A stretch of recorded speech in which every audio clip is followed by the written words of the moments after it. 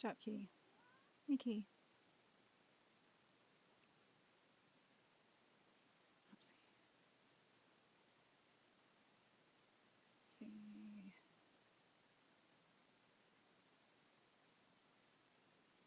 Let me just make sure it's live on my end because my computer is being slow.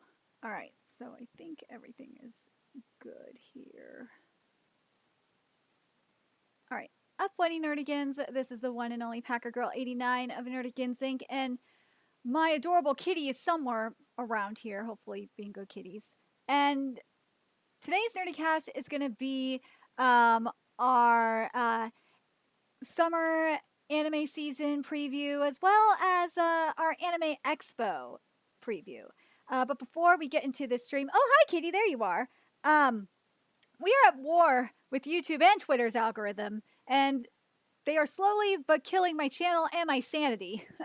And in order to defeat the algorithmic beasts, please hit that like, comment, share. Seriously, share the stream. Share the stream. And subscribe buttons. And if you are loving what we're doing here, and especially since this stream, let alone this channel, are not sponsored,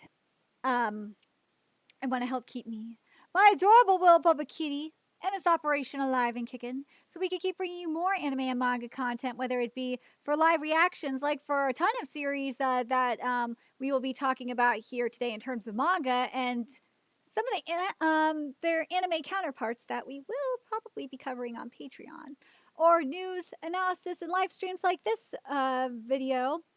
Feel free to hit up our Cash App, PayPal, and Coffee. Those links are in the description box below, as well as the link to our Patreon where we are doing our anime live reaction content. Because unlike YouTube, where we'd constantly have to worry about getting a copyright strike for showing anything on the screen, well, Patreon, we don't have to worry about that. So I can have my full setup of the anime and manga side by side and have the audio to boot, which is great because it's not only great for busting a botched localization or two. Whoa, we've busted a lot of botched localizations. It's great for when we cover anime original content, like, say, Dragon Ball Daima, or hell, some of the original anime content that is in Bleach 1000 Year Blood War. And the more views and subscribers we get on Patreon, the more anime we'll cover. And hell, if you become a $10 tier subscriber, you get to choose the series we cover as well. And something that I thought would be fun while we're doing this is choose which series we're going to cover on Patreon. And yeah, I got to be careful because I can't cover like 3 or 4 series in one day because I will be extremely burnt out. I learned that the hard way. Especially if it's on a Sunday, there's no way. I can't do that. But anyways, so what we're going to do here is I figured because some of the world premieres for some of the summer anime are going to be at Anime Expo, what I'll do is I'm going to go through Anime Expo schedule, and when we get to like a specific anime that is going to be coming out in the next week or so, especially in the case of Takapi's Original Sin, which is coming out on June 28th, then we will we'll refer to like my anime list and go look at the production team. I know I did a video on Takapi's Original Sin already, but I figured for the sake of this video, I'll do that too. I'll just do it anyway. But anyways, it really stinks because I could get, a press pass and go to Anime Expo if I wanted to. But alas, because I am poor and I am a single cat parent, there's no way I could go. I really, really want to go. I'm talking about like I'd have to pay for a hotel. I'd have to find a way down there. I'm not going to be, it's not like E3 where I was freaking insane and took a bus down to LA and just winged it. Yeah, I'm not going to do that, especially in with how LA is right now. I'm not doing that. That is just insane. Also, per usual, I have because I definitely need to. Speaking of being poor, I changed it up a little bit for super chats and stuff like that because I do have my shot glass. I have my vodka. For of course $1, you get to see my kitty dance. For $5, I obviously am going to take a shot, and yeah, you know how my drunk. If you've watched my drunk live reactions before, they are extremely fun. So yeah, for $10, I will take a double shot, and for $20, I'll do a double shot, and you get to choose the topic. It's not just a spicy story. You get to choose the topic we talk about here. But anyways, so I really wish I could go to this Anime Expo because there's so much good stuff here. Like, for example, here, I'm hoping you guys can see this. Let me zoom in, see if this helps a little bit better. No, it's not doing what I want it to. Oh well.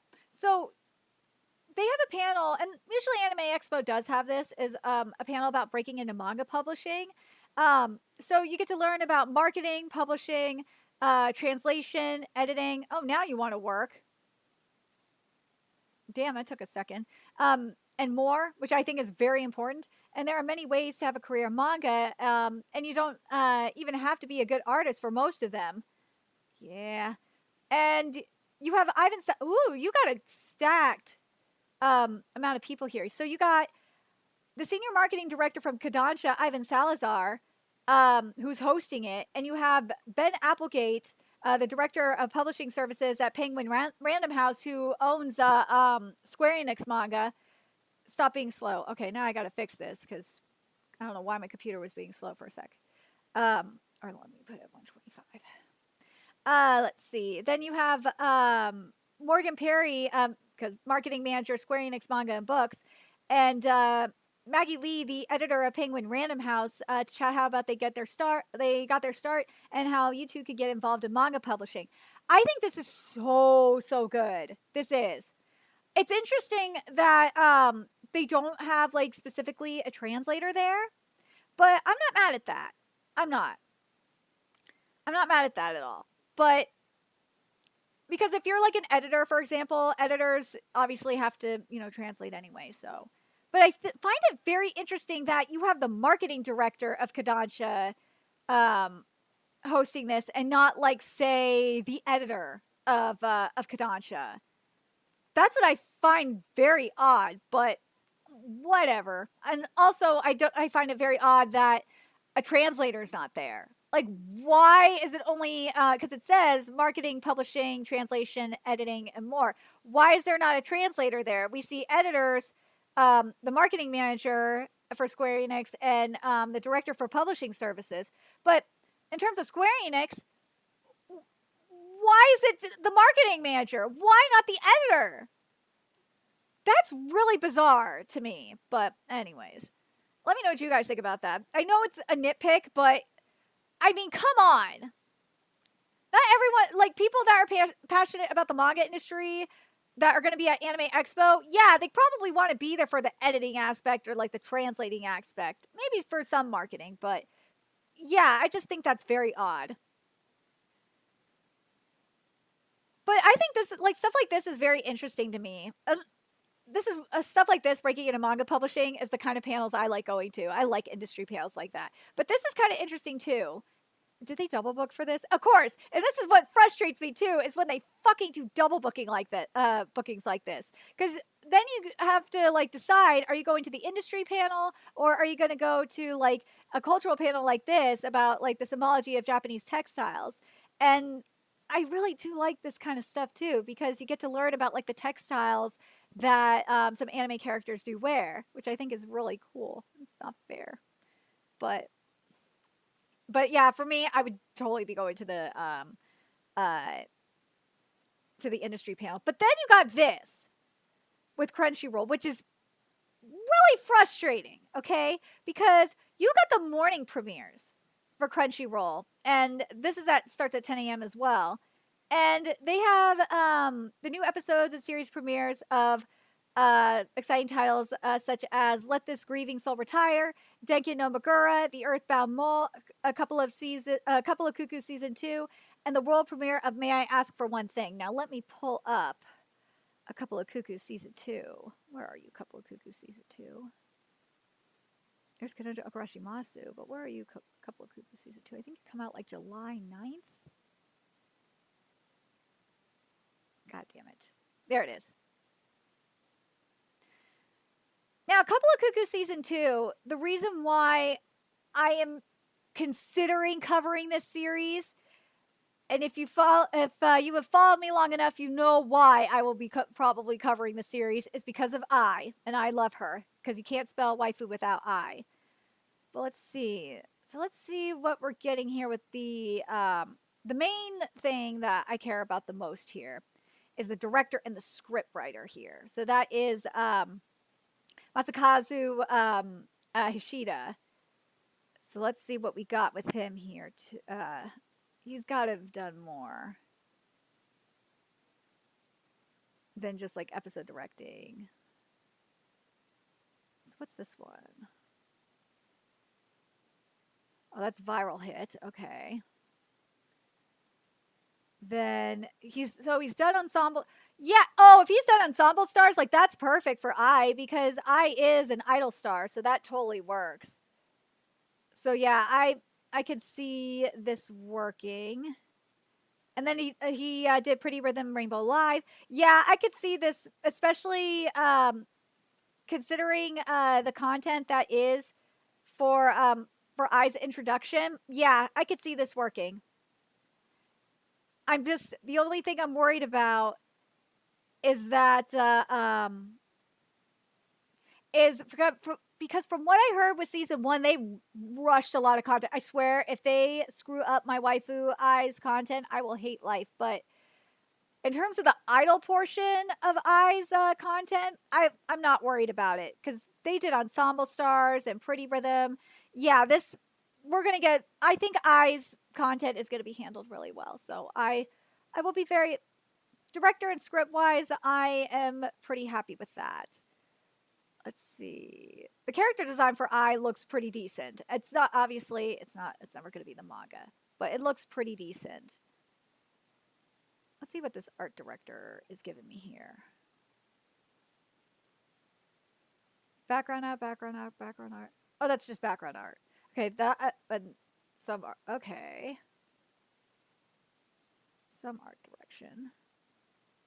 Ooh, so they're the art, they worked on the background art for Precure. Okay.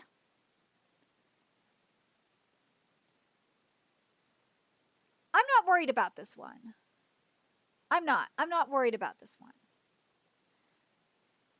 But anyways. But yeah, I'm probably going to be covering a couple of Cuckoo season 2. It's probably going to be one of those, probably going to be like Fairy Tail 100 Years Quest and Ranger Reject, where I'll cover it up to like the Ai content to see how it is. And if the Ai content is ass and they ruin my waifu, then I will drop it. Unless there is enough views on it or enough, if there's enough demand to torture myself. But anyways.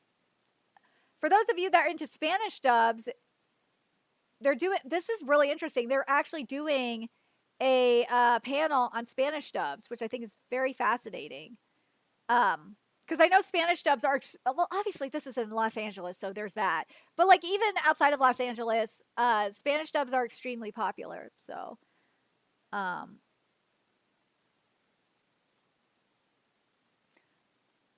oh man, this motherfucker here. Oh man, if I got to go to Anime Expo and got to go to this panel right here, the Animigo, I would have some words with Justin Savakis, because he is the one responsible for the Love Com situation, the Lovely Complex English dub situation. I would have some words with him about that. I'd love to. I would totally be asking questions about it. That's what I would be doing. I mean, and if you think I'm just saying shit, no, I'm not just saying shit for the sake of saying shit. Nah, I actually am putting my money where my mouth is, because when I went to Crunchyroll Expo 2018, I straight up asked the Mappa. What was it? It was the assistant producer or something like that? Yeah, I think it was him. He was the assistant producer or something like that. I straight up asked him like why the director decided to do an anime original ending for Kakiguri, and I also asked George Wada, the CEO of WIT. I asked him straight up. I'm like, why did you go this route with it? Why did he change, or why did Ancient Magus' Bride go the route that it did? And I got my answers, and I was not happy. And I will never. That's why I kind of have a crutch with Mappa, against Mappa and WIT to an extent. I really do not like them at all. But ooh.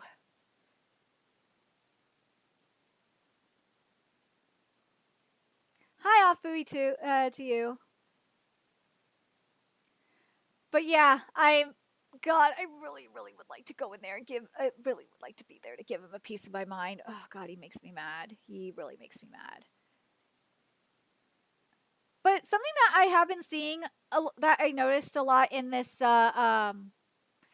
schedule, which I think is great, and this is something that Anime Expo should have anyway, is a lot of panels on cosplaying. So like this, where I was transported to an anime convention, but I don't know what to wear. So what they have is a beginner-friendly panel to see what cosplay is all about, and they're going to help people that are starting out cosplaying put together their first outfit and their favorite tips for wearing costumes at attending conventions.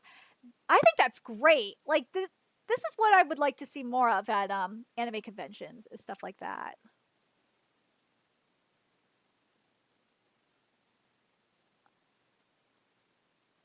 Oh, what's up with the Anime Expo?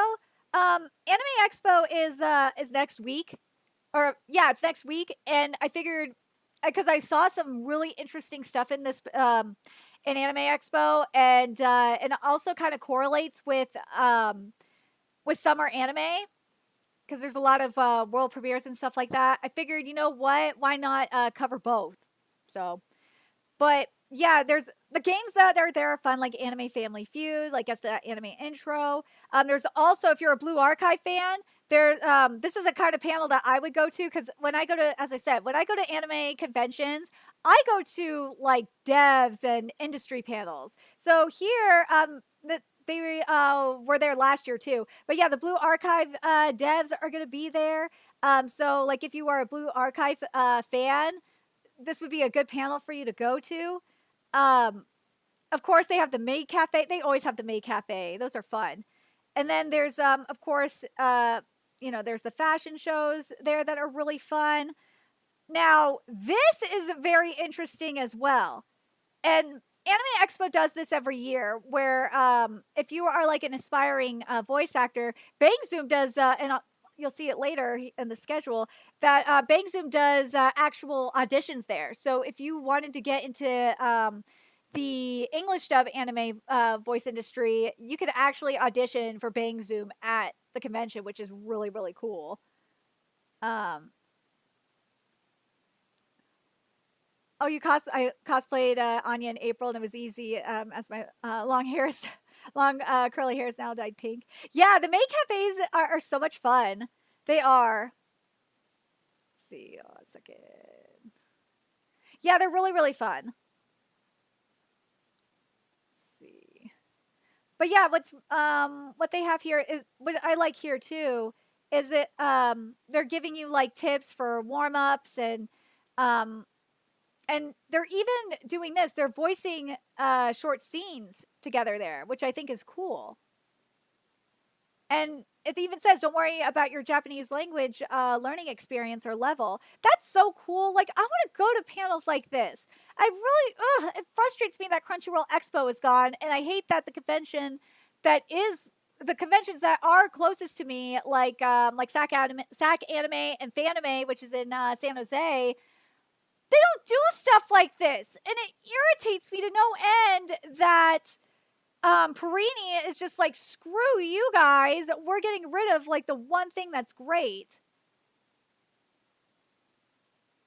Oh, you got two. Ooh, man, you're knocked out on cons at the moment because I have two family weddings in July and August. Oh, one's on a cruise. Oh, that'll be fun. Like, look at this. You got cosplay logistics here, and ooh. So what they are teaching you here is how to engineer cosplays from the beginning to be human friendly. So from where to put your phone to make sure you can head to the restroom without a handler in tow, and they'll break down both fabric and armor cosplays and how they've adapted them to stay cool, warm, or comfortable. That is something that, oh my god, that is so awesome, because if you've ever cosplayed before, and I have, it gets, especially at a convention, it gets so hot. Oh my god. Yeah, that is freaking amazing. I would totally go to that. But then I saw this, and I was just like, I understand it's Los Angeles, and you're gonna get woke shit, but like, come on. I understand the premise of this panel. I hate how it's worded. The way it's worded is ass. So what it is it's called Performing Girlhood, Princesses, Cosplay, and Identity in Anime. I fucking hate how this is worded. And what this is this panel challenges conventional ideas of self-expression by exploring how anime heroines, cosplay communities, and chosen families can offer powerful alternatives to traditional gender roles. Why did you have to word it like this, though? Why? Why did you have to word it like this?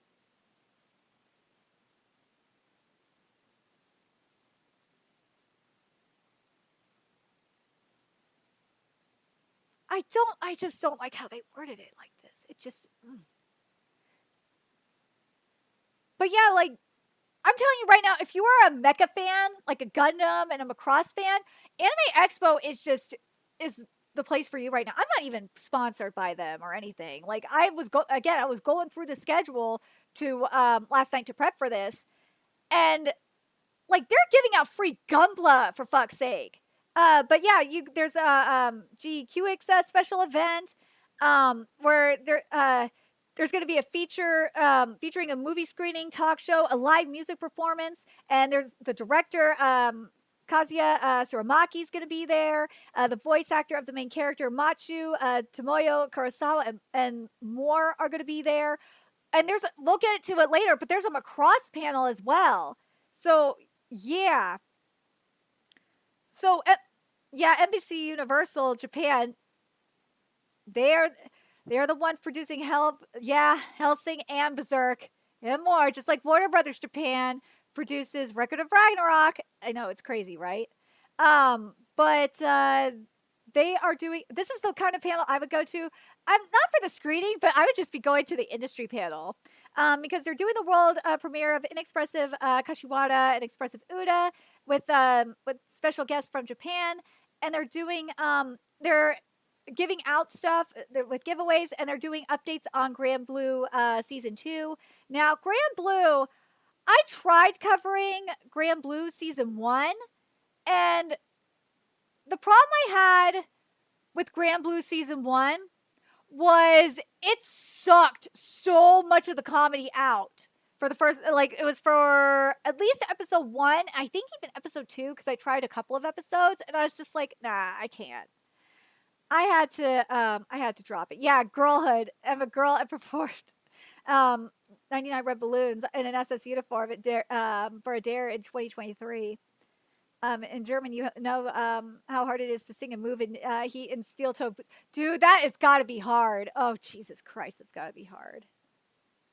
But yeah, let's see what we got here with Grand Blue.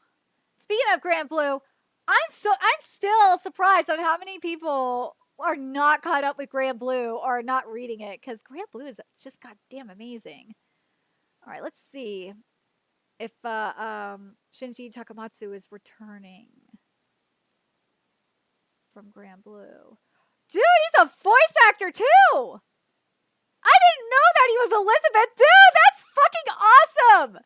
So not only is he the director for Grand Blue and the director for Gintama, but he voice acted. He was Elizabeth's voice actor? That is awesome. I didn't know that. And he's the sound director for Gintama as well. Like, that's so freaking awesome. But at the same time, I gotta wonder, like, if he is doing this, if he is directing Gintama, he was a voice actor on Gintama, then why did the comedy, like, why was so much comedy from Grand Blue skipped? I don't understand that. That's so weird. I just something is wrong. There's something else is going on. Something is going on if this man is the director of Gintama, of several episodes, not all of Gintama, but several episodes of Gintama, and he obviously was on the set and he voiced Elizabeth, and he was a co-director under supervision. But for Grand Blue, he did the script for Grand Blue too. Come on!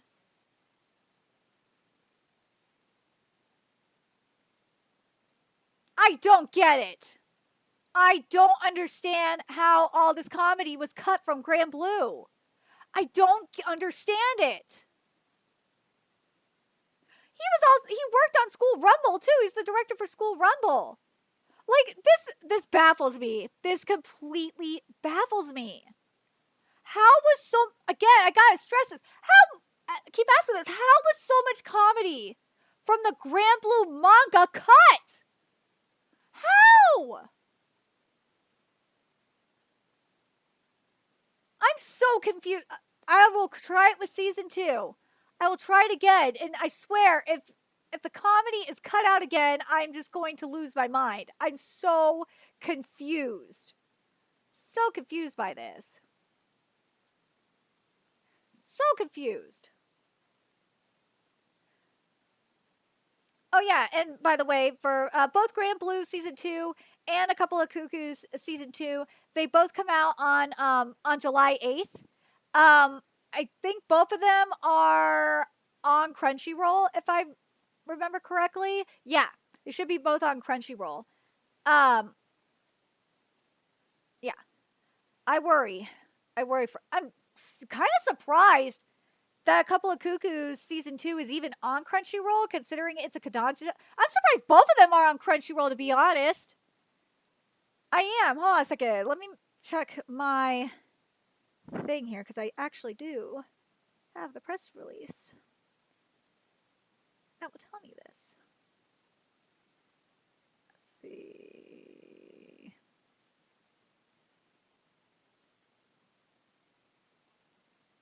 That would be a lot easier to have.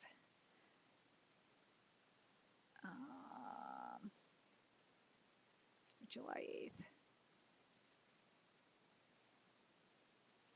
Yeah, a couple of Cuckoos. Oh, so Grand Blue isn't there. A couple of Cuckoos is, but Grand Blue isn't there. At least according to this. Well, hold on a second. Where's Grand Blue being streamed on?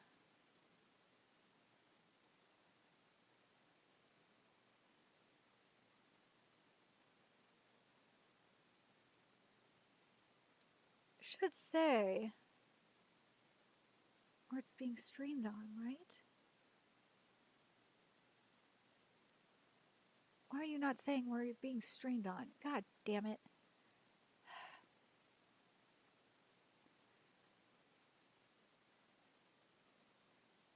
Damn it. I think I might have to go to live chart to see what's going on. Because, yeah. None found? Hold on a second. We are going to have to move to live chart for a sec. Because live chart would be, live chart has this stuff. Where are you, Summer? Let's see, we want title. This will be a lot easier. Grand Blue, where are you? says Crunchyroll.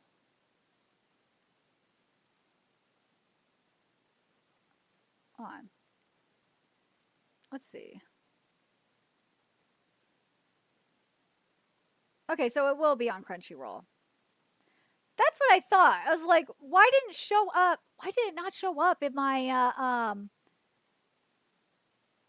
press release? That was weird. Because I have the official press release with everything from what's going to be on Crunchyroll. The only reason why I'm using my anime list is because of the scheduling. Oh wait, hold on a second. Where are you? I have a way to do this. Where are you, Summer? There it is. Is because the reason why I use my anime list is not just because of the calendar and stuff like that. It's because they have the production teams, and I like having the production teams. Do you want me to do that, Andy? I can. I have to. That's something I have. I've been needing to do YouTube. I'm almost done. Like I have my YouTube membership stuff that I've been needing to finish setting up.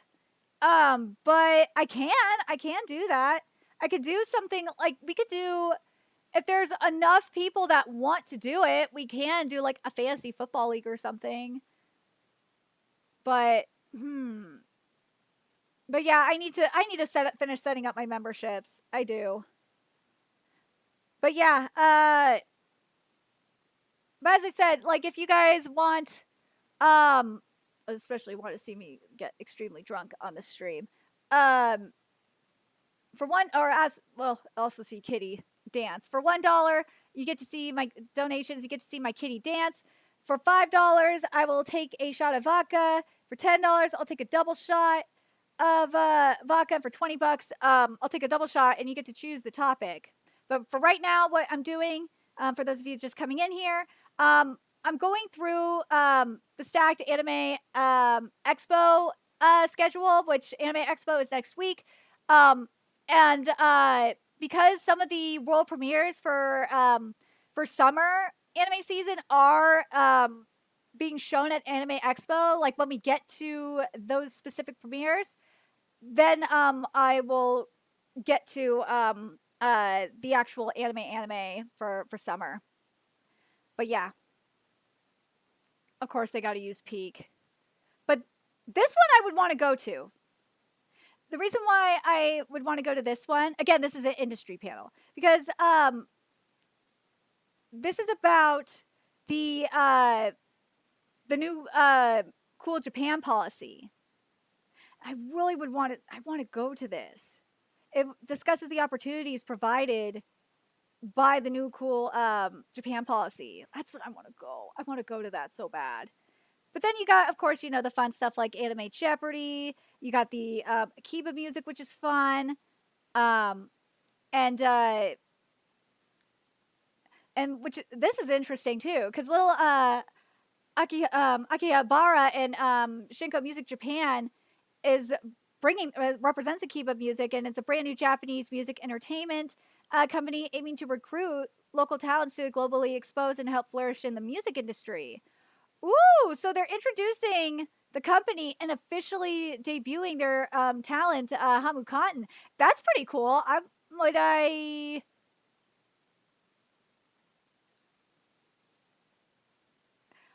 Depending on how this one was going, I would try and catch this one, but this one would probably be more interesting to me. But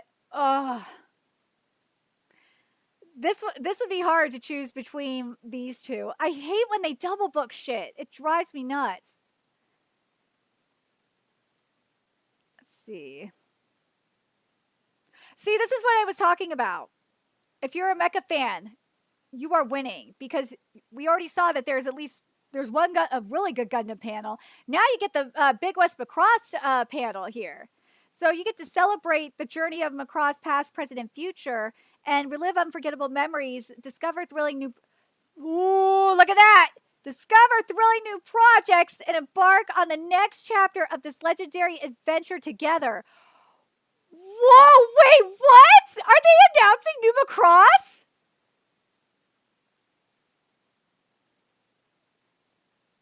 Hold up, is Numa Cross gonna get announced? Oh my god! Numa Cross is gonna get announced. I think a Numa Cross anime is gonna get announced.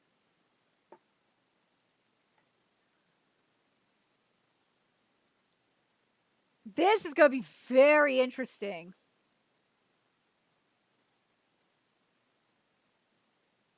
I'm surprised I don't work for Crunchyroll either. I wouldn't want to work for Crunchyroll now. Like Perini is ruining Crunchyroll. He's running it into the ground. I never heard back from Kodansha. I was talking to someone from Kodansha at Crunchyroll Expo 2019. I never heard back from them because I was supposed to get like a possible job offer of like going to different anime conventions and talking about Kodansha manga, and I never heard back. So, but then you got this here too. You got the music of Studio Ghibli. Like I've been to these music panels before, and they're so much fun. Like I went to the music of Dr. Stone, and that's where I got my Dr. Stone bag signed by the composers of the Dr. Stone anime music, and this is sick. You get to meet. Oh, wait a minute. Hold on. Screw that. Like, hold up. You're not even meeting the Ghibli composers? Fuck that. I'll skip that panel. Unless you're meeting the composers from Studio Ghibli, fuck that. That is a waste of time. Screw that shit. This is kind of cool, though. Make your own woodblock print. That's kind of cool. I wouldn't mind. That would be fun. Now, if you're an artist, this would be probably something you would want to do, because this is about creating high impact fights in manga and webcomics. You get to it doesn't say what creators though, which really sucks. But you get to join top creators and editors from the worlds of action, sci-fi, and fantasy as they dive into the craft behind iconic fights, from panel composition and pacing to emotional stakes and choreography. Whether it's a one-on-one duel or a full-blown supernatural face-off, discover how artists and writers create cinematic battles that feel straight out of your favorite anime. Now, if you are a artist, that is probably the one you would want to go to.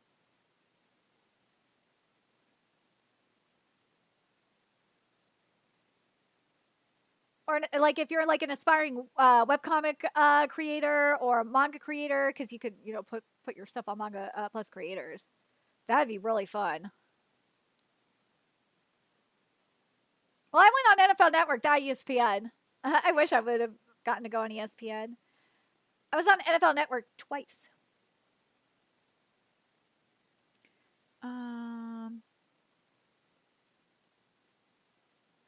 Oh, that's cool. They have a panel to teach you how to do like a masquerade walk because there's cosplay masquerades. Those are so much fun. But yeah, they have a panel to teach you how to walk, which is cool. Let's see. Oh, that's just like this here. Like, I don't give a fuck about this. I don't care about the English voice actors. I don't care. If they were the Japanese voice actors, I might care a little bit. But like for the panels that are, or not panels, I'm sorry, for the conventions that are close to me now, like the only like guests that they have now are English voice actors. There's no Japanese seiyuu. There's like no industry panels, and I'm just like, why the hell would I even try to go to a convention around me or near me if there's like nothing, if there's no industry panels? There's like no point for me to go. And the other thing was, what was I gonna say? Like, this is why I'm frustrated about Crunchyroll. And also they don't bring the mangaka, but we'll get to the mangaka here a little bit later. But yeah, speaking of industry panels, Aniplex. So Aniplex's industry panel will it's going to be a hit or miss with this industry panel. So with the Aniplex industry panels, you'll either like get like updates that have already been released, or you'll actually get news. But I'm really hoping that with Aniplex, especially since this is a 20th anniversary industry panel, that they're going to have announcements for like really good physical releases. Especially since I've been telling my Aniplex insider that something that Western fans want is more physical releases. So hopefully that's going to be the case. There's God, there's LARPing, of course, too. What the hell? Hold on. It says this, Japanese Cultural Performance Dot presents an epic live show. Anime is getting banned. Cosplaying is treason. Anime fans are being hunted down. What the fuck is this? In a world where anime is under attack, a time-traveling samurai must team up with his awkward but passionate anime-loving descendant to battle villains and save anime. What the fuck is that? That is weird. Yeah, this is Anime Expo is a major event. Oh, so this is Arc Systems. So here's another developer. Arc Systems is going to be at Anime Expo as well. And they're going to talk about their upcoming releases. Few surprises. If there's a few surprises, that means it's going to be a big announcement. Why does that sound like a Garrett became president? That freaking LARP, I know. So there's also my love story with Yamada-kun at level 999, which I know I need to start covering at some point. And also I Want to Be Your Girl. So this is presented by Magabo, who is the one that has the official simulpubs. I don't understand why they barely have simulpubs for series. It's weird. But anyways, you get behind the scenes insights, exclusive content, and enjoy freebies and giveaways for the attendees. I met the people over at Magamo. They're really, really nice. So this one here, the anime and athletes, I've been to a panel like this one before. This was with what was it? It was Virtual Crunchyroll Expo 2020? Yeah, it was either 2020 or 2021. And yeah, this is it's yeah, most of these athletes that they have here is it's basically mainstream anime. It's, you know, the Dragon Ball, the Naruto, the One Piece, yeah, and the Bleach. Yeah, it's mainly, and probably now Soul Leveling and Demon Slayer too. And Jujutsu Kaisen. But yeah, it's just the mainstream shit for this with the with sports for the anime and athlete stuff. I know what this is. But this is something I would go to. Is that Kira and Ari of award-winning team Kirai Cosplay is doing a interactive workshop making a basic cosplay pattern for armor or sewing out of plastic wrap and masking tape and Sharpies. I can't sew for shit, so if they could teach me how to sew, I would totally do it. So they'll walk you through the basics and making a basic pattern of your choice that you could take home with you. That is sick. I would totally go to that. I totally would. Oh, thanks, Afui. All right. I would totally go to that stream. But so this here is the first of many not safe for work streams, or not streams, I'm sorry, panels. There's so many this year at Anime Expo. I was really surprised. So there's actually, this is the first of many yaoi artists, yaoi panels, I should say. So the mangaka Ogaretsu Tanaka, who is the mangaka of Happy of the End, is going to be there, and she's going to discuss her work and her trip to LA. Like, that would be fun. I would go to that. Well, they do. I'm telling you, they have a lot of cosplay workshops at Anime Expo this year. You probably could make a full suit of armor there by the time it's over. So then we get to the Rising of the Shield Hero Season 4 guest panel featuring the voice of Nifumi, the Japanese voice of Nifumi, Kaito Ishikawa, and the producer, Ten Kimura. So you get the exclusive content alongside episode 1 of the anime. So let me pull up Rising of the Shield Hero, which that one is on Crunchyroll. I remember with Rising of the Shield Hero, I think it was Crunchyroll Expo 2018. It's either 2018 or 2019. And I remember when Rising of the Shield Hero got when Crunchyroll got the exclusive rights for it, and they announced also the exclusive rights for the second and third season too.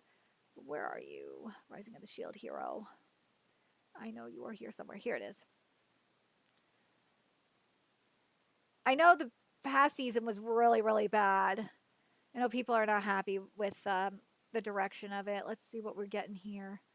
So Hitoshi Haga is the director. All right, let's see what we're dealing with here.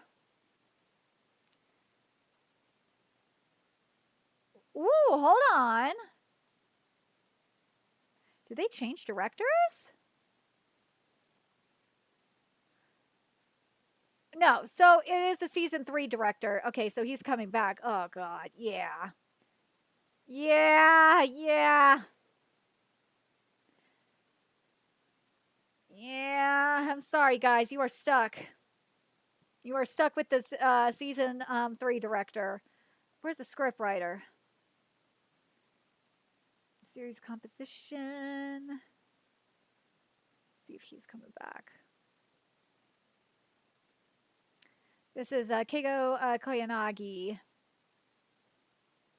That's for season 1.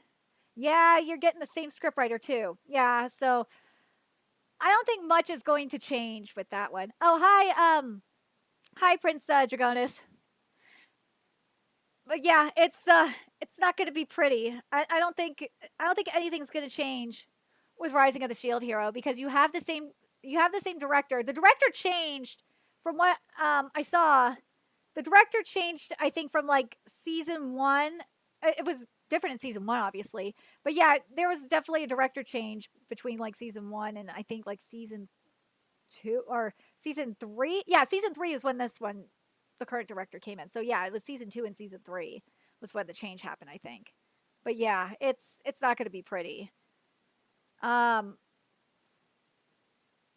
It's interesting that with Bushiroad that there's like nothing on the Ancient Magus' Bride or the freaking or like the or the Comic Growl situation.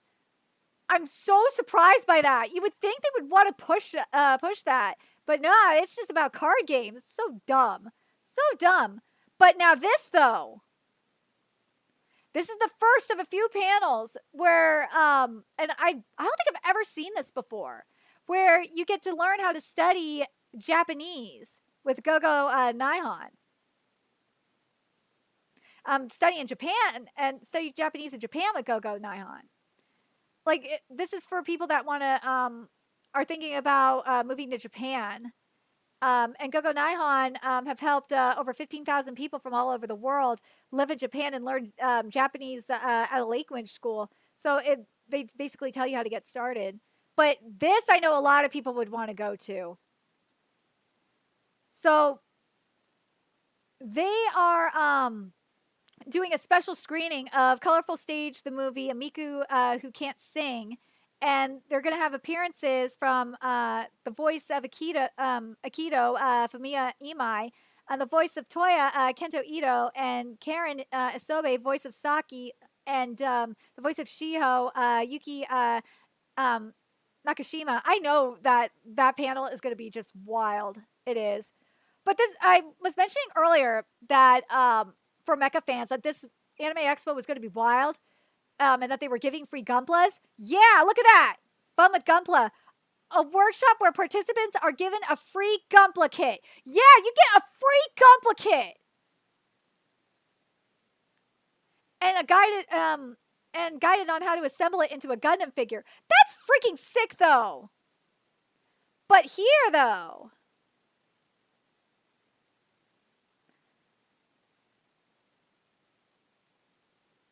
Oh, you're gonna go watch it? Yeah, I heard the Hatsune Miku movie looks really beautiful. And then there's this. So, Mappa panels are fun. I've been to one in person, and I've been to how many virtually? Like at least 2 virtually?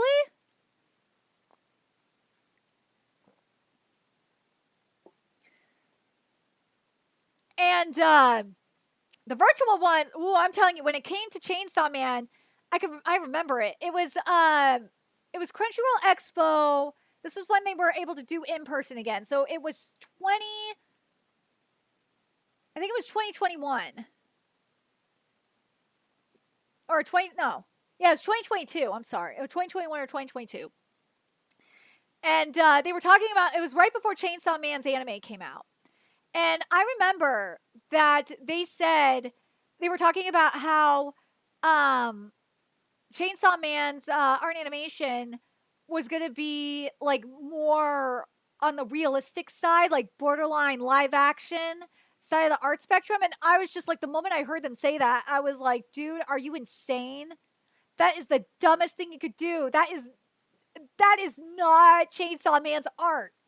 It's not. And I knew from the start, it's like, yeah, there's going to be some backlash from the Japanese side. Watch, and I was right.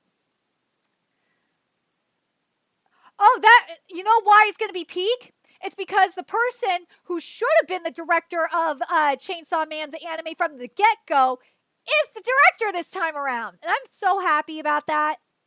It looks so much better. And like people, something I saw on Twitter, I think it was yesterday or a few days ago, someone was like, the Chainsaw Man anime would have been better in Science Star's hands. And I'm like, maybe, but you know, the real problem was it just wasn't the wrong director's hands. It was in the wrong director's hands. They had the director there, the right director there. I don't know why they just didn't give it to him. It was stupid. Oh God, it was so dumb. It was so goddamn dumb. I'm curious if we're gonna get a new trailer or not. We might. I wouldn't be surprised. Oh, stop being a dumbass. Fucking my anime list. I wouldn't be surprised if there wouldn't be another trailer. But yeah, Mappa making that move to promote a certain director to his rightful spot as director makes me happy, and it should have been done in the first place. But yeah, I would have. Oh God, I would love to beat them. I would love to beat Otsuka and Hasegawa and give them a piece of my mind. I wouldn't be like a complete asshole to them, but I would like to ask them questions. Of course, about I hope someone at Anime Expo is ballsy enough to ask them like what happened with Yuri on Ice. I would totally be asking them that question. I want to know what the hell happened with Yuri on Ice. I do. I want to know. I want to know. Like I saw some things that happened, but like there's got to be more to it. Like I want to know why they didn't prioritize Yuri on Ice. I want to hear it from their mouths. Like why? That's my thing. But the other thing I'd probably be asking is I want to know about what's going on. I want to ask them about Kakiguri as well. I want to hear it from their mouths about Kakiguri, because I only heard it from like one person. I didn't hear it from them. I want to hear it from them. Oh come on, you're being stupid. Let me try this. Probably help. Okay, so then of course there's Anime News Network. I would screw that. I would be here. You could go there, even though I have a badge of honor from her, from Lindsay, because I called her out. So yeah, but This one, oh, what time is that at? Man, oh God, Anime Expo, I hate you so much because you are making me choose between Mappa and Gachiakuta. And when you do that, I have to choose Gachiakuta because I want to meet Arana and Hideyoshi, especially since I tweet with Hideyoshi from time to time. Hideyoshi Ando is a really, really nice guy. I love his graffiti art. And I know if I were able to go to Anime Expo and got to go to this panel, it would very much be like a Shokugeki no Soma situation for me. Like when I went to Crunchyroll Expo in 2019, and I got to meet the Shokugeki no Soma mangaka, and I'll never forget. I talked to Saki Sensei, and I told him, thank you for all the art and everything. I had so much fun covering it because this was after Shokugeki no Soma ended, and like he was crying like when I said that to him. I don't know why. I don't know why people are just not like thanking for his art or something. It broke my heart if that was the case. But yeah, I would totally be there for that. The live drawings are fun. I love going to this kind of stuff. It would, and I really want to go to that. I want to go to that. But something I don't know is with the Anime Expo Lite, which is the virtual version, I don't know if any of these panels are going to be on there. I really don't. But Gachiakuta is something that I am definitely going to be covering on Patreon. If you are a $5 patron, by the way, you do get access to all of my anime live reactions. And for those, we do have the Patreon link is in the description box below, by the way. For those, we have the full, side by side of the anime and manga side by side to do a full on comparison, which is, that's how I always do my anime live reactions. We also have the audio, so that way you could hear if there is a botch localization, which, oh my God, having the audio really helps. You really can hear it if there is. And yeah, it gets bad at times, but oh God, some of the worst. Oh, we've seen the worst of the worst. We really have. All right, so let's take a look at this director here. So this is Fumihiko Suganuma. Let's see what he has done director-wise and see if we have to be worried. This is supposed to be the director.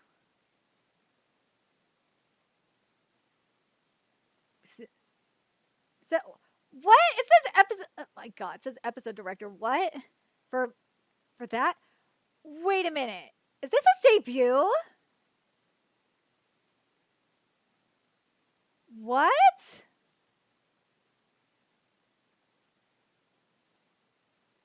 What? So it seems like this is his directorial debut.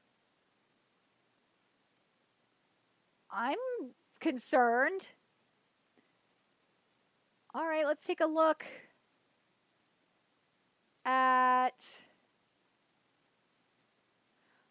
series composition because that would probably. Oh, okay. So let's take a look at this. So we got the script writer for Jujutsu Kaisen on here, Hiroshi Seko. He is the script writer for Jujutsu Kaisen, for Chainsaw Man, for Vinland Saga. Let's see, for Seraph of the End. I'm not worried about this script. I am. Oh, wait. Oh, it's Kageyori. I thought it was something else. Yeah. So Mob Psycho 100, Vinland Saga, Dan, dude. Gachiakuta script is in good hands. I am not worried about this script. That script is going to be good. Because, again, you got Dan, you got Mob Psycho 100, you got Vinland Saga, you got Seraph of the End, you got Inuyashiki, you got Psalm 100, Summertime Render. Doradoro. Yeah. Windbreaker. Yeah, this script. I am not worried about this script. This script is going to be just fine. I am not worried. This is good. Script wise, this is going to be a fantastic adaptation. I am not worried about this writing wise. We're going to get good. This, I swear.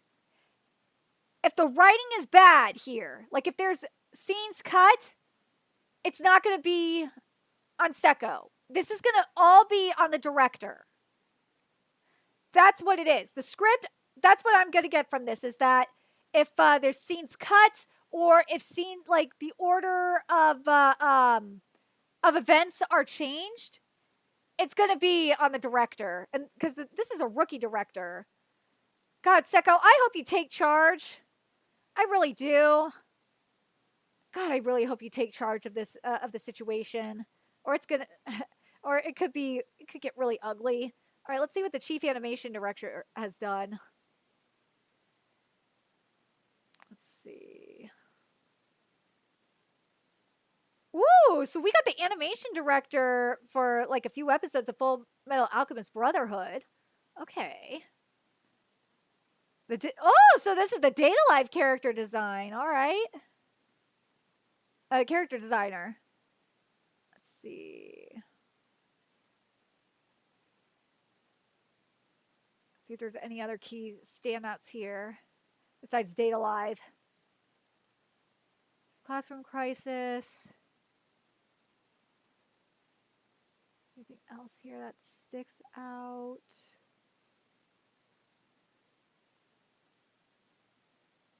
Oh, he was the animation director for one of the Detective Conan movies. Okay.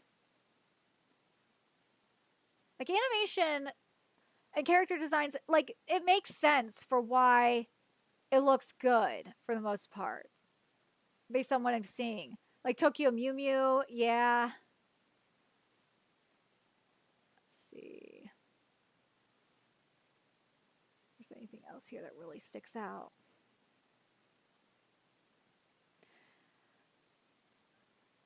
The only thing I'm worried about with so Godzilla SP was he was the character designer for that too. My main concern with oh, hi Sakura Mita. My main concern that I have with the art animation from what I've seen with Gachiakuta is that it's not gritty enough. And I don't like the CGI for the trash beast. It looks bad. Those trash beasts looks bad. The atmosphere though, like the background, that looks good. I'm getting what I want there. But for like the character designs themselves, the outfit specifically, it's not grungy enough. I know Arana has that problem too, where the outfits aren't grungy enough either. What I mean by that, it's not because it's Gachiakuta's aesthetic is post-apocalyptic steampunk. And the clothes aren't as like dirty and torn up at times as they should be. And I was hoping, and when it got animated, we were going to get more of that worn down, grungy look, and it's not the case. And that sucks. I got a lot to go over. I'll check the Kill la Kill question in a little bit. But yeah, Gachiakuta for the most part, I am excited to cover. As I said, if Gachiakuta falls flat, it's not going to be. I'm hoping it's not going to be because of the script. It's going to be. I think it's going to be more so on the director. I do. Now this one is very interesting too, as you got a panel on community-driven anime production, which is basically how us fans can contribute to anime creation.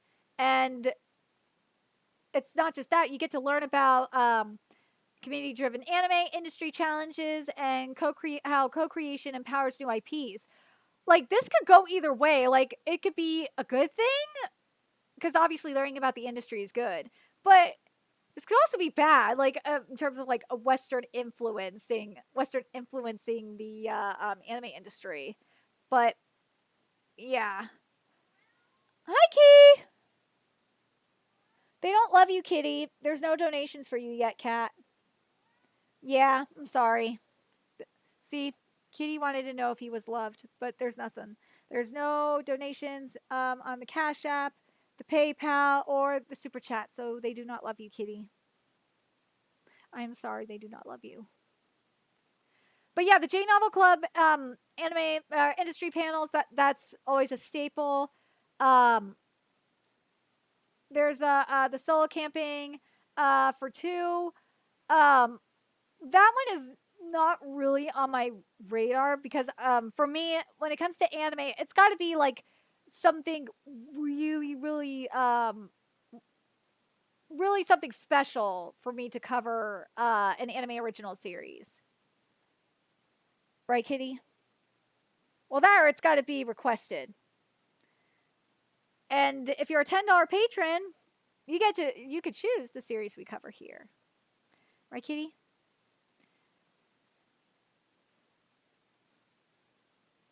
Let's see. Oh, this one right here. This is the one. So this here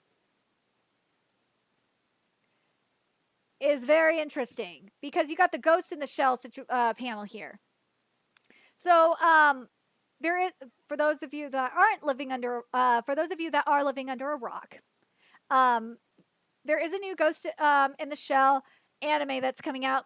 There's also, from what I've heard recently through the grapevine, that there's going to be a fully uncensored release of the Ghost in the Shell manga, which, Kodansha, if you're doing that, thank you. That is what the people want, is a fully uncensored release of the Ghost in the Shell manga. That will make my life. But yeah, so the leading animation studio, Saru, is going to be presenting the new project. So the producers and other members of the production team will discuss the content of the anime production status, which I think is, yeah, that's going to be awesome. Hopefully we'll get, I don't know if we'll get a trailer or not. A lot, and there's other updates too.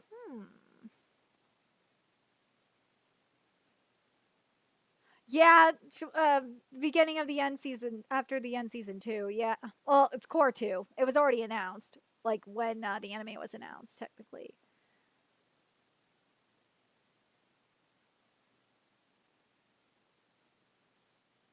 Okay, so Aniplex is doing an additional panel. I'm surprised they're just not doing it in their industry panel, but whatever. So they're going to have their games panel, and they're gonna show all of they're gonna have all the latest updates and stuff on the upcoming video games.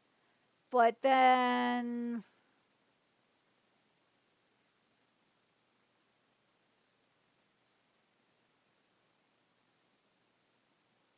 screw that. No, screw the webtoon stuff. But then there's Yempress here. The Yempress industry panels are always good to go to because you get to see what other series are coming out. Yempress, I will say this about Yempress. Yempress localizations in terms of manga localizations are usually not that bad, especially like in comparison to something like Viz or Square Enix. Oh my god, Square Enix's localizations are so, they get so bad from time to time. Seven Seas is pretty bad, obviously. Seven Seas is probably the worst. I don't know what's going on over at Kodansha. It's very hit or miss. It is.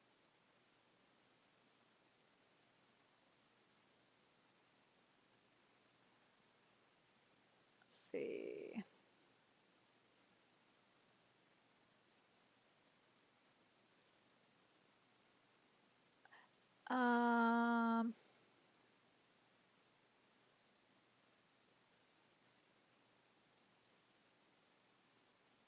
Oh yeah, they got the J-pops. They're bringing J-pop there, which is sick. Whoa. Okay, so they're bringing. So there's a star brighter than the sun. Um, which is from My Love Story creator Kazune Kawahara. That's coming out this October, and it's produced by Studio Kai, who's working on Captain Tsubasa. And there's an episode 1 screening plus talk with the director Sayaka Kobayashi and the producer Yoko Shirashi. I'm gonna have to look into that one. I will look into this one and see if it's on my TBR. But then there's, of course, you can't. Trash Taste has to show up. Fucking A. Why? Why?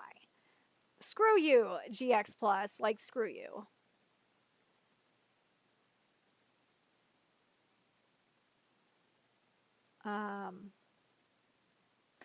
Now this is very interesting. So they have a panel on anime dubbing, which does make sense because they, as I mentioned earlier, and we'll see here a little bit later, is that Bang Zoom every year. I don't know how long they've been doing this now, but for a while now, Bang Zoom at Anime Expo holds auditions for English voice actors, which I think is really cool. But this is sick. Is that the team behind the English productions of Rama Half, Pluto, Pokemon Concierge, Record of Ragnarok, Pokemon Concierge, Record of Ragnarok, Beastars, Ashura, Medalist, and the Fable. So this is USA that's doing this. So join the panel of experts to explore the art and process of casting, from selecting the perfect voices to bringing iconic characters to life. Now, this is where I would want to go to, because I want to know what the hell is going on in the English dub industry right now. Because something I've heard through the grapevine is that there's a lot of race-based casting. And it's very, very frustrating. And I'm very curious if Ayuno is doing this or not. But also, Ayuno, that name sounds familiar. I think Ayuno was the one that got, that's right, Ayuno was the one that got hacked. That's right, I just remember that. Ayuno was the one that got hacked. Oh my God. I don't know why it took me a second to realize that. But yeah, Ayuno, for those of you that don't remember, when the Netflix hack happened, the company that the hacker got into was Ayuno. But anyways, but yeah, the Cloverworks panel is where obviously you want to go to. They're doing the Rascal Does Not Dream of Santa Claus here too.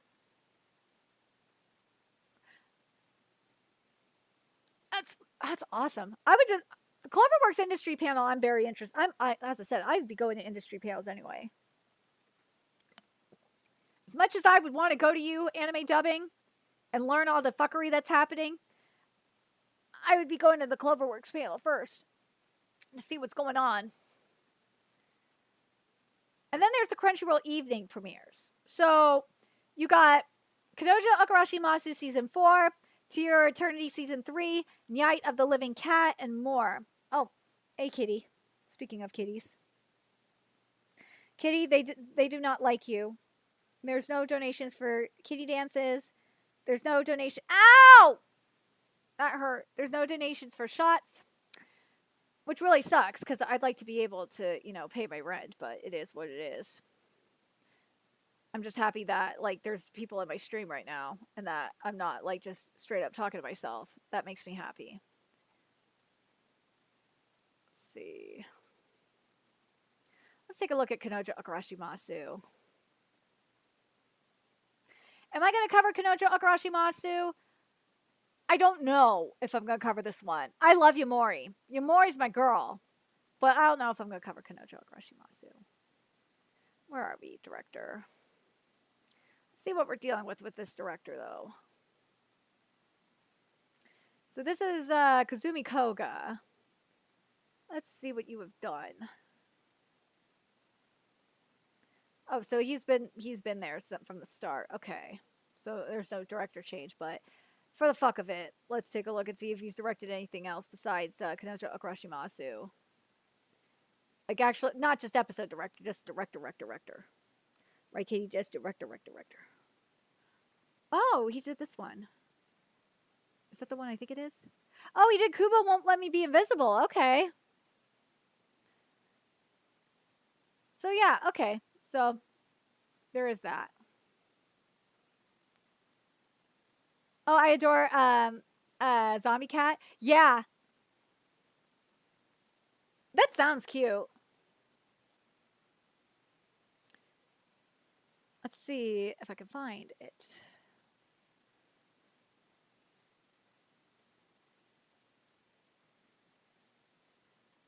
Like I said, if you guys want me to cover a specific series, just go become a $10 patron and request it, and I will. Especially if it's an anime original series. That's because I gotta like, because you see how many series are like on one day here. Yeah, I can't. That's too much. Especially like if they're all coming out like on a Sunday, for example. Like I'm not gonna kill myself. That will just no. It's just not gonna happen. Let's see. Oh, they're doing cosplay summer camp. That looks like fun. Let's see.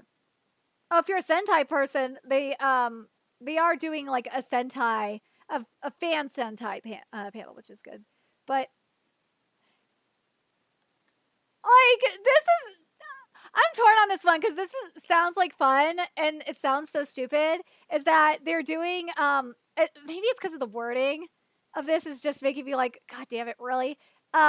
Is your favorite character a bit problematic, evil, morally gray? Will come to defend, prosecute to prosecute their actions at this court-style panel, where you, the people, will decide if they are guilty or not guilty. I'm just like, I don't know how I feel about that. But yeah, actually, for Genshin fans, they got a lot for you. A lot of really good fan panels for you. Like they have a panel right here where you could help build your Genshin characters, which is cool. Then we get to the hentai. This year, I'm telling you, there's a lot of kinky panels this year. There's you get the editorial staff of J18 Publishing for a night of Q&A, manga giveaways, and exclusive sneak peeks at their upcoming titles for 2025 and 2026. And this is, I really like that. I really like that they're doing that. And then there's this. Yeah, there's the comedy shit, but whatever. There's this. There's Love and Deep Space out of the screen. Oh, this is an unofficial panel. Wait, what? Okay, screw that. We don't want that then. We only want the official panels. Even though, yeah, that is kind of kinky. But still. Let's see.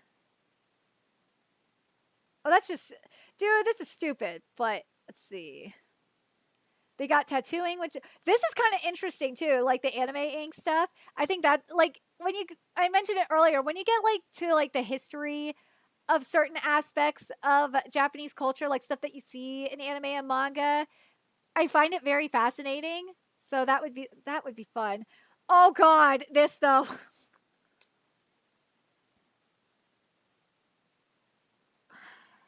Oh my God. Okay, so this one here will explore otomes that are for the adult fan base. And otome obviously is just more than mushy romance and cute storylines.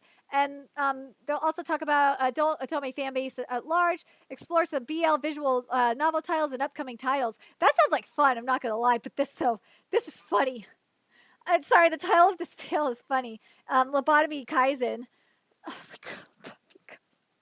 Why did you title this Lobotomy Kaizen? It's so stupid. Is this, let's see. Okay, so Gege Akutami captured and crushed the hearts of millions due to his work on Jujutsu Kaisen. Oh God, don't get me started on that ending. That ending is bad. Like the people that bitch about Oshinoko being the worst ending in manga, they are full of shit, or they either have not read Jujutsu Kaisen, or they are just full of shit. Because that ending is way worse than Oshinoko. Let's see. This has created a fandom subsect, Lobotomy Kaizen. What the fuck is this? We will go over their history, the cursed memes created, and discuss how it is a coping mechanism and a way to gain partial ownership of the character. Oh my God! What the hell? What is this?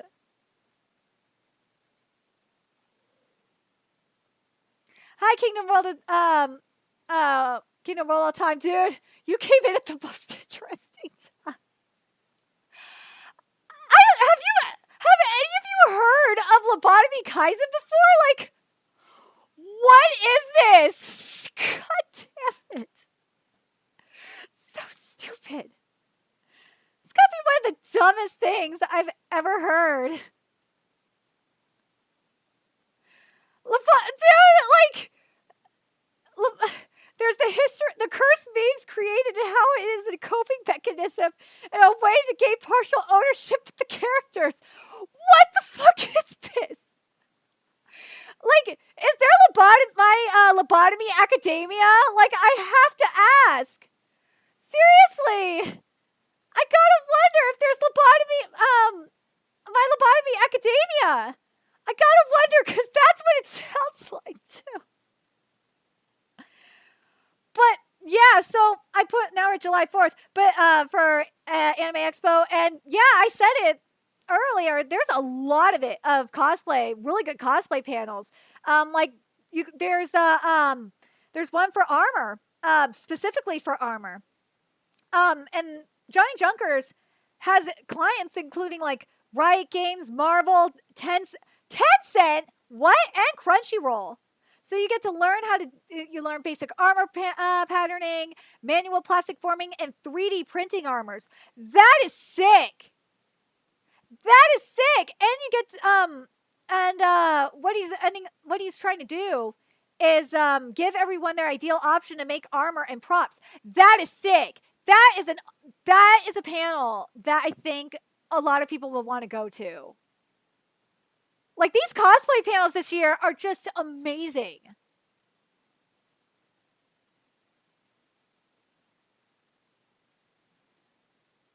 Oh, God. I swear to God, I need donations because I really want to take a shot for this one. I need it bad.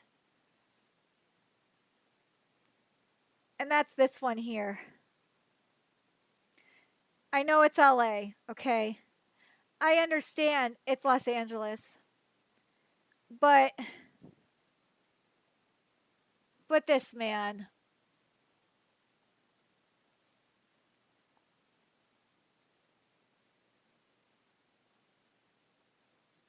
Oh, Lobotomy Academia? No, I was just making fun of the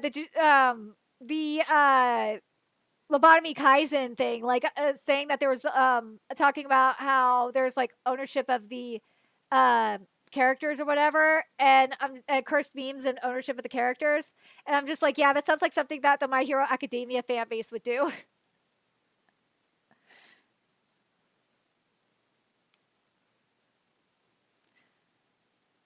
God, why the hell am I being sober for this? Why? I should not have to be sober for this one. All right, so in this session here, scholars discuss how chosen families, intergenerational ties, and queer-coded narratives depicted in anime can foster empathy, build stronger communities, and help audiences find self-acceptance. Why? Why is this panel here? Why? Why? You have all these great panels. You got awesome cosplaying panels. You got industry panels. You got questionable, like, LARPing panels. But, like, why this? Like, why this one? Like, you got, like, something that I saw in the July 3rd one, I didn't feel like that one really needed to mention about, like, black cosplayers. Like, the black cosplayer one that's there for July 3rd, you know what, I'll pull it up. Because I feel like I need to pull it up now. Oh, damn it. Why'd you do that? For July 3rd, where is it? I think it's here. For this one here, like, how the title might be like, or the wording could maybe be better for this, but like the way it's worded here for the description, it's not offensive at all. It doesn't sound racist or anything. I think it's a good panel for black cosplayers. I'm not mad at it because they could have just been like very cringy and extremely racist, but it's not. I'm fine with this. But like, but like, and also it's not like talking about black coded characters either. No, it's talking about how black, cosplayers take the character and make it their own using like their own natural hair and shit. It's not saying that this character is black coded or a narrative is black coded. Hi, KB Slayer. Nah, like this to me is just fucking insulting.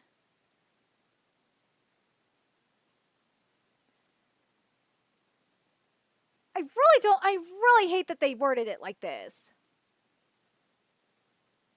This could have been worded so differently.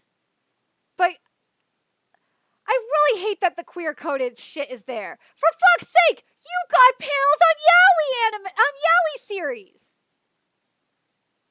Like, there's no reason for this to have queer coded BS when you have freaking panels on Yaoi series. You have a Yaoi author there. At Anime Expo. Like, there's no excuse for this. There's no. That's extremely insulting. I'm sorry. But now, let's get to something good, which is the future of Kodansha manga. So, what they're going to be talking about... Yeah, it's Kingdom... World All Time said, yeah, I see more and more cosplay character made by black girls, and it's a very personal style. Yeah, they're not like trying to what's the wording I'm looking for? They're not trying to co-opt the character. They're not trying to say this character is black because I say so. No, they're just incorporating. They're just using. They are just cosplaying as the character. They're not saying the character is black. They're trying to say this character is black coded. They're just cosplaying. They're just a black girl cosplaying. And I think it's fine. I don't know why people are so offended by, other people of other races cosplaying other characters. I don't see the problem with it. It's just when people are just like, are trying to co-opt the character and say that they're this kind of, like with the queer coded bullshit, that they're this kind of coded. That's when it gets very offensive. At least for me, anyway. But anyways, so, like, let's see. So the Kodansha panel is basically giving you a sneak peek of the future of Kodansha manga releases. So you got Ivan Salazar, who's the senior marketing director of Kodansha, Ben Applegate, director of publishing services at Penguin Random House, and Maggie Lee, the editor of Penguin Random House, to get the inside scoop on what's ahead for Kodansha print manga and participate in Q&A and maybe come away with some surprise giveaways. Now, if I was there, I would be asking why certain series haven't gotten a print release for one thing, like God's Cafe Terrace. And I'd be asking them, the other thing I'd be asking them is why are they changing the titles, or why are they localizing specific titles to like these weird ones, like God's Cafe Terrace to that weird ass name, or Ranger Reject to that weird ass title, when fans have, especially when fans have clearly rejected it. There's plenty of evidence that fans, especially the Ranger Reject fans, have like straight up rejected it.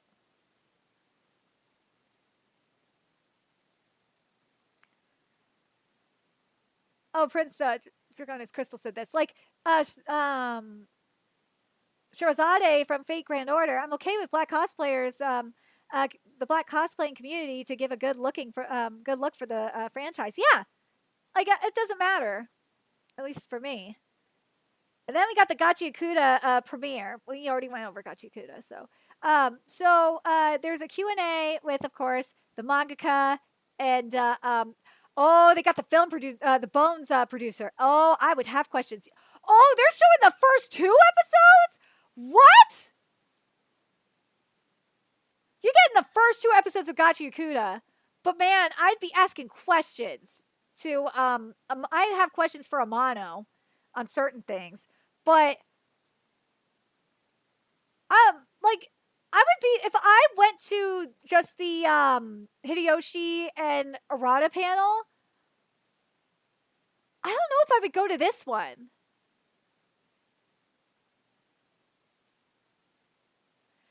Because especially if I got like if I got something autographed from them, I'd have to find something Gachiakuta to get autographed.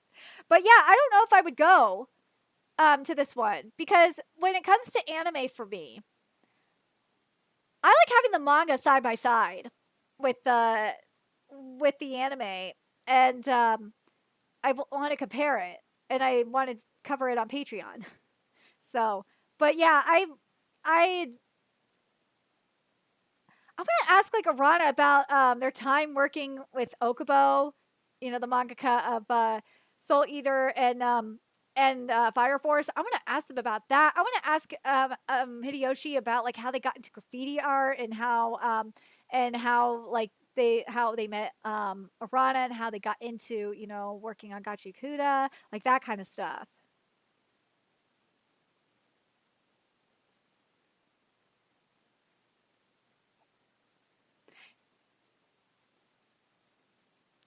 So this is very interesting. So this next one is very interesting. I feel so bad because you would have to choose between going to the Gachiakuta US premiere and how to break into the anime industry as a freelancer. I would be going to if I had to choose between one or the other, I'd be going to oh, when you have to choose between Kodansha, Gachiakuta, and the anime freelancer. Oh.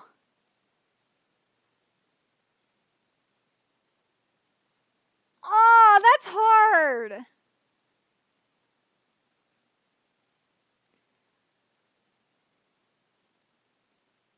I think if I did get to go to the Gachiakuta panel like the day before, and I already met like Arana and Hideyoshi, I probably I might be able.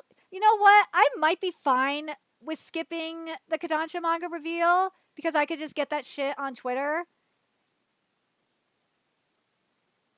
But especially since there's like a Kodansha, there's more Kodansha stuff. But God.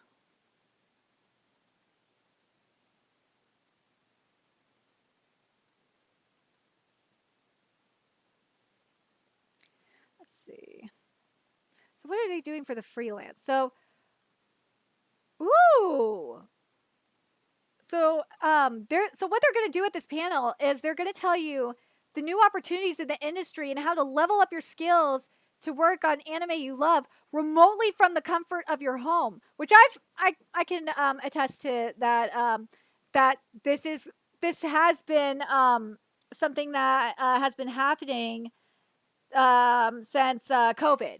That a lot of animators, and this kind of has hurt the anime industry and Japan wise because animators are used to working under senpai, so to speak. The kohai, it's hurting the kohai from learning.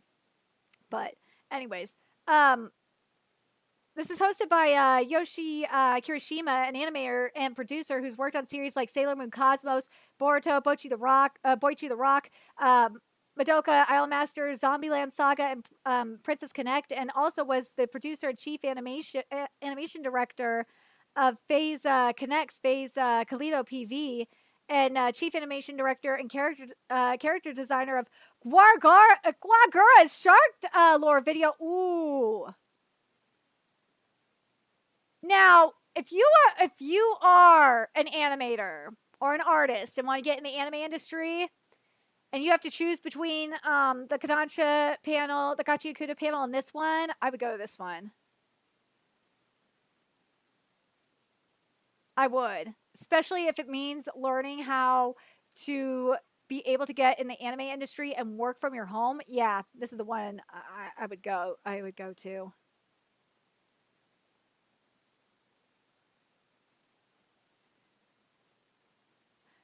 Demon Slayer, I could skip. I would. I'd skip the Demon Slayer one, even though I covered Demon Slayer from chapter 50 to the end. I knew about Demon Slayer before the anime even came out. I remember at Crunchyroll Expo 2018 when at the Aniplex panel when they showed the trailer for Demon Slayer, no one knew about what the fuck it was. It was dead silent except for me because I knew what Demon Slayer was. And it was funny. Let's see.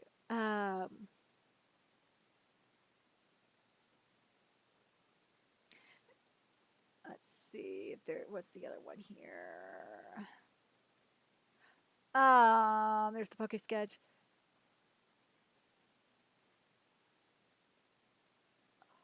Why is Valorant here?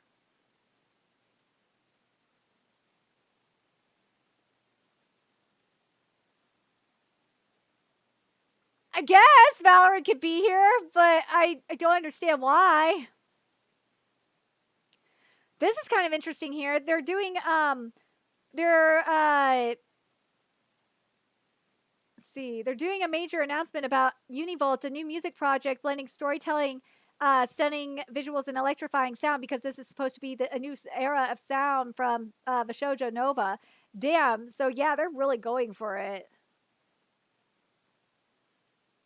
Let's see. Of course, the Maid Cafe.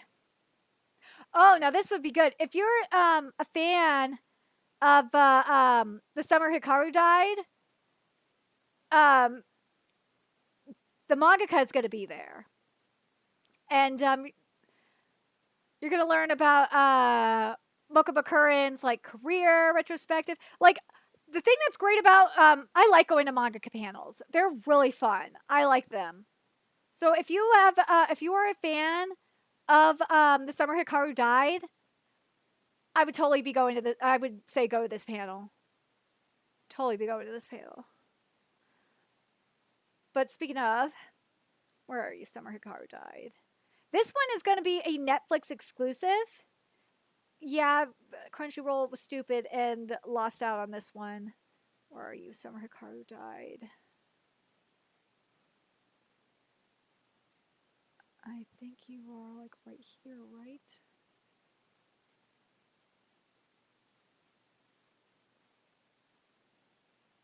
Are you July 7th? Here it is.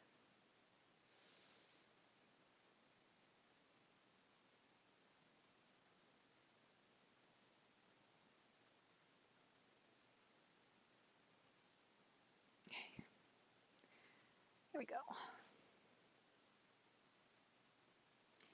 See what we're dealing with here.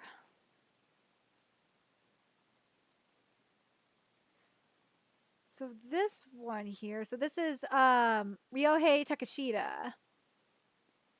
Let's see what they worked on here. Ooh, so this is the director of Manga Sensei. Okay.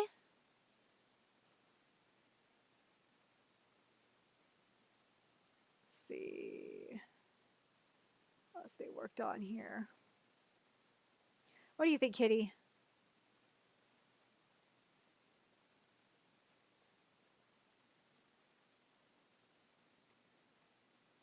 See if what else they did here. If there's anything else that's notable here. Or look at the other one. Let's see. They also did Okako no Breath, which didn't get a good rating. And this one here, oh, that's music. No. Where's the other one that I saw? It was not that one.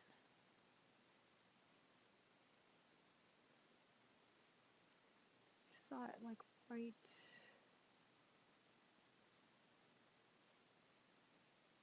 Where are you? Fuck.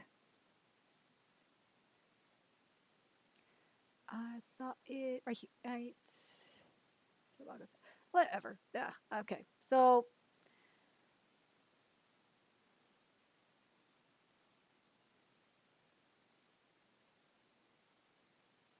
Oh, they're talking about me?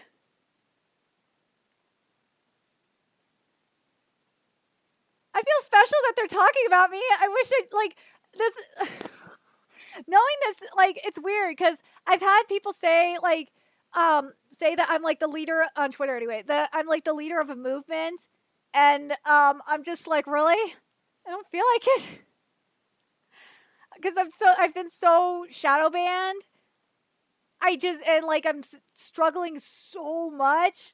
It's just like I don't feel like I'm the leader or I'm like doing anything right. It's just like hearing that makes me feel really happy because I've been struggling for a really really long time. Like I'm beyond struggling. I'm like code red struggling. Wait, where's the script? Is he doing the script? Oh yeah, he's doing the script too. Okay, just wanted to make sure. So it'll be interesting to see how this one is. It's Side Games that's doing this one, right? Yeah, Side Games Pictures, and they have done. Um, Here's the anime that they have done. Yeah, that's what I thought. They've done Uma Musume. Uma Musume's art animation is beautiful. So yeah, I think this one, art animation wise, is going to be gorgeous. I think it's all going to come down similar to what we saw, with Gachiakuta's production team. I think it's ultimately going to come down to the director. And in this case, it's going to be the script too, because he's doing the directing and the script. So we'll see how that one goes. Oh, thank you. Considering my situation of being carless and being in struggle apartment studios like I am, it's very frustrating. I wish my living situation was better. I wish my car situation, I wish I had a car so I can go visit my family, especially now. But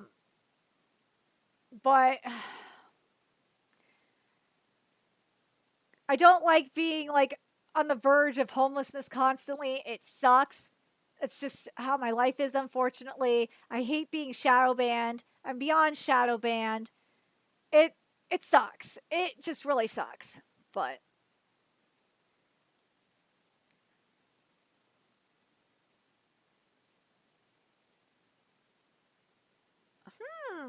so this is interesting with Manga Mavericks here.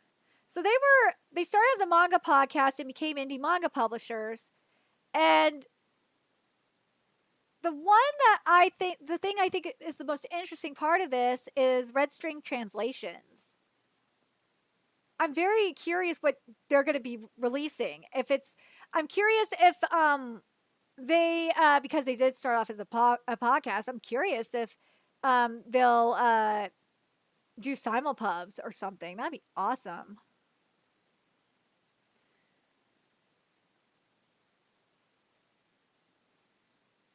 Okay, let's see.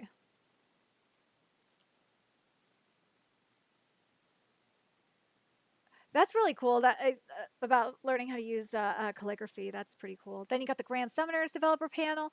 The thing that's interesting with Grand Summoners is that Crunchyroll has treated Grand Summoners like shit. So I think that's bizarre.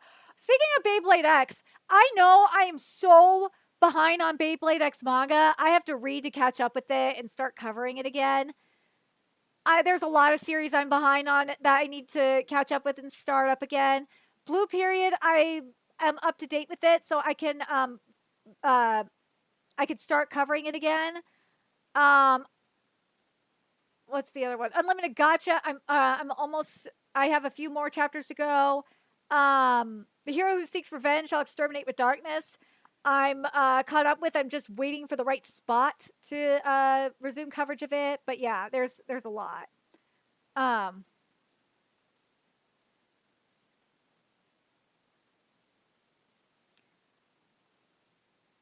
Yeah, I've in France and some anime and manga, they are very weak and whack. I know from one of the fan translation groups that that one of the French publishers actually stole their translations, and they had to call them out on it.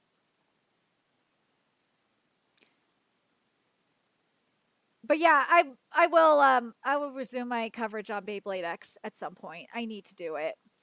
Then there's a High Dive here presenting It's Wrong to Try to Pick Up Girls in a Dungeon 10th anniversary celebration. So they got the egg firm producer Nobuhiro Osawa. But but not the author? This is weird, okay?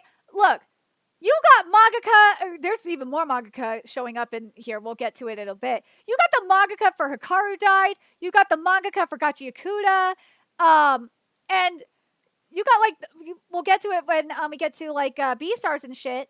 But like, for the 10th anniversary of Is It Wrong to Try to Pick Up Girls in a Dungeon, you're not even going to try to bring the light novel author?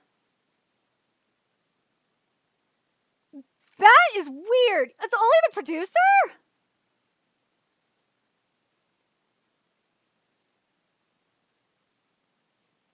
I don't understand that. That logic is weird. Anime Expo, your logic is really weird on this. It's either Anime Expo that did this or High Dive that did this.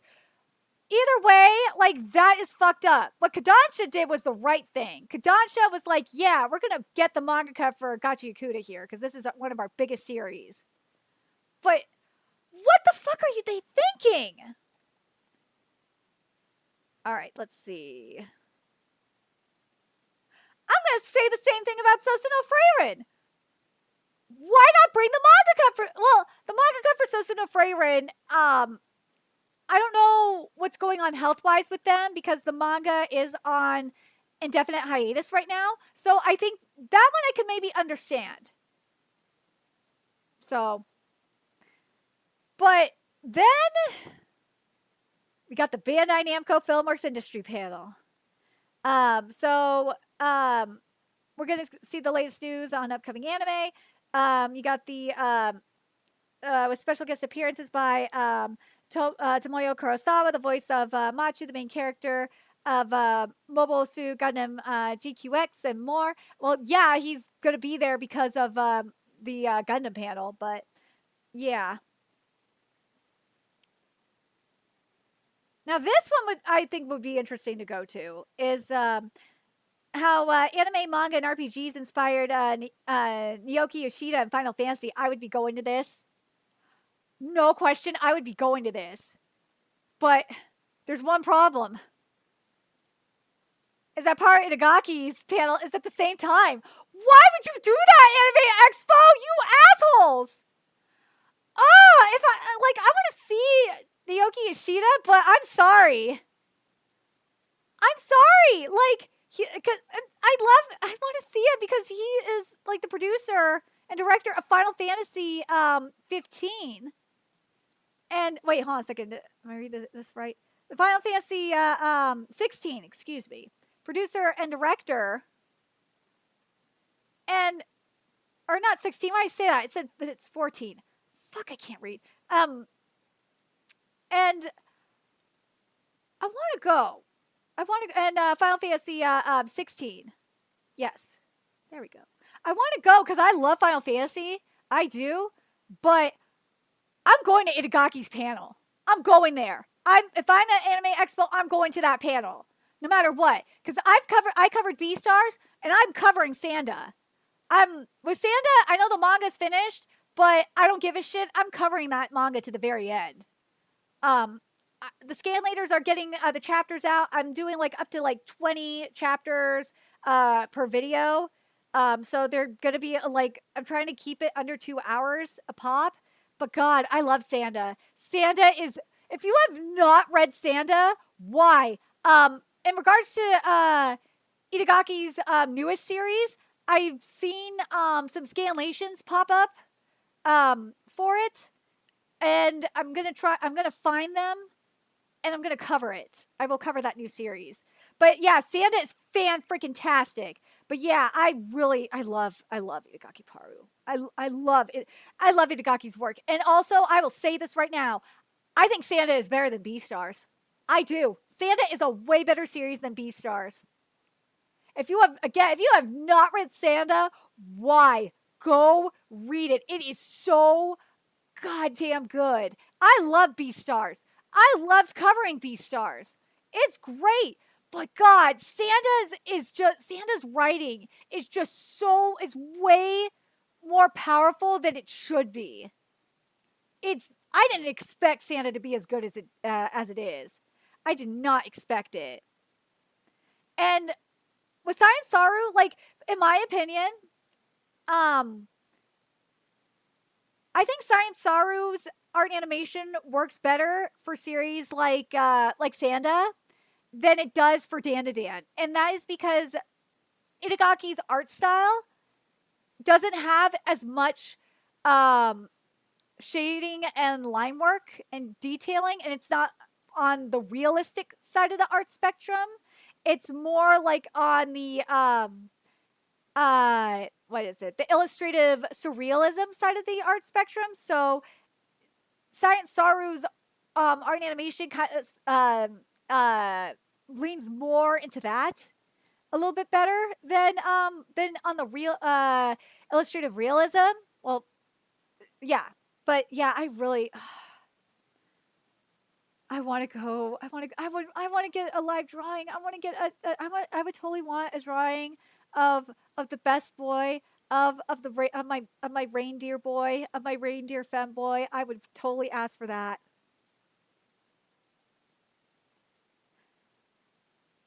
I love Kingdom too. Of course I do.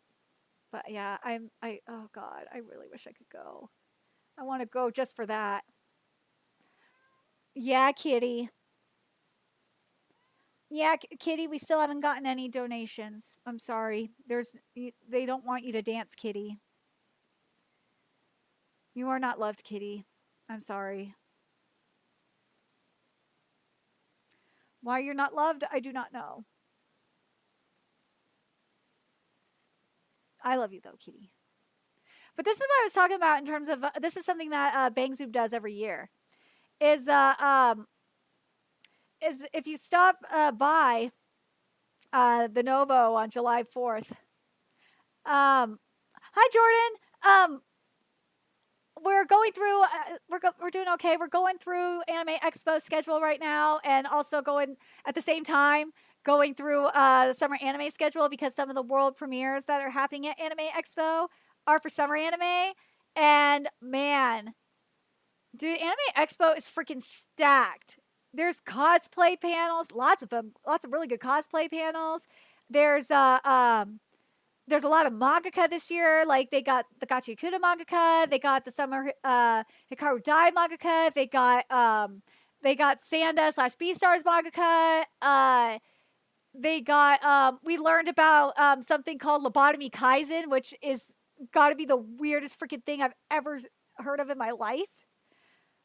We have not gotten any super chats or slash donations. So yeah, we're still sober, and Kitty has still not danced, and he is sad.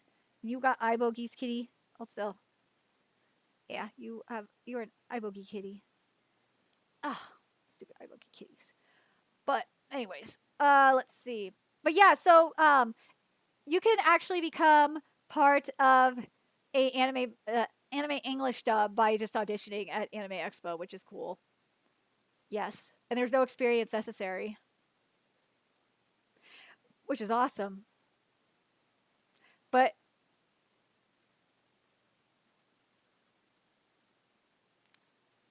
why? Like with all the panels here, okay, all the anime panels you've had, like we saw with Sanda, like we're seeing with Gachiakuta, Summer Hikaru died, so on and so forth. We're seeing and even Gundam, QX. We're seeing like Seiyu, we're seeing mangaka, we're seeing producers, and then there's Witch Watch, where you have the English dub actors here, and the director Hiroshi Ikehata. Why? By the way, I have tortured my ears going through that Witch Watch dub, which is really fucking bad, by the way. I'm sorry, Lily Pichu. Your voice as Nico is fucking awful. That is nails on a goddamn chalkboard. That voice is horrible. Steven, I will give you credit where credit is due. Your voice is not that bad as Moy. But God, how Lily Pichu says Moy is so fucking annoying. It is, oh my God, it is horrible.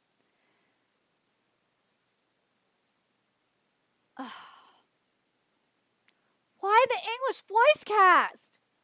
Why? The Witch Watch fans, I really hope that the Witch Watch anime fans are like, no, we do not want the English voice cast. For Witch Watch, why it works so well, part of the reason why it works so well is it's Seiyu. It's Japanese Seiyu, not that shitty English cast. Oh my god.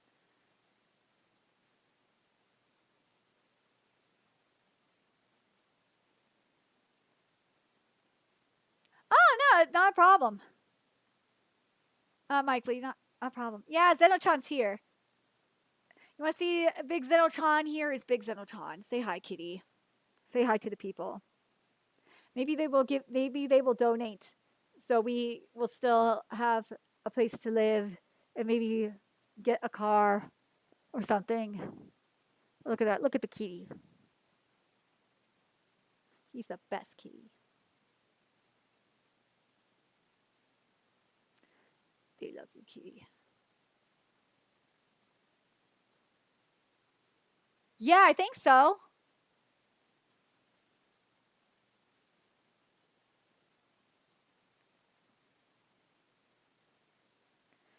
But I'm going to say this about Viz Manga. Viz Manga, I don't think it tells you this. No, it doesn't tell you this. Viz Manga, if you publish through Viz Manga, your series will not get serialized in Japan. You barely have any freedom with your creativity and with Viz Manga and Viz Originals. Manga Plus Creators, on the other hand, which is ran through Shueisha's Manga Plus and Medibang, you get way more with that. You get a program. They give you the program to use to create your manga. You develop a fan base with Manga Plus Creators, and you can submit like as many pages as you want.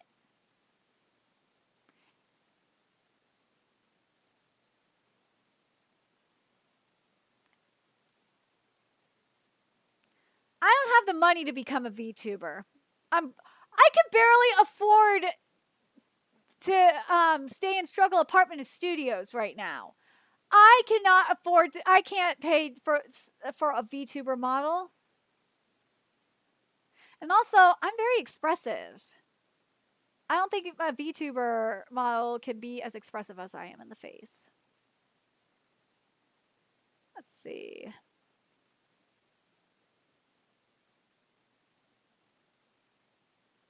Now, this would be interesting, too. I would totally go to this. The global producer stuff. Hold on, would it be at the same time as anything? I'd probably go to this. Because you get to learn about, oh, God, this is scary. This is scary.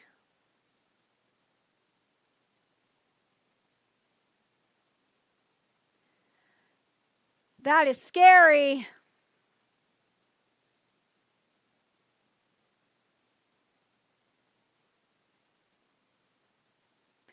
As global collaborations reshape the anime industry, producers are pivotal in bridging cultures, studios, and storytelling traditions. So it's led by Cubics Pictures, who's is behind Star Wars Visions, Eden, and the upcoming Leviathan series. And this panel explores the evolution of producers in international animation. I would go to that just to learn what is going on.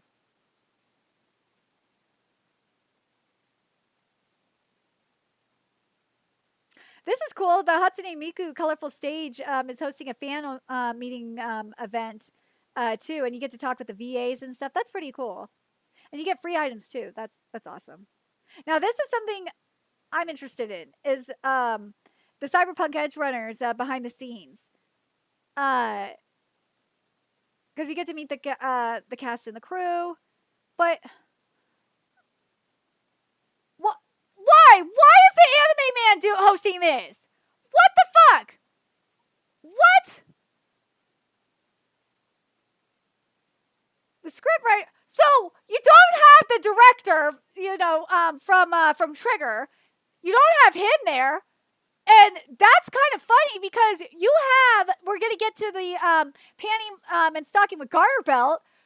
What? And then you got the one of the writers isn't there, and the key writers isn't there because he left CD Projekt Red.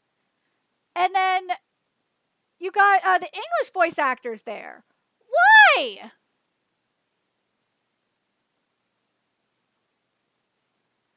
I wouldn't go to this panel. They're saying behind the scenes, look at how it came to life. You can't do that without the actual director there. You don't need the fucking voice actors for that shit. You need the director there. You need the producer. You need the director from Trigger, and you need oh God, who was it? Was it the producer from CD Projekt Red? I think it was. You need those two there. You don't need these fuckers there. Bring those two there. The rest of them shouldn't be there. Also, fuck you, the Anime Man. I don't think you need to be there either. I don't know why you're hosting this, but yeah, the fact that this panel is a huge skip.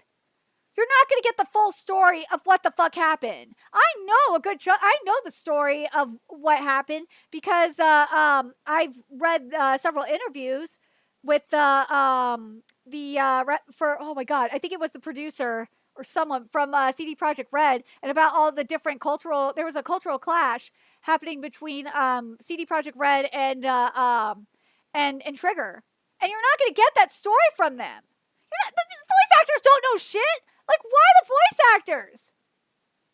Like, that's not the juicy shit. You want the juicy tea. You ain't getting the juicy tea from this. This is a wasted panel. Like, I don't get it. You have Trigger people there. Why not get the director from freaking Trigger on here? I don't understand. So stupid. Oh, look, you get a free Gunpla. Another free Gunpla day.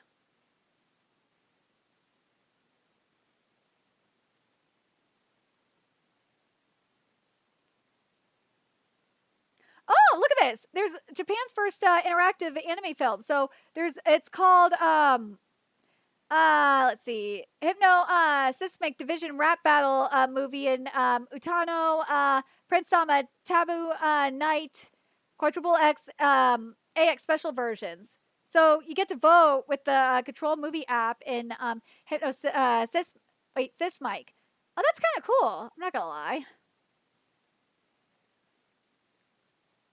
Let's see.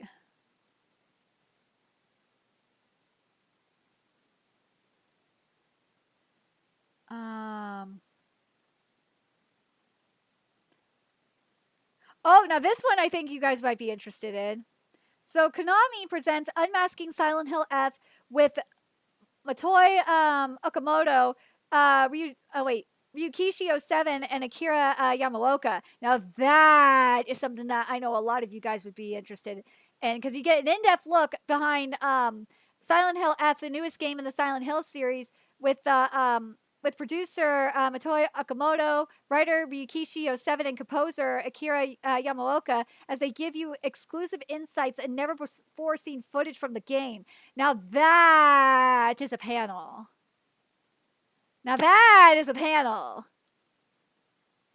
But if you follow me on Twitter, you know I posted about this. What the fuck does this have to do with anime or manga or Japanese RPGs? The fuck is this? Why is this here?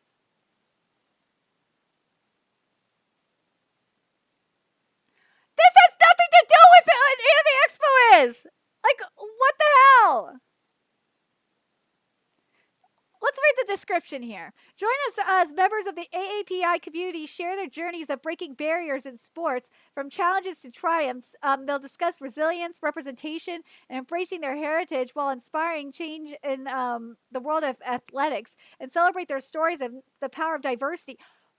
Where does the anime and manga come in?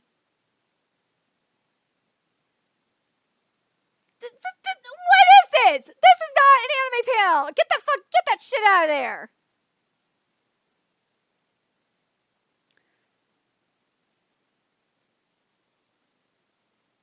Look at that. You get for Peach Pit. You get the This is why I'm pissed off about the a few of the other panels not having their creators there. Because look at this. You got the creators of Peach Pit here, Rose and Might and Shugochara. Like, that's freaking awesome. Oh my god, they have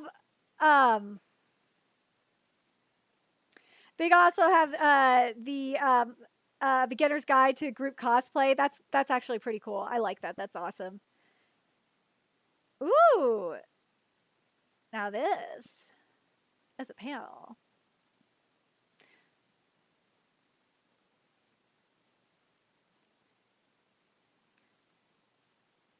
So the developers behind Guilty Gear Strive, we already know that Arc Systems is there because there's going to be a panel.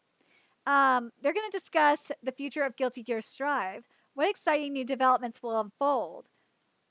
Will there be any more trans characters? Will there be any more, let's see, retcons?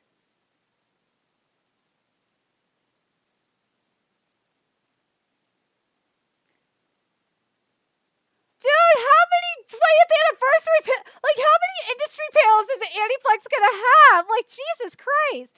Because you got Aniplex, you got Cloverworks, and now you got A1, which is Aniplex. Like, the fuck, man?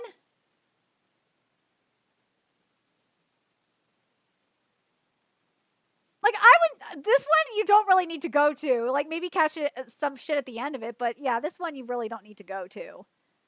There's bonsai artistry. Now here we go. Let's see what we got here at the production IG with industry panel.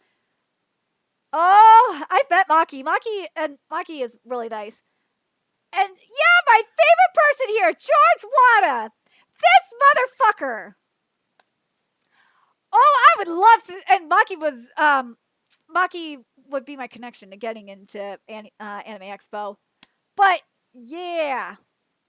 Hi, Komodo Otaku. Oh man, I would love to have some words with George Wada again. I have so many questions. But especially since it says this is your chance to gain insider insights into the creative processes behind some of the most anticipated titles. Oh yes, I do have questions. I want to know what is going down with some of the business decisions. Like, I want to know how some of the and I would ask Mappa, so the Mappa CEO this question as well. I would ask a good chunk of the industry people these questions. Like, how are they choosing these these directors and choosing these talents to work? Or no, how are they selecting the production teams? That's what I want to know. Because some of the choices are just like a huge what the fuck.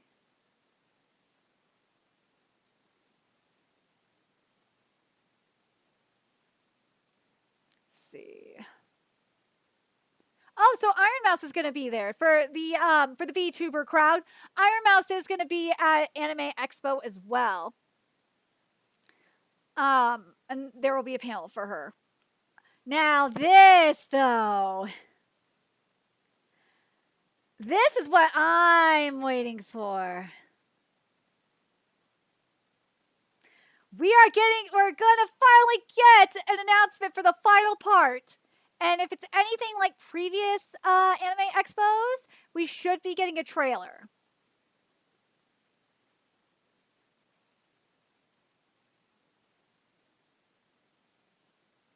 I wish I was going to Anime Expo. I don't have because I could get a pass to Anime Expo. I could go there. I could get a press pass. I really could. But the problem is, I have no way of getting down there, and I have no place to stay down there, and there's also the kitty, and yeah, and I'm poor, so yeah. Otherwise, I would be going.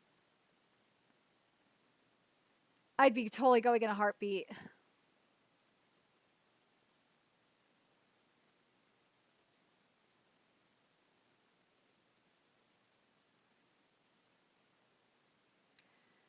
But yeah, like I don't give a shit about the quizzes and stuff. I just want to see the trailer and I want the release date. That's what I care about. I know some people are going to be like, this is where we're going to get the Hell Arc. Mofos, the Bleach fans are talking about the Hell Arc and the and Burn the Witch stuff. None of that shit is going to happen until 1,000-Year Blood War is done, first of all. It's not going to happen. Like, Bleach fans, you need to accept that the Hell Arc is not going to happen until 1,000-Year Blood War is done. It won't happen. I don't think. I think Kubo would probably do more Burn the Witch first before more Bleach. If anything. At least in my opinion. Let's see.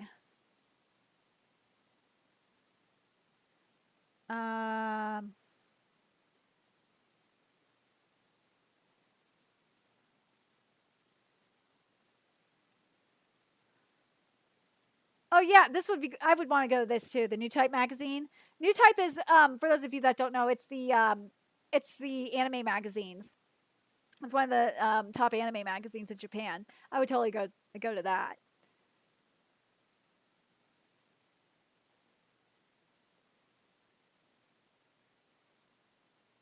This would be, if you're an Apothecary Diaries fan, this would probably be a good one to go to. Because they do have the Seiyu there, Yuki Aoi and Seto Asami. But for me, I wouldn't go because I want the author to be there.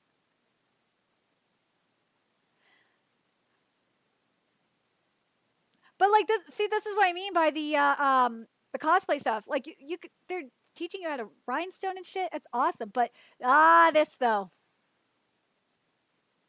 There was potential with this. There was potential with this panel. But then you went with the English voice actors. No Rocky. No, you can't get a Rocky there. You know, as we've been seeing, we have the mangaka of Sanda / Beastars. We got the mangaka of Summer Hikaru Died. We got the mangaka of Gachiakuta here. But not the mangaka of JoJo.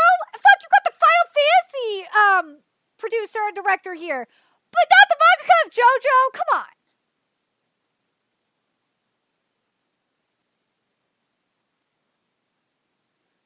For fuck's sake, at least get the Seiyu from JoJo Part 6.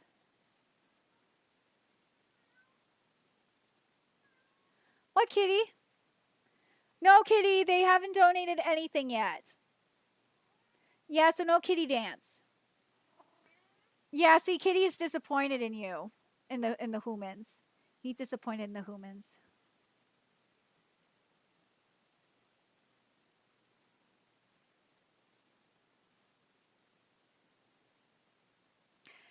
For those of you that are Hanakai fans, you are getting a Hanakai Star Rail is coming back for another panel, but of course, it's hosted by Trash Taste. Why? Why? Out of all people, why? I don't know. What, Kitty? They don't like you, Kitty. It's not my fault that they don't like you. Apparently, it's my fault that I'm not getting any donations for shots. I'm not loved. Kitty, you're not loved either. Maybe it's my fault that they don't love us. Kitty's looking at me like, shut up, woman. You the kitties.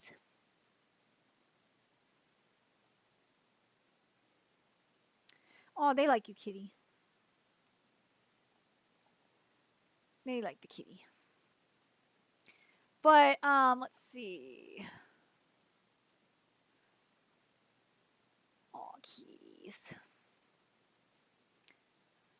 Yeah, they're probably going to have, in terms of the voice actors, it's probably going to be the English voice actors for this too.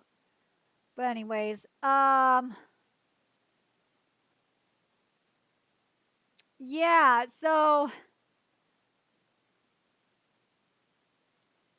yeah, you want to be an anime journalist? I know. I'm behind on one um on a story or two for Bounding. That's why you haven't seen any I haven't seen that much from me in terms of articles. But yeah. Let's see. What is this one?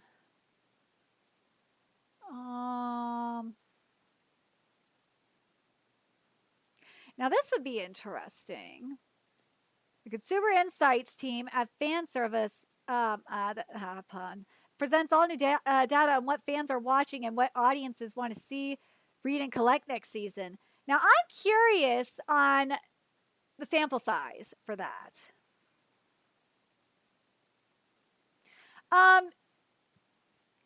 You could. I would say PayPal is the fastest to donate. Is the best. Probably the fastest way to donate is PayPal. Ow, cat, that hurts. Cash App or PayPal is good, but PayPal will usually get into my account faster. All right, kitties. But the Summer Hikaru Died premieres. We already went over the production team. Oh, Kitty, now you want to snuggle? Oh my God, Kitty. Oh, Kitty, want to be a snuggle kitty. Oh, the snuggles. Oh, the cuddles. You want to do that now? Why you want to snuggle now? Oh gosh. But yeah, we already went over this. But yeah, we're gonna have unlike Gachiakuta, where you get 2 episodes. Summer Hikaru Died, you're getting 1. All right, I'll get a shot in a second. And then Leviathan, which is by Studio Orange, is getting its a premiere, which I think is that one is going to be interesting to see. But ow, cat, that hurts. Then there's Billy Billy. I don't think I've ever seen Billy Billy at an anime convention before. But then there's this Macross fans. See, I'm telling you, mecha fans are just winning right now. Because you get a 3-hour Macross night, and you get the first. They're screening the first episodes from 6 TV and OVA series, and one unforgettable evening. That will actually be fun. Okay, so this one too. You get a sneak peek at the compilation movie for The Dangers in My Heart. I hate that's a compilation movie, but let's see.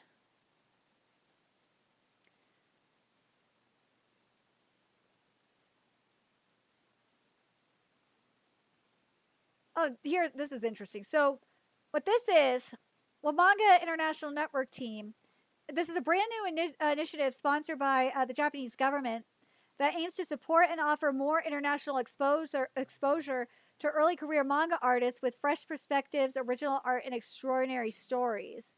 So the featured artists include Itaru Kinoshita, Dinosaur Sanctuary, Baden, and there were no heroines. Keita Katsushika, Diversities Tokyo, Tokushige Kawakatsu, Grin and Barrett, Marco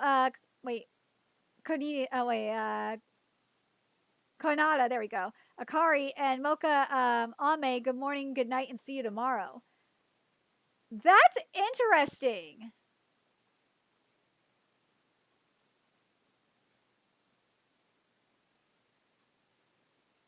That's very interesting. That they're I like this idea that they're trying what they're trying to do. But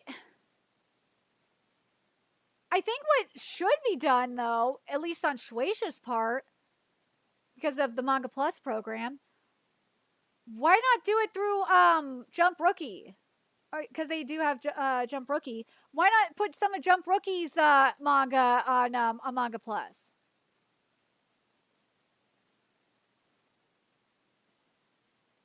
I think that would be. And Kodansha, it's the same thing. Kodansha could put more rookie mangas on K manga. But also, there's this. So new panty and stocking with garter belt looks goddamn amazing. The Trigger not Trigger released the trailer. New panty and stocking with garter belt is exclusively going to be on Amazon Prime. So Crunchyroll didn't get it, Netflix didn't get it, Hulu didn't get it, but it's on Amazon Prime. So the thing is, with that in mind, I wonder who's gonna. There's two questions. One, who's gonna do the English dub, and two, new panty and stocking with garter belt in Japan has a censored and uncensored version. What is Amazon Prime Video going to do the same thing? I really hope so. I'm not sure. I've got a feeling they will. I got to check my phone for PayPal in a second, kitty. You are falling asleep on my lappy when I got to check my phone and get a shot. You have iBokies. See, like, look at this. We're getting, there's hentai over at, hentai artists at Anime Expo, which I think is awesome. Look at that. That's so sick that they're doing this. Look at that. You got like more. This is why I got annoyed with the queer coded bullshit. It's like, dude, you have yaoi here. You have BL stuff here. Like, why are you talking about queer coded bullshit when you have actual yaoi here? You don't need the queer coded bullshit. Stop it. And then you got then there's this though too, the Jasta visual novels, and let's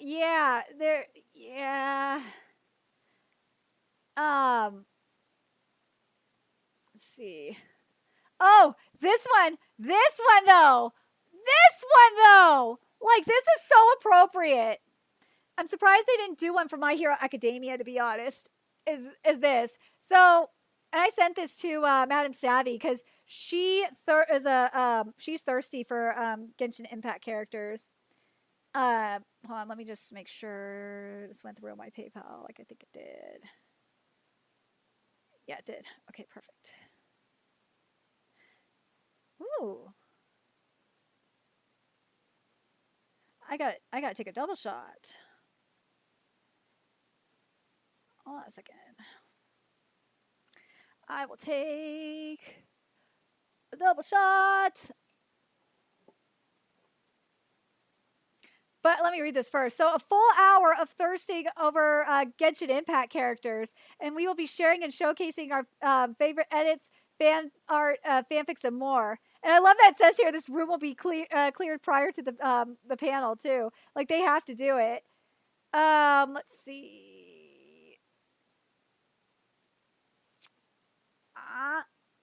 Nah, I gotta take a double shot. Well, I got a $5 shot. Well, no shots. Why not no shots? I want one.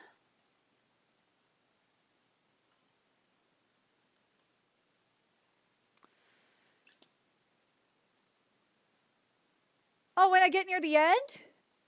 No, that's because I took way too many shots. Now I'm better about it this time, and I have food right here as well. I'm only taking one double shot right now.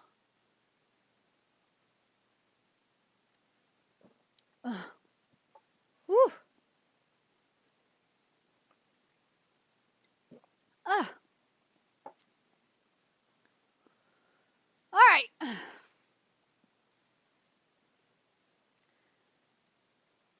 Anyways.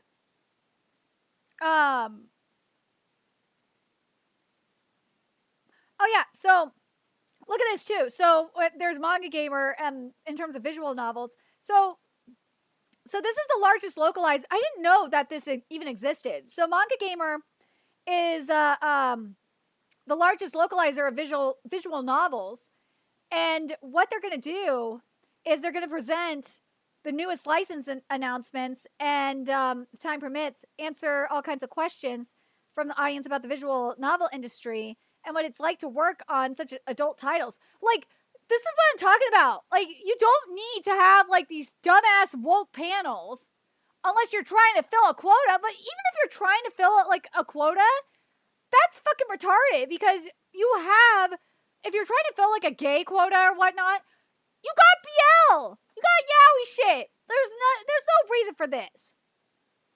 Look at that. You got BL stuff here, too. Like, you got BL quiz. Look at this. You got waifu wars here. That sounds like fun. Oh, my God. Okay, this is funny. I just... Do you have a kink that everyone thinks is weird? Well, us too. Come join the outlandish crew as we explore the dark and crazy side of yours and our kinks and fetishes within hentai and manga. Oh my God. Like, this is just... Like, they have hentai here, okay? The fact that there is so much hentai in terms of panels... I mean,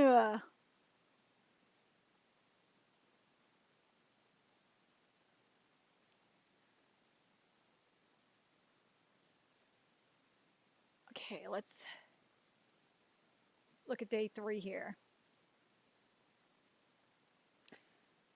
So for YTV, I didn't realize this. So YTV has been around for over 55 years, and they've had Inuyasha and Detective Conan. And they're going to talk about their 2025 lineup. And they're going to have, the Ascendance of a Bookworm light novel editor. Why the editor, though? Why not the author? An anime production team plus, special giveaways. Let's see.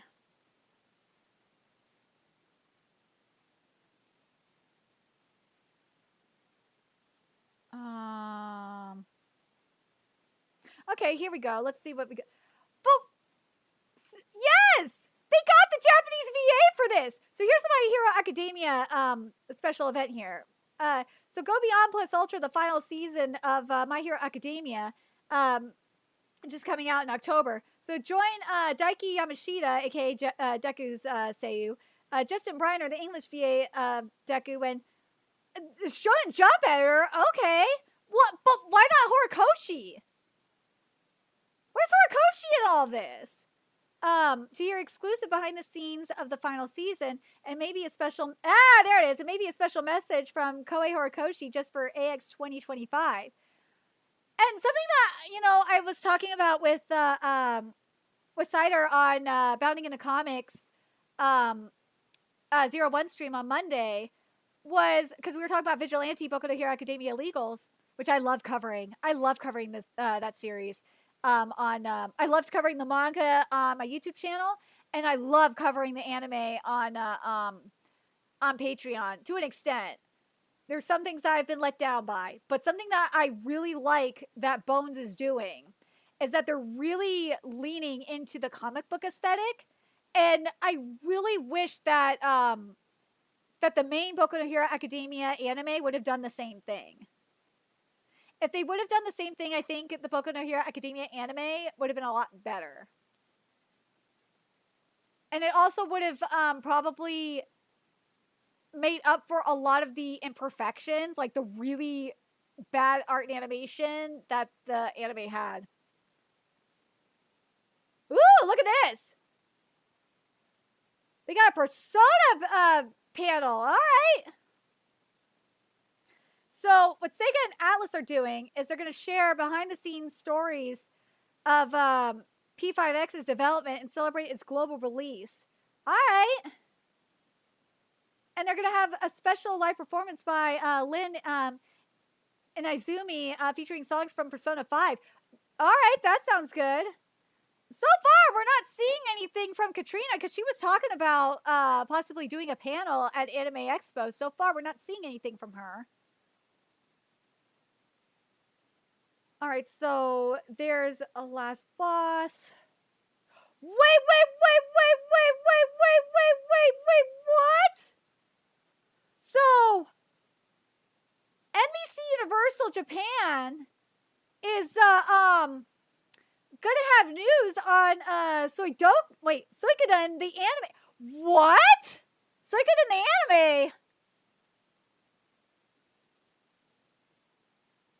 So there's gonna be news on Suikoden. Why can't I say Suikoden right? Suikoden the anime. Like, dude, that is lit. So we're gonna be I don't know. Again, I don't know how much of the panels are gonna show on the virtual stream, aka Anime Expo Lite. But we will be keeping an eye out on this because, well, I'm going to be covering some of this for Bounding anyway. But yeah, we will be keeping an eye on for this. So also, there's Hell Teacher Jigoku Sensei Newbie World Premiere, which is a Japanese action horror classic serialized in Shonen Jump in the 90s. And also, they're going to Remao is going to show what it has in store for summer 2025 and beyond. All right. Now this, though, I would be going to this. So, if you, so this is this place here. So, okay, let me read this. Have you ever watched anime in Japanese audio or Japanese subtitles, and do you like Japanese voice actors? And if you study Japanese, yes, it will change your anime life. Fuji School is a Japanese language school located in Little Tokyo, Los Angeles, so we are here for you. We will use a lot of anime contents in our lessons, so it'll be super fun. That actually sounds like fun, I'm not going to lie. Let's see.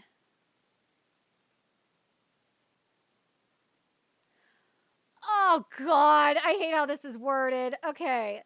So this is going to explore the cultures of worlds, both real and imagined, from teaching anthropology through your favorite pirates to satirizing capitalistic consumption to see how anime explores Korean culture. I don't like how they went through capitalistic consumption. I don't know why.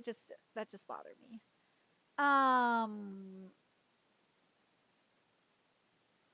see. Oh, you can learn how to play Kodo. That's awesome. Oh, they got the Kodo musician for Shogun and Ghost of Tsushima. That's sick. You get to try and play the Kodo? That's awesome, but I'm sorry. I maybe would be there for like half the time because we get to find out about One Punch Man Season 3 after what seems like an eternity.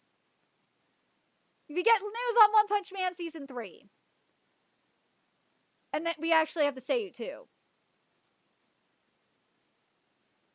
All right. See you later, Mike.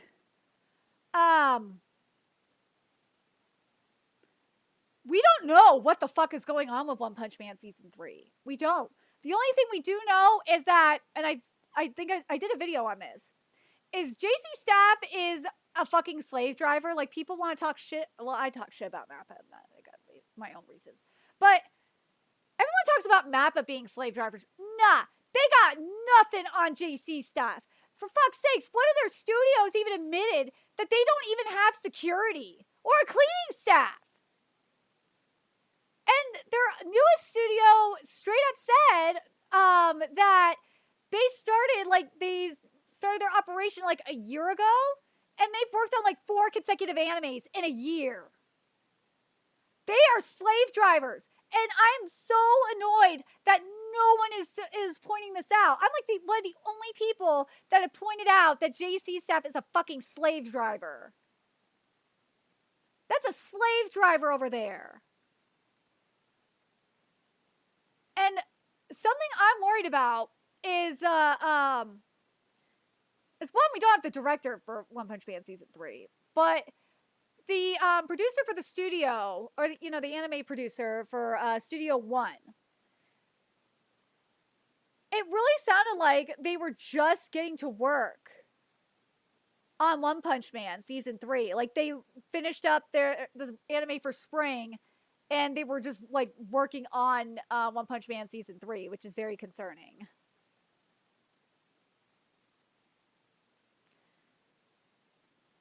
All right, so now we're getting to the Netflix showcase here. So why are they showing the English dub of Sakamoto Days? That, if you have not heard that dub for Sakamoto Days, it is fucking awful. That dub is bad. That dub and Witch Watch's dub are just so bad. Oh my god, it is so bad. Dude, modern English dubs, I have tortured myself with these fucking dubs because I want to see how bad the localizations are. And yeah, I'd say the one that is the closest to the source material is probably out of all of them is probably Windbreaker, I want to say. Yeah, Windbreaker has some weird wording choices, but like for the most part, Windbreaker is okay. But God, Witch Watch is just like, Witch Watch's localization in general is messed up. You know when Witch Watch's like manga localization is bad? When the anime's English subtitles are actually better and fix the fucking problems. It's really bad. But does anyone want to even watch the English dub for Sakamoto Days, for Record of Ragnarok, for The Summer Hikaru Died, or My Melody and Chromie? No one wants to watch the dub for that. No.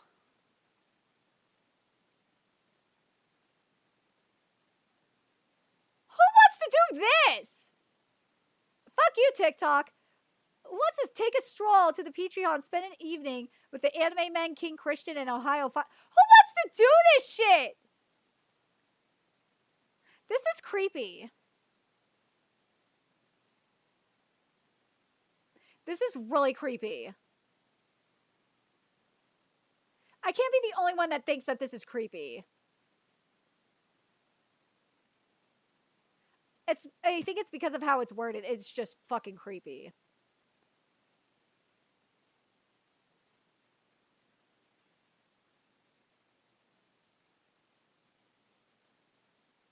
This has my attention. The next gen of Japanese cyberpunk begins with never before scenes revealed, with over 5 million views on the 2024 pilot films. The movie Kill Tube has already gained early attention in Japan. That kind of has my attention.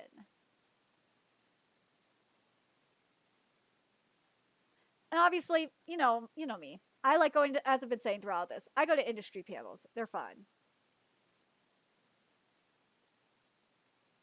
English dub, like, I will say this in regards to Dragon Ball Daima's dub. I love Stephanie Nadolny, so yeah. But besides Stephanie Nadolny, I'd say Vegeta Mini's dub actor was really good. Goma's dub actor was fantastic. Who was the other one? As much as I really would have liked, I would have rather had Tiffany Vollmer voice Mini Bulma. I think she would have been better. I don't understand why Crunchyroll didn't try and get her, but all things considered, Mini Bulma's dub voice actor was not that bad. Supreme Kai's dub voice actor wasn't that bad. He was actually they were actually pretty decent. Arinsu wasn't that bad. I would say the main ones that were bad were Hibis was, oh my god, I wanted to fucking tear my hair out. I fucking hated Hibis's voice actor. I did not like Pansy's voice actress because they made her, and it didn't help that the localizers basically changed her into an angsty teenager. Oh my god, it was bad. What, kitty?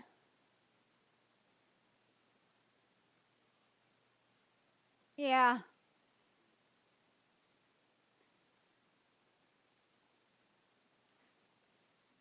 Yeah.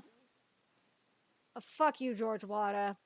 Then there's the manga licensing with Dempa and Books and Kuma. Like, stuff like this I'm like going to because I want to see what's going on with the acquisitions and shit. But then there's like the Viz presents Rooster and Mayhem. I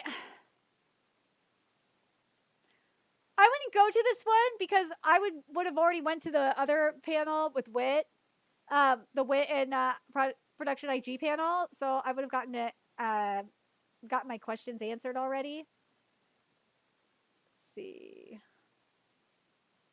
Like, I'm telling you, if you're a Gundam fan, if you're like a mecha fan, you are winning at this at Anime Expo. Like, there's so many panels.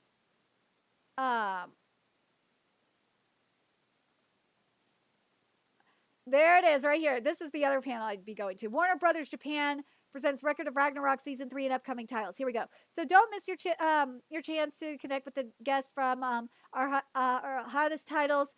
Record of Ragnarok Season 3. And here we go. Upcoming titles such as Fist of the North Star, Blade and Bastard, All You Need Is Kill, Steel Ball Run, JoJo's Bizarre Adventure will also be featured as well. So we should be getting... I don't know if we'll get a trailer for Steel Ball Run or not, or Fist of the North Star. We better be getting a trailer.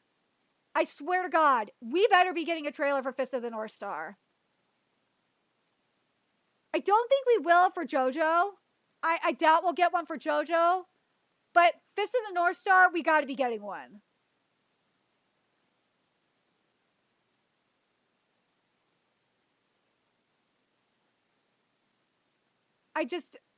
Maybe even Blade and Bastard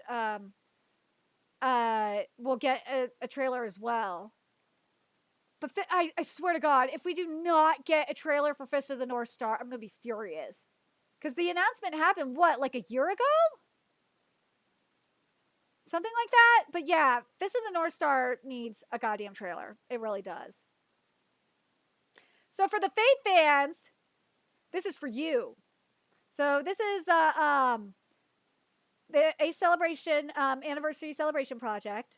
It doesn't have the, you have the, oh yeah, they better not fuck up Fist of the North Star. Nah, because this is a remake, I believe. Yeah, it's a remake of Fist of the North Star reboot. They better not. They better do like a really beautiful adaptation of the manga.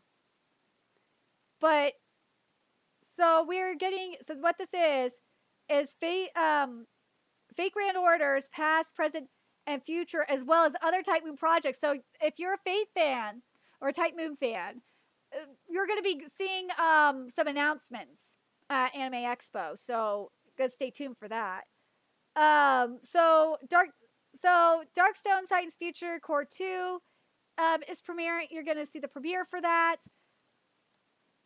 I'm very surprised that well Inagaki and Boichi aren't there. I'm kind of surprised by that.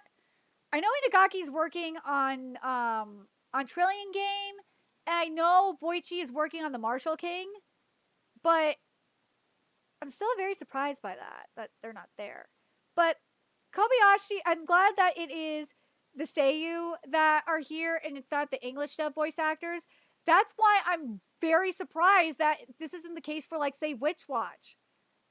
It's weird. I don't understand it.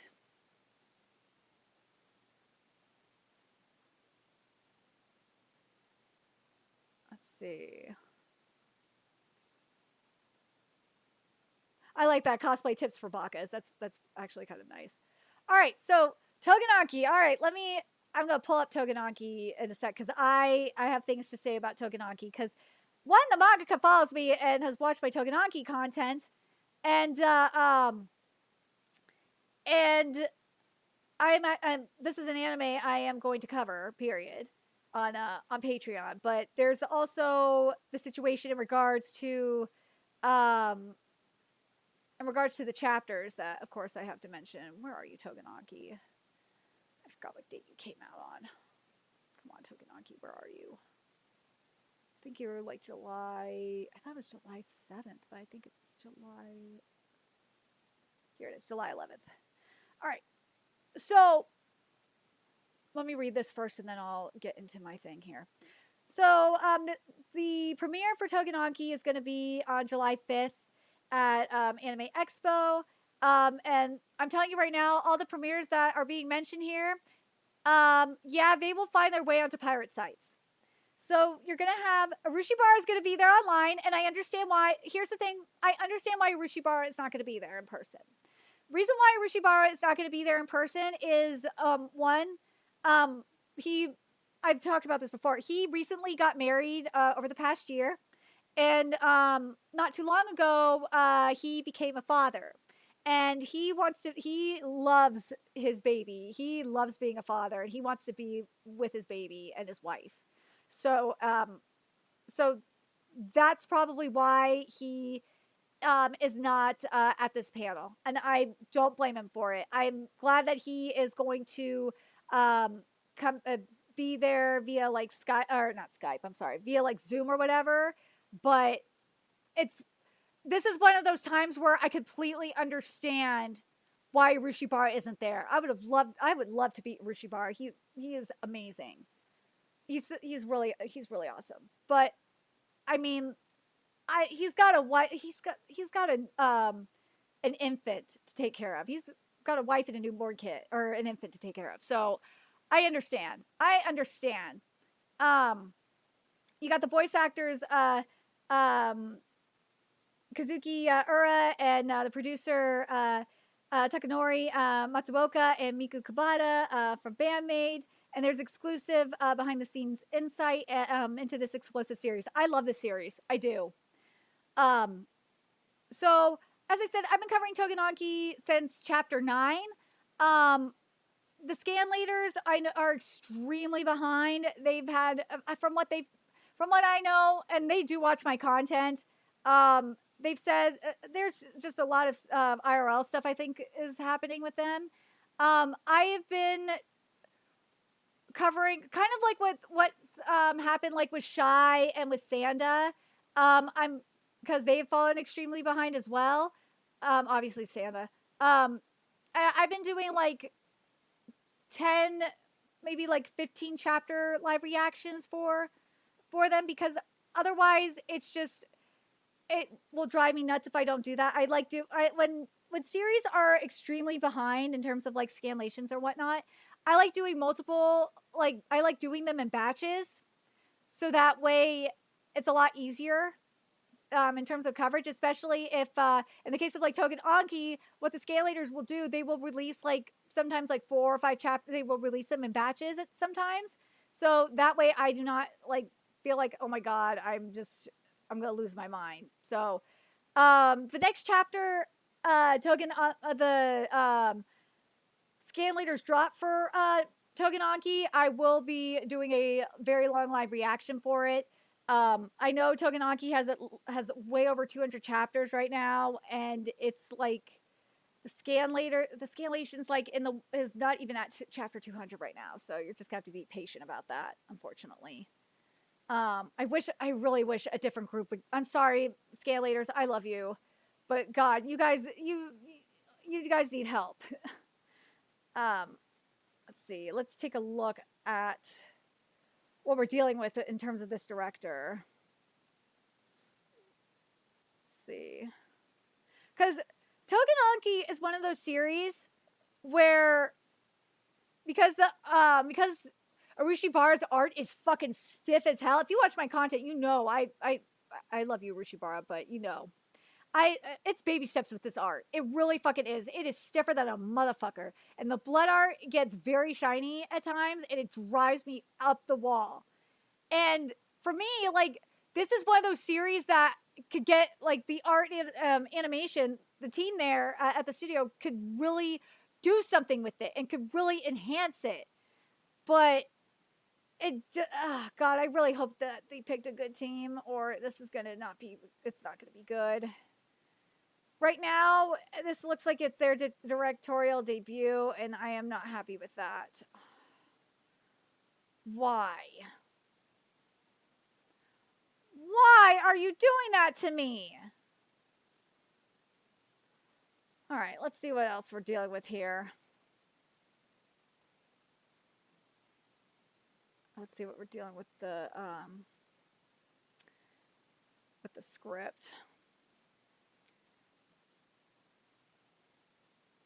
Because right now, I have no confidence in this series right now.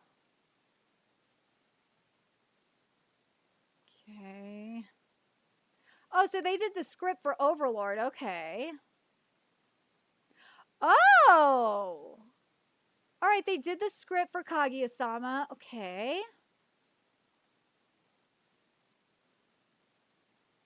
So they've done the script for Kaguya-sama and for Overlord. Which is good, because here's the thing. Togenaki does have comedy in it. So, yeah, this... I think script-wise, I think we're okay on the script. So they did No Gun's Life. They did... Oh, they're doing Mayonaka Hearttune too? Oh, God. Okay. This one I think they'll do fine on. This one, I am very torn on. The script, the script has potential. But let's see what this art director is giving.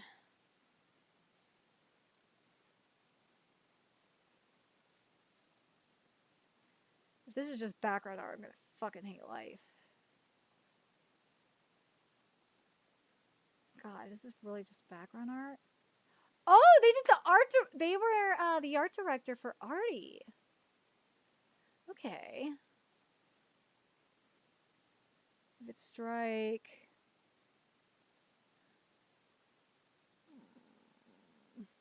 I am very worried. I am very, very worried.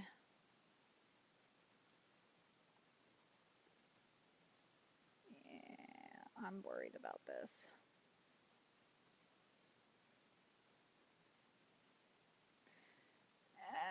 I am not happy with this right now.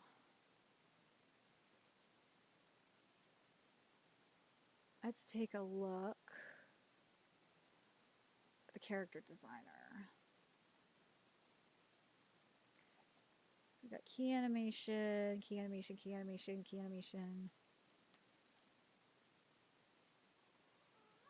Yeah, kitty. So I want to see if this is a situation.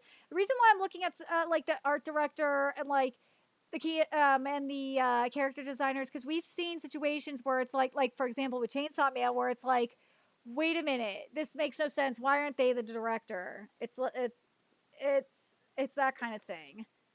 Oh, so they're the Danganronpa 3 chief animation director and character designer. Okay. Okay. Oh, so they're the Radiant animation director. Steel Ball Run. Yay! Thank you, Mustafa Aiden. Okay, so for Steel Ball Run teaser, from what we saw here, let me go back to the here we go. So at the Warner Brothers panel here, what it says is that the upcoming it says here, don't miss your chance to connect with all our guests from our hottest titles, Record of Ragnarok season 3, and upcoming titles such as Fist of the North Star. Stop being stupid. Blade and Bastard, All You Need Is Kill, Steel Ball Run, JoJo's Bizarre Adventure. So I don't know if we'll get a new teaser trailer from it. Fist of the North Star, we got to. We have to. Steel Ball Run, we might. Blade and Bastard, I wouldn't be surprised if we do. It just says it will also be featured. So, I don't know if they're going to show the same announcement trailer that we saw a couple months ago or not. Or what's happening. But we're going to have to wait and see. I'm just trying to see if there's with this character designer. Okay, so Togen Anki, I'm not as worried about. The character designs they look, the character designs look okay for Togen Anki. I'm still worried about it. I'm not happy with it. Stupid frickin' thing decided to be a pain in the butt. Come on. Don't be a pain in the butt on me right now. There we go. Yeah, I think I'm like one of the only people that covers the JoJo lands on YouTube. Like a lot of the series I cover, like Made in Abyss, JoJo lands, One Punch Man, manga and webcomic. What's the other series that people were telling me? Kingdom. I'm like one of the only people that cover these series on YouTube. I don't understand why. There we go. Come on, Anime Expo. I think. Wait, did I look at you? Yeah, I looked at you. Yeah, so I'm worried about Togen Anki. I am. That really sucks. Where are you, studio? Let's see what this studio is doing. Let's see what the studio is doing. Maybe that will give me some insight into what's happening here.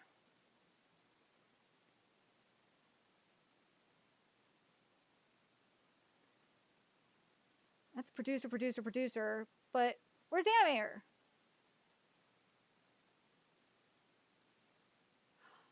Oh, so they did major second.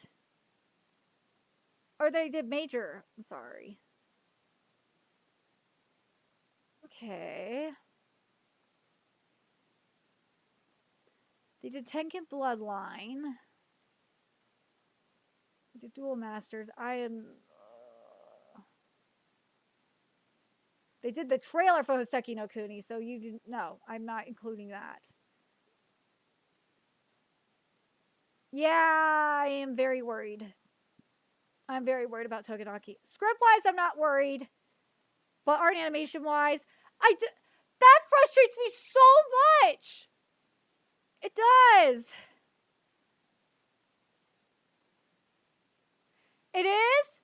God fucking damn it. Oh, YouTube, you piss me off.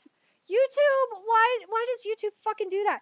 YouTube has like really screwed up my playlist. I do not know why they're doing that.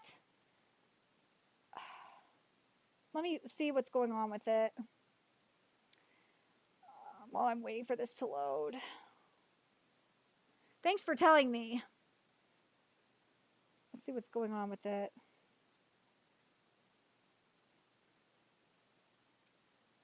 Yeah, I have it as published by Newest.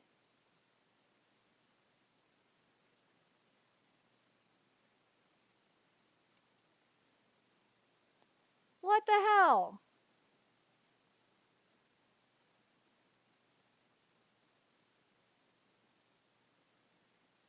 Let's see if that helps. Okay, yeah, that should be fixed. All right, that's what I gotta do, huh?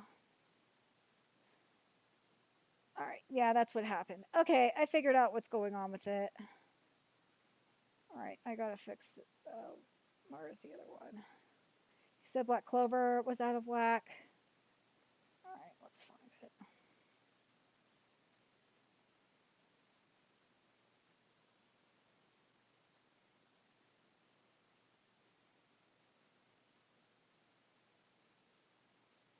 I fucking hate. I swear to God, this YouTube app pisses me off sometimes. I swear.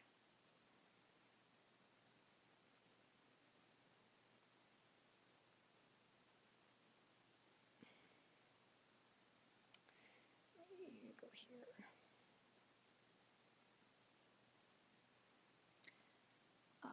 Did you fully load now? Okay, I think we're good now. All right, let me find this fucking playlist.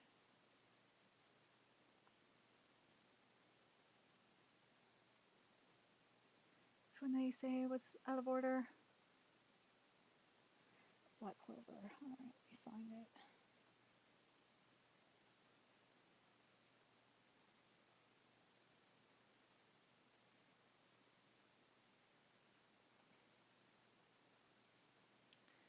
Why are you doing this to me?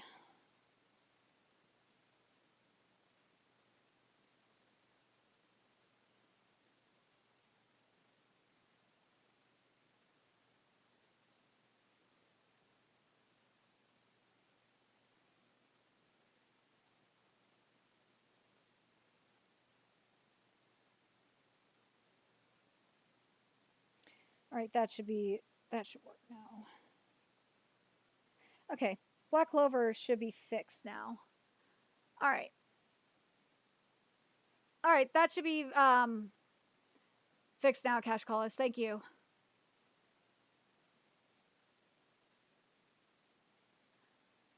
Ooh, government was Joseph Joestar, another Steel Ball Run character inside trying to capture. That would be very interesting. I'd like to see that.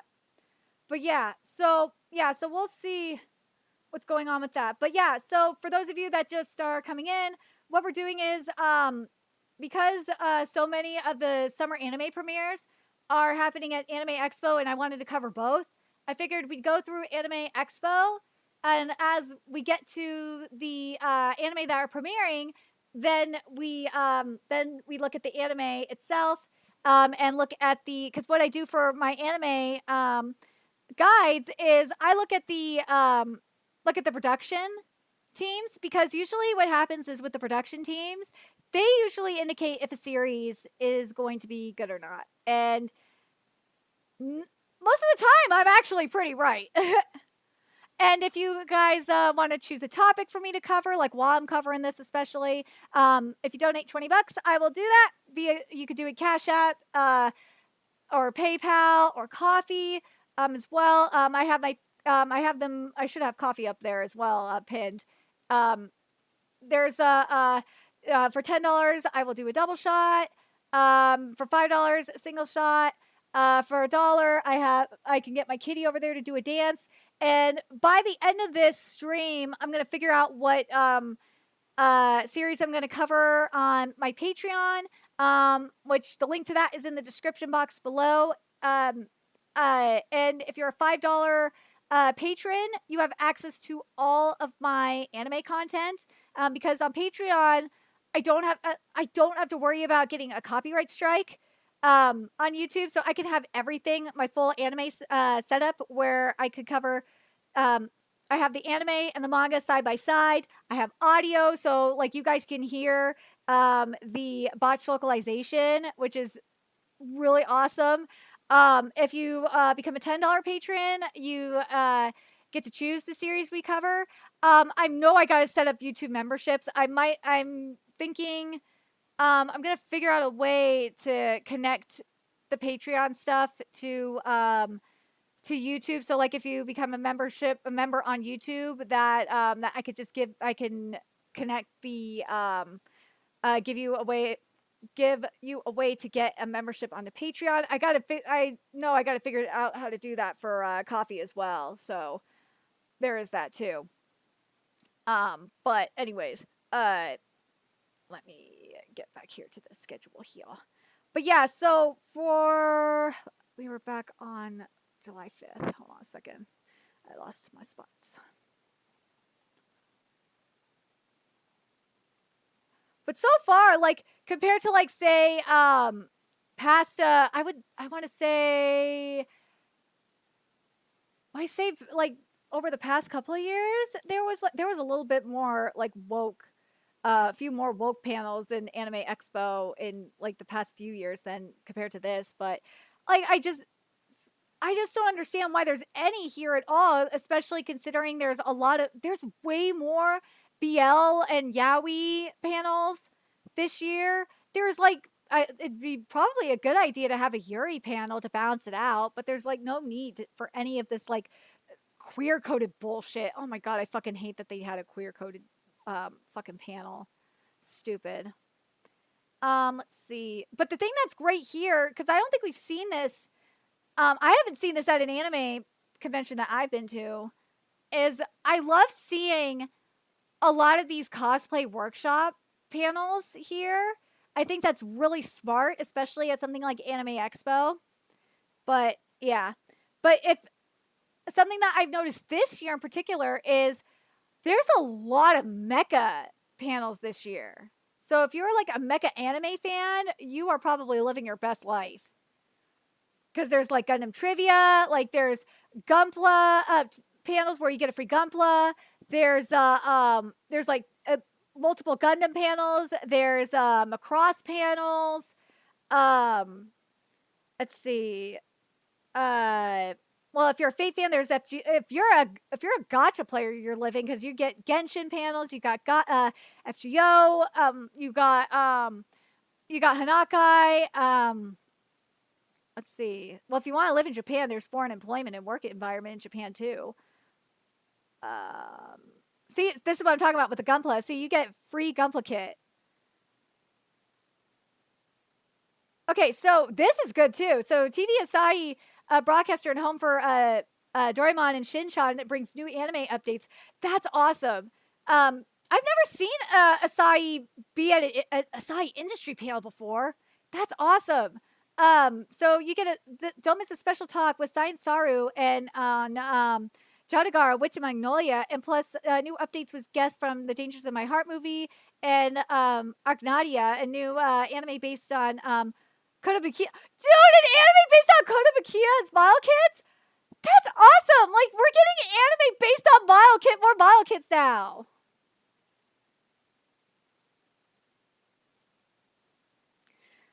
Mecha is starting to make a comeback, I'm telling ya. Let's see.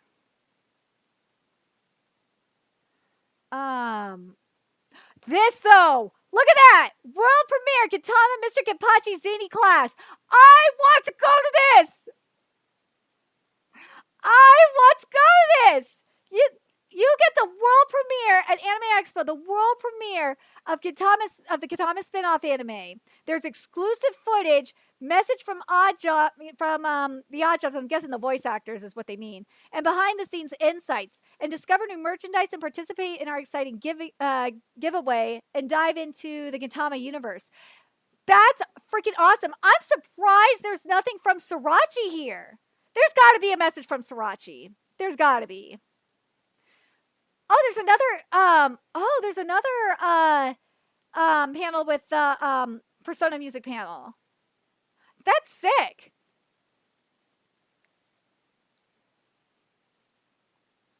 Oh, she's going to perform live, but we saw that she was doing she was just doing a panel. But the orange panels. Okay, so I went to I've been to 2 virtual orange panels, studio orange panels. They are very fascinating. I really like the virtual orange panels because I remember this was at virtual Anime Expo. And this is when I asked Studio Orange about the texture in Hoseki no Kuni. And then that's when they told me that what they did was they used hand-drawn over CGI to get the texture. And the reason why that you don't see it in, say, Beastars, for example, is because it was very expensive to do. And also in orange panels, you learn that for Hoseki no Kuni that they used rotoscope. But yeah, so we're getting an exclusive look at Beastars final season and Leviathan. So I'm guessing we'll be getting a trailer for Beastars. That's my guess. But man, we're getting everything but Hoseki no Kuni season 2. I don't understand. Hoseki no Kuni just ended. The manga just ended. Why can't we get Hoseki no Kuni season 2? I don't understand.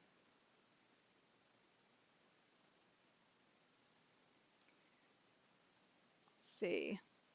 All right, so here's my dress up darling with the cast. So join the Japanese voices of Mary Kitagawa, Wakata Gojo from the hit, my dress up darling, and hear how they got involved with the anime and get ready for an exciting live dubbing performance from Hina Sakuda and Shoya Ishige. This was a missed opportunity.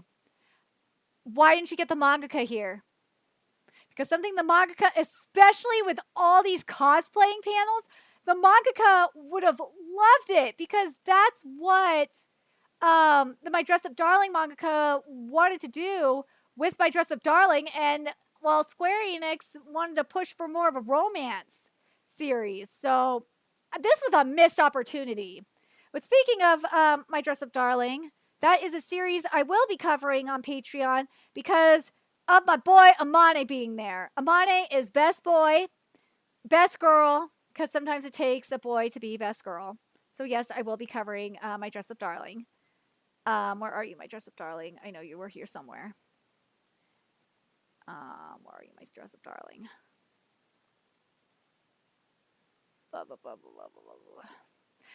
I swear to God, if they try to trans Amane, I will hate life.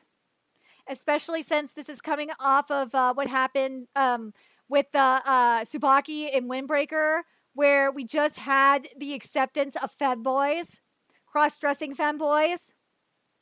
So I will be very pissed if Amane gets fucked with. They need to leave him alone. I think the same director is here too. Let me just make sure. Yeah, so we have the same director here. So I'm not worried. I'm not worried for this. Let me just double check and make sure the same script writers here. Bakuda, I am so sorry that you are not going to be here at Anime Expo. Yeah, so we got the same script writer as well. Okay, so yeah. So my dress up darling should be fine. I'm not worried about it. Only thing I am worried about is the localizers trying to pull a stunt. But this is a Cloverworks series, okay? So Cloverworks is as an Aniplex studio. So if they do, which is, you know, Cloverworks is Aniplex, and yeah, if they try to pull a stunt, if Crunchyroll tries to pull a stunt, I will. I have my my Aniplex insider. He told me straight up, if Crunchyroll does pull a stunt on an Aniplex series, to let him know, and they will do something about it. So yeah, Crunchyroll, if you're fucking dumb and you pull a goddamn stunt like transing Amane, oh, you will be in trouble. I will make sure that you will get busted. Whether it is Crunchyroll or Aniplex USA doing the goddamn localization, it doesn't matter. You guys will be busted. I will not allow this to go. This is not going to happen. I will not allow this to happen. That's probably another reason why I'm going to be covering it, because I'm probably going to have to do an article on it for Pounding. And the same goes for the goddamn dub. I'm going to probably have to cover the dub to see if those fuckers try and pull a stunt. But yeah. But also, new panty and stocking with garter belt is being screened. No, they're screening the censored version? What bitches? They're screening the censored version like bitches. Why? Oh, I understand why, because it doesn't say, it doesn't have the R18 there. That's why. I understand. That sucks. That fucking sucks. Why? Why did you push for the R18 rating?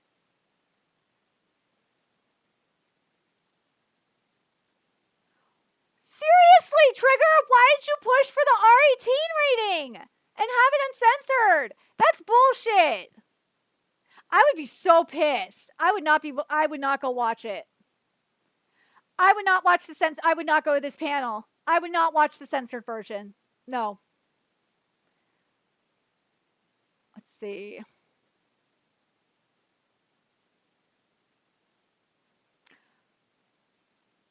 Panty and stocking with garter belt manga, huh?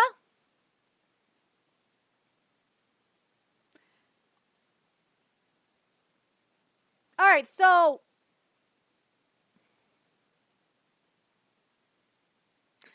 Dandadan is going to be here.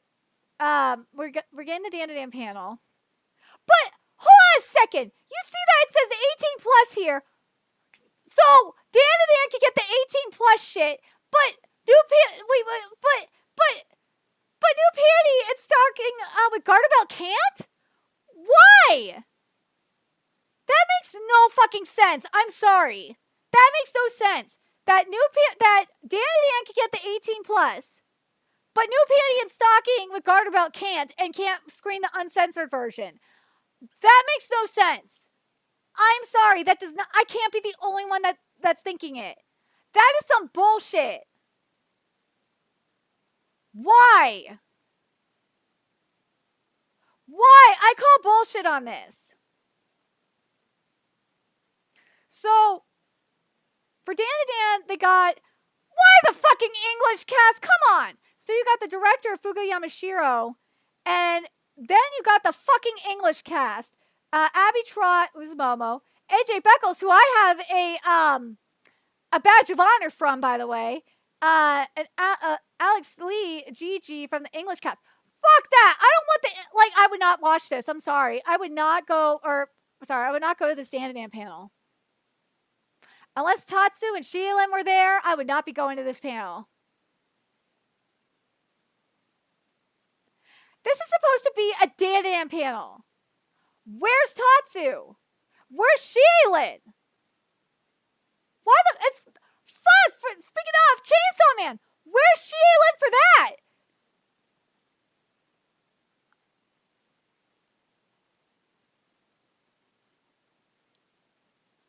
Maybe Anime Expo. Dude, I call bullshit on that. Anime Expo probably has plenty. Like, here's the thing though. This is new panty and stocking with garter belt. If they could do it for Dandadan, which is extreme, highly anticipated title, and then not just that, panty and stocking with garter belt should get a pass because that was announced at Anime Expo. Everything in regards to new panty and stocking with garter belt was pretty much announced at Anime Expo. So if anyone deserves to be able to get that 18 plus rating and be able to screen the uncensored version, new panty and stocking with garter belt is the one that should be able to get it. Someone else can lose their 18 plus slot. One of the fan panels can lose their 18 plus slot. Panty and stocking with garter belt should have an 18 plus slot. I'm sorry. There's no way. No, I don't understand why they don't have it. That is bullshit. Out of all the ones to not have it, especially since, as I said, they announced that they were coming back after almost a decade. And it was a historic moment at Anime Expo. That is such a disservice. That is a slap in the face. But Dandadan, this is a slap in the face too. You have all these mangaka coming here for these big series. Science Saru got fucking Itagaki Paru for the Sanda. And you can't get fucking Tatsu or at the very least Sheilin? And fuck, you've got the English voice actors? Like, come on. Come on, Science Saru, this is bullshit. This is bullshit. I understand if, Tatsu busy and whatnot, but at the very least get Sheilin, and I'm surprised Mappa didn't get Sheilin either for Chainsaw Man. Sheilin, would go to both. I could see it, but I would not be going, if I were at Anime Expo, I would not be going to this panel. It is not worth it. I do not want to be there I do not go to a panel for fucking English dub actors. I don't. I go to industry panels and I go to mangaka panels.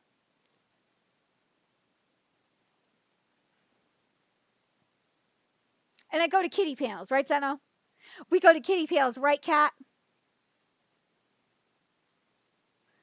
But let's take a look at what's going on with Dandadan. Because Dandadan's a series, surprisingly, that I know people are probably surprised that I'm going to cover Dandadan. But the only reason why I'm going to cover Dandadan is because it is adapting my favorite arc in the manga, which is the Evil Eye arc, because I love Gigi. Gigi is my boy, and I love when he becomes Evil Eye. He is amazing. Where are you, Dandadan? Ow, cat! Ow! Damn it, cat, stop it! Where the fuck art thou, Dandadan? Ow! That hurts! Alright, I have to do it this way, because this is driving me fucking nuts. We're gonna go this way. I tried to work with you, but you're not working with me. I need... Where is it? How can I filter this?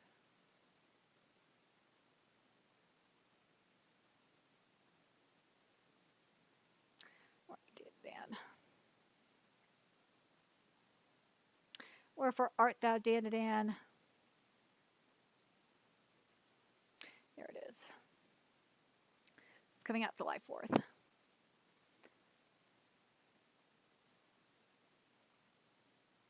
Let's see. Let's see what we're dealing with this director.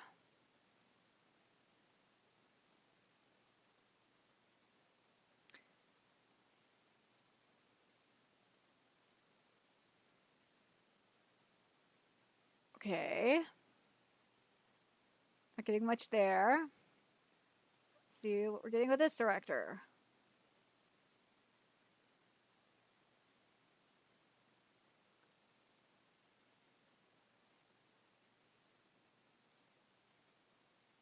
Yeah,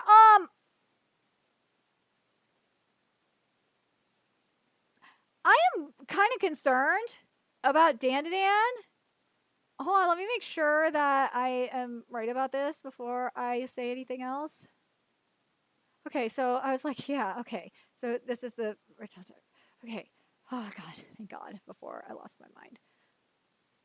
Okay, so Dan, it's the same director. Okay. Let's take a look at... Oh, yeah, Hiroshi Seko is doing this one. We already saw that. Okay, let's take a look at the art director here. And I'll look at the character design, too, because it's going to bug me. Well! So, Dan has the art director, Junichi Higashi. He's the art director for Cowboy Bebop, Jujutsu Kaisen, Beelzebub, Twin Star Exorcist. Let's see what else we got here. For Kingdom, Bad Kingdom, not Good Kingdom. Let's see. Hell's Paradise Yuga Karaku. He wanted Dragon Ball Z movies too. Oh, for Good Kingdom as well. Okay. Damn! Dan got a good art director. Holy shit! So, knowing this, okay, now I know that there's either one or two things that's happening here with the art and animation. It's either the limitations of Science Saru or it is the director. I'm leaning more so towards a combination of both the director and Science Saru's limitations, because it's definitely not this art director. Holy shit! Like, dude! How the fuck are you wasting this man? How the fuck are you... Seriously! How are you wasting this man? Part of me is thinking, damn, maybe he should be directing Dan. I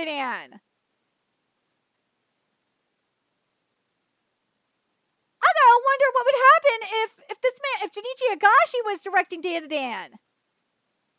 Because I'm just look at all this shit that he's done art direction for. For fuck's sake, he was the art director for Cowboy Bebop. And Jujutsu... Dude, I'm telling you, it's either one or two things. It's either the or it's the animation technology that's being provided to him at Science Saru, or it is the director that's causing this shit. It's one of those two things. And part of me is thinking to myself that, yeah, or it's both. I want to know what you guys think. What do you guys think is holding this art and animation back? Do you think it's... Because as you saw with this director for Dan, the director for Dan has like almost no experience. Like, this is like his first big project, okay? And then we've seen Science Saru's art and animation. Science Saru's art and animation is not like big on the detailing and the line work and the shading. Whereas we've seen with Higashi's art, we've seen him work at different studios. And he's able to like really, really push it. And we've seen him do it at Period. We've seen him do it at Sunrise. And that's why I'm thinking, and Mappa, that's why I'm thinking, I think it might be a combination of both. Part of me is thinking it's a combination of both, and the other part of me is like, I think it's mainly poor direction. Yeah, I think it's the director forcing his vision too. I think it really is.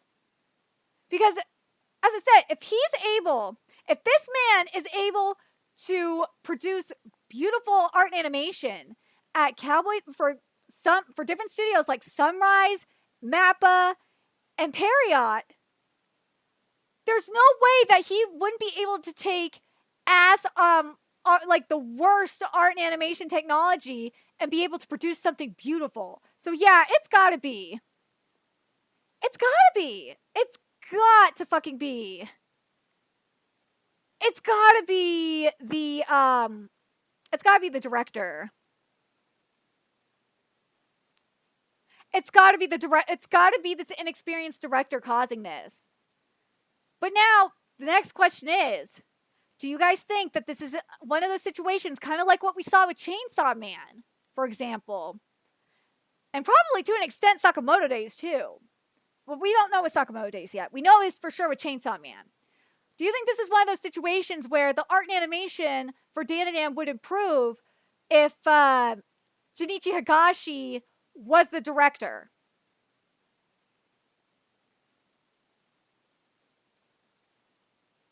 Because he hasn't been a director. He's only been the art director. This would be like his first director, like main director project, because all he's done, like, I'm looking at Hell's Paradise Shigakuraku, and yeah, like, that director is bad. This has got to be a director situation. This has to be. This is a director situation. This is. Because Hell's Paradise Shigakuraku, that art animation is ass. It is. And yeah, this is a director situation. This is. He did the fucking art animation. He was the art director for Witchblade, for fuck's sakes. Yeah. There's no doubt in my mind.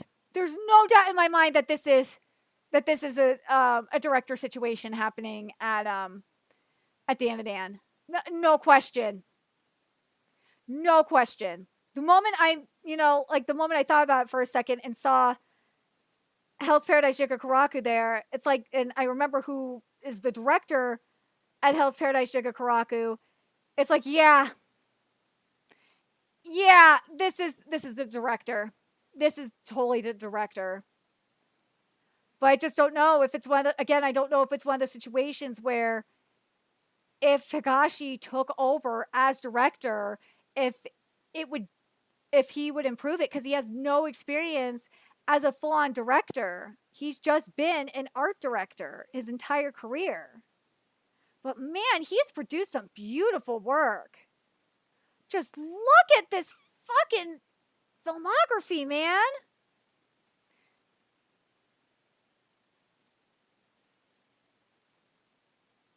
I mean, he's done like a lot of the Kingdom stuff. He's done Beelzebub. He's doing Skip to Loafer. Skip to Loafer is beautiful, but he's doing supervision.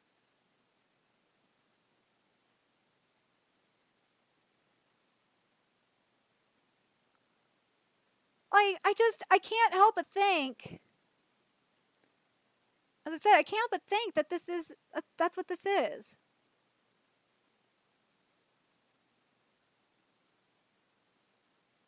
I can't help but,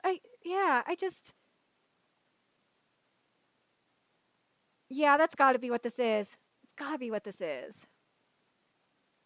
Used to gigging, okay, yeah, that's what this is. This is definitely a directorial issue. But I don't think, because Higashi's only been art director, I don't think him being a director would change that much.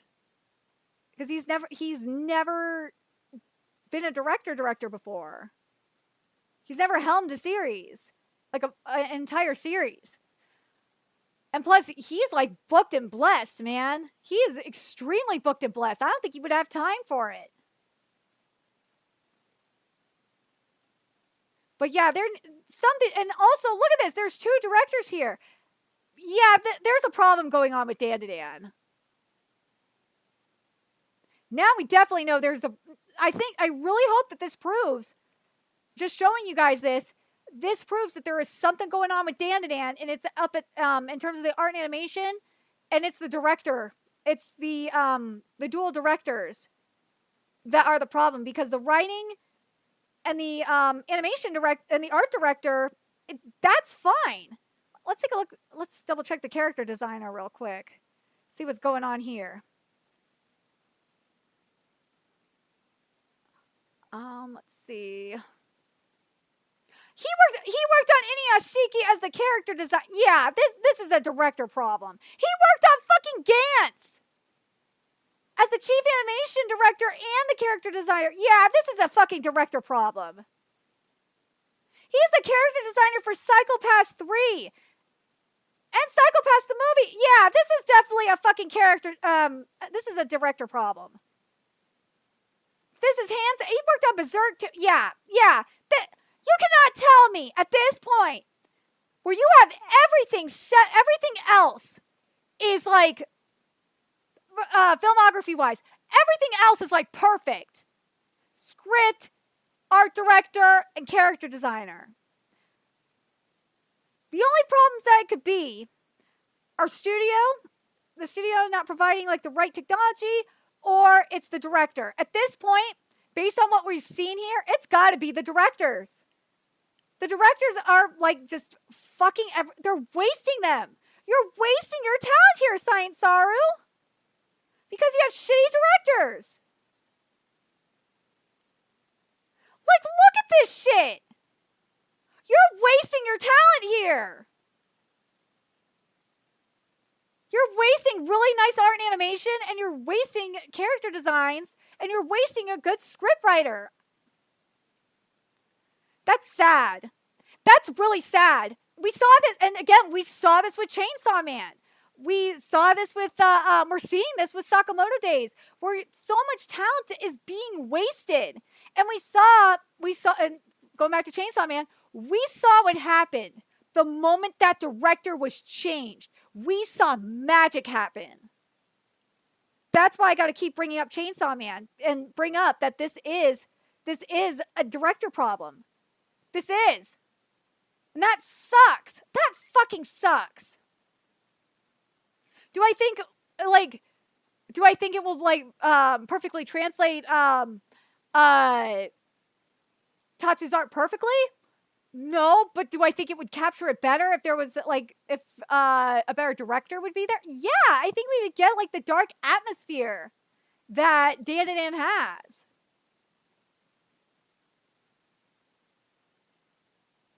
Oh my god, of course. Tinder fucking bullshit. All right, let's see. I kind of like this, that there's stuff about manga and anime clubs, because the manga and anime clubs that I've tried joining were complete ass, and I felt like an outsider, so I kind of appreciate that.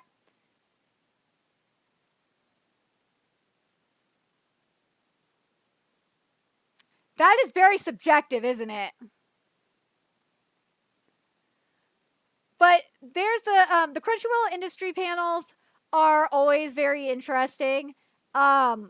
We'll see what is coming in terms of trailers and shit like that over there. We'll see we'll see how far the spiral is going for Crunchyroll, because they are still spiraling. Let's see. Here we go. Blade and Bastard. Here we go.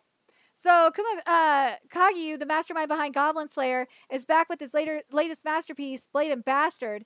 So, and also exciting updates on our popular titles, including the upcoming TV anime, The Holy Grail of Iris. So we are going to be getting we are going to be getting an update with Blade and Bastard. Okay, so Blade and Bastard, we're definitely going to be getting a trailer. We are. So the one that we're not sure about, the ones we're not sure about are Fist of the North Star And Steel Ball Run. Fist of the North Star, we better be getting a trailer. I swear to God. Then we got the Square Enix manga and books new licensing announcements. I hate that. I hate this title. It's Yomi no Sugai. Fuck you with that. Azuki doesn't. This sucks. Azuki has fallen. Azuki sucks now because ever since Kodansha terminated the Simulpub program with Crunchyroll and Azuki, like, yeah, Azuki's not even worth it anymore. It's not worth it. Here we go. Call of the Night Season 2 North American premiere. Yeah. Thank you, High Dive. You are actually bringing the Seiyu and not the fucking English voice actors. Speaking of, let's get into Call of the Night. Where are you, Call of the Night? Hold on a second. Let me see. Let's go with title. This will be a lot easier to help to find everything because I think it's by Yoshifuka no Uda. Yeah, here we go. Speaking of Call of the Night, for those of you that don't know, there is going to, I covered it, I think last week or week before. Call of the Night is getting, the manga is getting a additional arc, like an epilogue arc, which really frustrates me. I'd rather have, even though I am kind of happy that we're not dealing with that shitty ending, I would rather have a Miquel because I want to know about Ku, unless the epilogue arc is gonna give us like something on finding Ku's father, or like finding out why Ku is still a half vampire.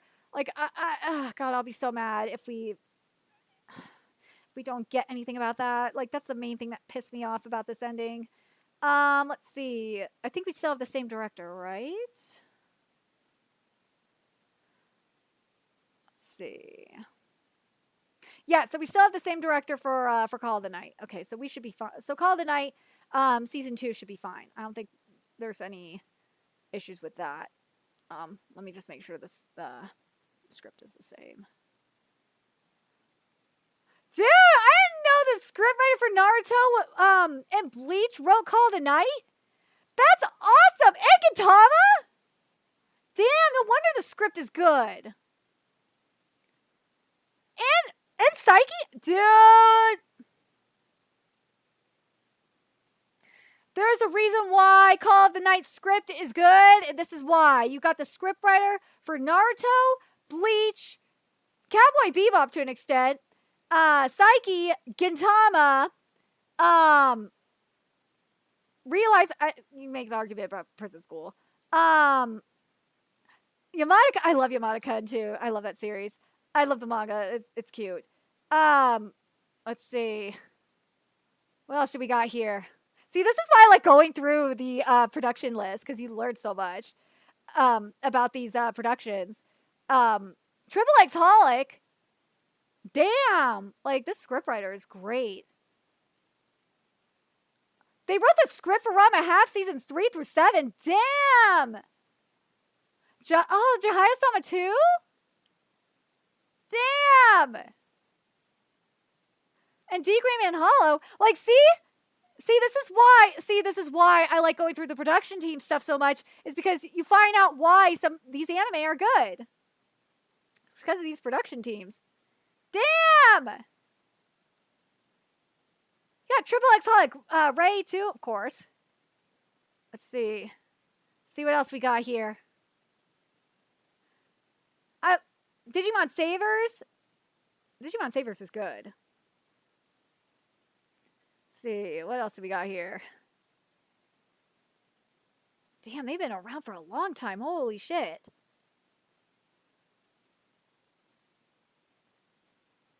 Oh, they did Bokuyaku Battery too. Damn. I think that's, dude, it's still going. Jesus Christ.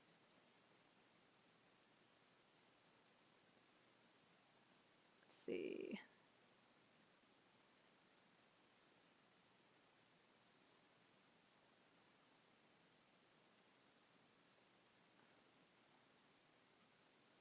Yes, I've heard of Gushing Over Magical Girls. I'm going to be covering the manga when it comes back from hiatus, and when season 2 comes out, I will be covering Katrina's botched localization for Gushing Over Magical Girls.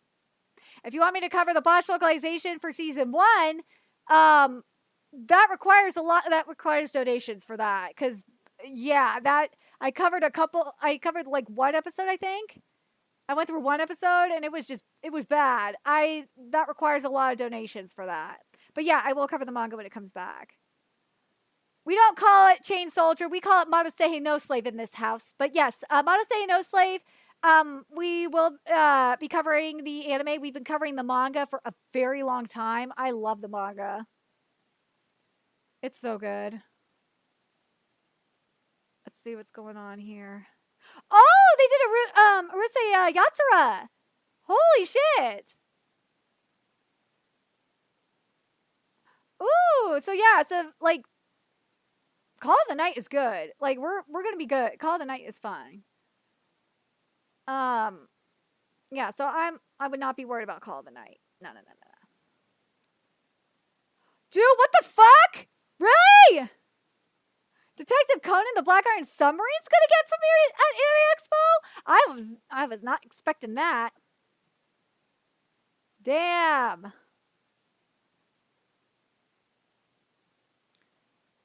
Let's see. Now this is why I was like, in regards to the Cyberpunk Edge Runner stuff, I was kind of hit of like, why the fuck are you not bringing the director for Cyberpunk Edge Runners over there, and you're only having like a producer, or not producer, I'm sorry, scriptwriter and the English Seiyu? It's because of this. You have Studio Trigger right there. Hello? I would totally be going there and asking them questions for real. Oh god. Okay, so Tokyo Pop has been bringing manga to North America for over 25 years, with titles for kids, teens, adults, and ongoing initiatives to highlight LGBTQ plus stories and titles by women and BIPOC creators. Come on, Tokyo Pop! The fuck is this, man? Ugh! Come to find out what's new for 2025 and beyond. Like, dude, Tokyo Pop, didn't you go under? Tokyo Pop went woke.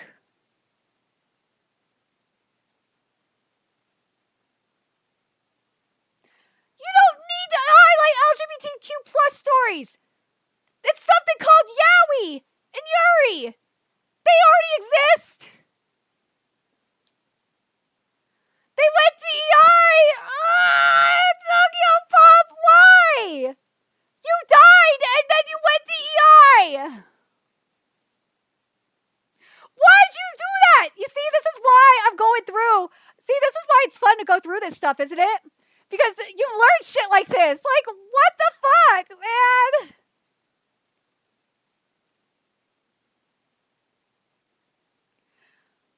Oh, God, why'd you do that?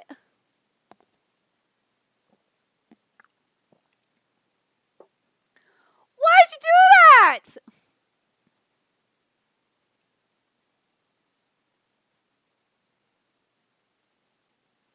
Yeah, trust me, I will be posting this on Twitter. I already posted like a couple of the other woke ones on Twitter. But dude, I'm totally posting it. I'll post this when I'm done with the live stream. Probably after, because I know at some point I will have to post Sakamoto Days. I know I'm gonna have to do. I know Sakamoto Days probably is. Let me see if Sakamoto Days is out right now,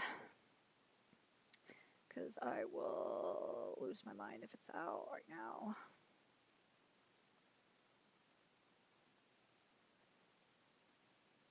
Okay, good. It's not out yet. All right. That means I'm probably going to be up really late tonight anyway. Oh, stupid thing. Have I read the very old version of Fairy Tales? No. Let's see. Then there's anime and black culture. Okay, let's see what this is. Anime is amazing and it has affected black culture in a big way. Come wild out with us at a fun comedic experience explaining how deep anime and black culture intertwine, as well as find out what amazing black projects exist in. Oh, come on! Like, come on! As well as find out what amazing black projects exist in other spaces.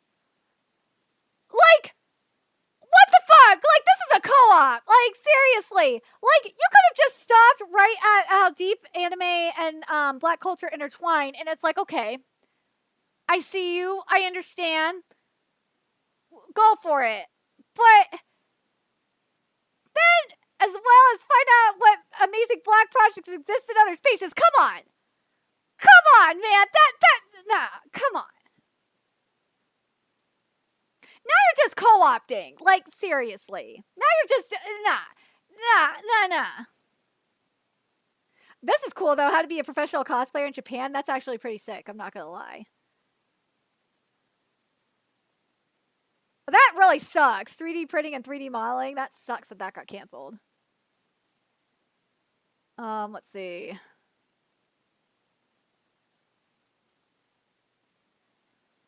Waifu Wars. Yeah. Let's see. Dude, they're having a sleepover. That's bomb.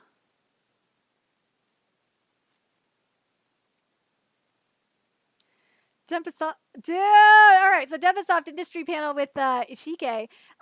So Dempasoft is a premier publisher in adult gaming, and they're doing an evening at this panel of spicy new announcements and discussions with a very special guest appearance by Ishike, and they're going to check out what he's been up to with in the Q&A session, and then there's the comedy showdown. Woo! Look at that. Join hentai legend Shiwasu no Akina, and as he sits down with J Team Publishing to discuss his incredible work in doujinshi, like Pity Party in My Pants. God, that's funny. And talk about like the nude beach field trip. That sounds like fun. I'm not gonna lie.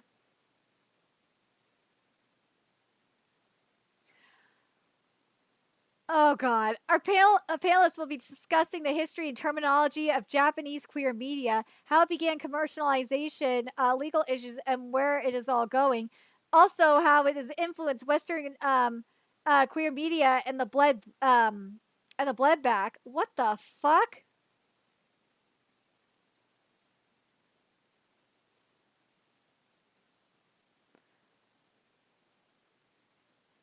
Are they gonna try and co-opt Japanese media with their woke bullshit?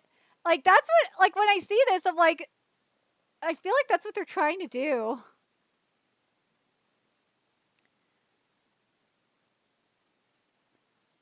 I like that they're doing a JoJo trivia game show. That's cool. But this though, yeah, look at that Faku industry panel. Yeah. So Faku is gonna talk about their current projects too, and say what they plan next. How you can tell Anime Expo plan. I don't know if they planned all their panels back in 2023 because you got a lot of hentai panels up in here. You got Faku here. And you got Boys Love and Fujoshi. Dude! Oh my god, they got Boys Love and Fujoshi. Oh, Jesus Christ. See, like, this is why I'm like, dude, why are you having all these woke panels here? Like, the queer terminology shit, like, the girlhood crap, the, like, Tokyo Pop doing this bullshit initiative. You got the shit right here. It says, and you got the Fujoshi representation right here. Fujoshi have been a part of the fandom since... Look at that! Fujoshi have been a part of the fandom since conception. Which is true. The only thing that I would say that's missing here is Yuri stuff. Like, where are the Yuri panels? I would be pissed if I was a Yuri stan. Fans of BL, or Kid Boys Love, they built the genre up from shoujo manga and glam rock doujin beginnings into a massive industry of stage plays, films, and tanga collapse today. Like, I would say this is interesting. And then, yeah, the kinky side to anime. This doesn't bother me. Anime is very kinky. See, it even says kinky things happen in anime all the time. Duh. They tend to happen in ways that are funny but not true to life. Exactly. When you come to when you go to this panel, you will learn what's happening, gain a good vocabulary, and how things are done safely. We will have fun picking apart the kinky things, learning about them, and make sure everyone leaves there laughing and knowing more about what they want kink-wise, or at the very least entertained and educated. See, they're not saying it's problematic or anything, and they're not shaming you. Let's see. Is that it for this one? I think that's it for day. Yeah, okay. But yeah, like Tokyo Pop has gone woke. They have. That's really sad. Like, I don't understand why they're doing this. Like, with the LGBTQ plus bullshit. It's like, dude. Did you not see, like, all the Fujoshi shit that's happening? See, even more free gunplay. Look at that. So, here we go. The Jujutsu Kaisen special event. Let's see what this is. Oh, so you got the seiyu for Itadori and for Yuta here. But that's it? No season 3 shit? Oh, well. So no, I guess there's not going to be anything for season 3. It just says join Toho Animation and special guests Junya Inoki and Megumi Ogata in celebration of the mega hit Jujutsu Kaisen. That's it. There's like no fucking news for season 3. Let's see. Here we go. Through the Looking Glass, Alchemy, Archetypes, and Arcana of Twisted Wonderland. Dude, I love covering Twisted Wonderland. I covered Octagonal the other day. Oh my god.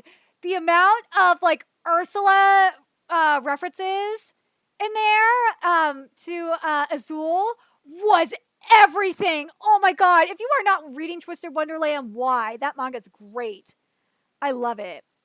But anyways, I just had to point it out. Let's see.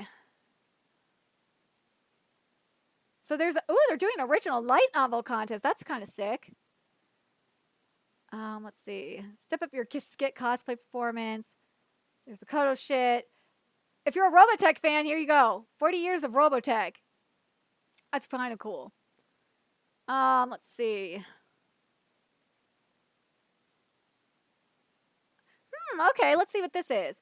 So Inkpop is the newest imprint dedicated to delivering manga, manga, and global webtoons to kids and teens across the U.S.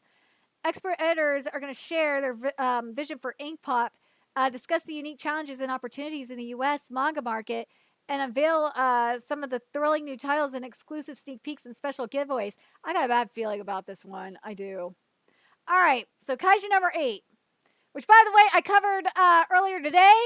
And the final chapter is going to be coming out the week after next. But anyways, so join Crunchyroll and some special guests from the hit series Kaiju number 8 for a conversation and a special surprise as excitement builds for season 2, which, by the way, the season 2 premiere will be live streaming on Twitter.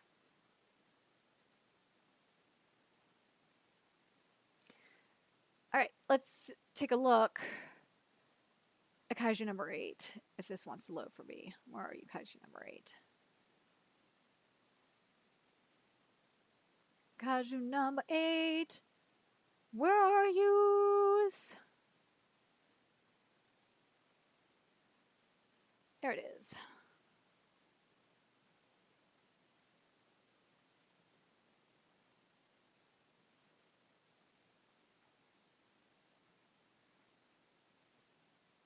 All right, let's see what's going on with the Kaiju number 8.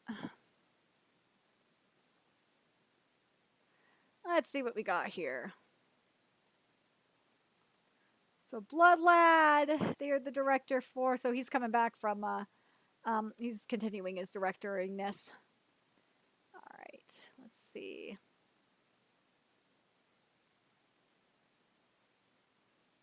I should have mentioned this too earlier, when we were talking about Vinland Saga, is that Vinland Saga manga is ending on July 25th. I got confirmation, if you didn't see my tweet on Twitter, that Project Vinland, the scanlators, the fan scans, the scanlation team that has been doing Vinland Saga for, I don't know even how long they've been doing it for. I think they've been doing it since the beginning. They confirmed with me that that Vinland Saga is ending next month. So there's 2 chapters this month, which is coming out June 25th, and then it's ending next month on July 25th.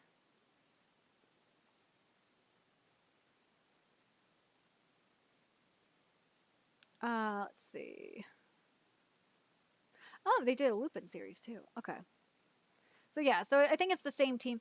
With Kaiju number 8, the problem is for me is the character designs. Yeah, getting the Boruto character designer for Kaiju number 8 was not a good idea. There's Toilet Bound Hanoka-kun season 2. I tried with Toilet Bound Hanoka-kun, but the character designs just threw me off. It just, I don't know. It just was, I couldn't with it. I really couldn't. Let's see.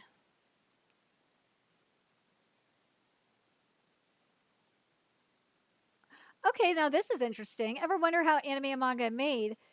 Join Kazuhiro Nishikawa, animation producer of the first Slam Dunk and president of Dandelion Animation Studio, and Shinobu Saguchi, creator of Oedo Fire Slayer, serialized and weekly Shonen Champion, known for Baki and Beastars, live Ooh, okay, now that's interesting.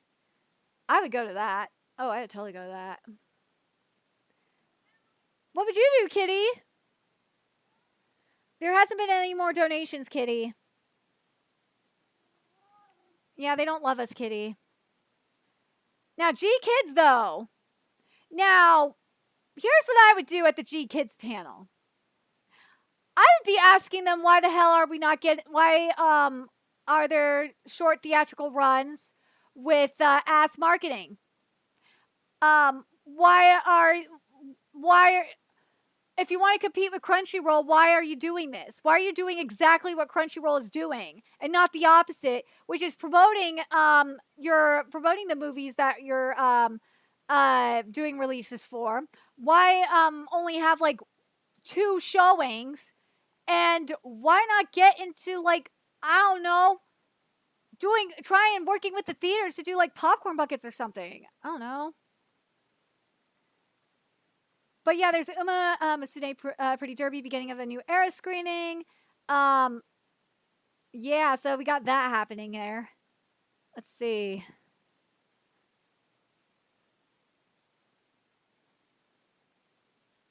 Oh, kitties. These are kitties. Look at that, Bubba, kitties. They don't love you, kitty. Or there's not enough donations for them to love you, kitty. There's High Dive. Yeah, you do not want to hear that that botch. Katrina already botched that fucking sub enough. Let's see. So there's the webcomic stuff. There's more, like, this is awesome. So you got webcomics, you got more BL stuff here, which is awesome with Blue Petal. Talking about the rise of boys love manga, which is awesome. And that's mainly it. Like, I'm telling you, it's stacked for Anime Expo. It is. It's really goddamn stacked. But there was one other one that I thought was getting a premiere at Anime Expo that, of course, I want to talk about, that I am going to cover. It starts on June 28th. And that is Takapi's Original Sin. I have to cover it. Right. Takapi's Original Sin. There's Kude New Saga, which is an okay series. I don't know if I'll cover it or not, but Takapi's Original Sin, I have to cover. Oh yeah, I gotta go to the fucking calendar thing. Where are you, calendar? Yeah, this. I have to cover Takapi's Original Sin because one, I covered it from start to finish and I enjoyed the therapy from it. And let's take a look at this stuff here. The only thing I'm concerned about, and I did a video on this, is the director said at Jump Festa that he was toning down some of the more traumatic parts from the manga. So I'm worried about that. I really hope he didn't do it. I hope not. So he's directed Dr. Stone, which was okay. That's more so the art and animation that was really bad for Dr. Stone for a good part of it. But that's kind of not his fault because Boichi's art is just on another level. Let's see the writing. You said Kamen Rider series inspired by Mulan. I think that'd be interesting. Let me see. Where's the script writer?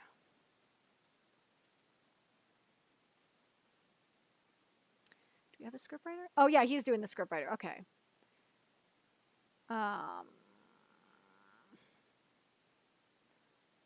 Take a look at this art director real quick.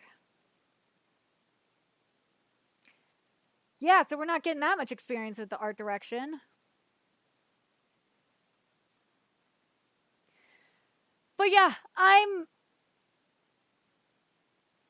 with summer, I think the ones I am going to cover, I'm obviously going to cover Takapi's Original Sin.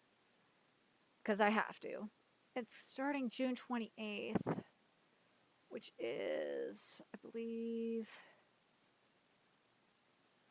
June 28th is a Saturday. I think I could do, wait, Saturdays? Yeah, I could do that. I could do June 28th. I could do that. I could do Saturdays. All right, so then the other ones would be, I'm not going to do Rent a Girlfriend because the Hawaiian's arc is okay, but it's not the best arc. So the other one, I said I was going to do Dan to Dan. That's a Friday. Yeah, I could do that. I'll do Dan to Dan. There's also Call of the Night Season 2. What would you guys rather have me cover? Or do you want me to cover both? Would you guys watch it? Like, it just depends on what you guys would like me to cover on Patreon and watch on, and what would you watch on Patreon? The main reason why I want to cover Dan to Dan, and I'm probably going to anyway, is because of Gigi, because I love Gigi. But if you want me to cover Call of the Night, I need to know.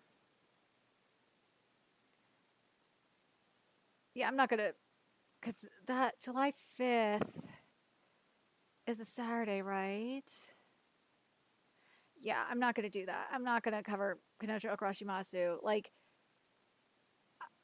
I'm only good. Yeah, no. July 6th is a Sunday, right? Why do you have to come out on a Sunday, Gachiakuta? Why? Sundays are the fucking worst because Sundays are when all the Weekly Shonen Jump chapters come out.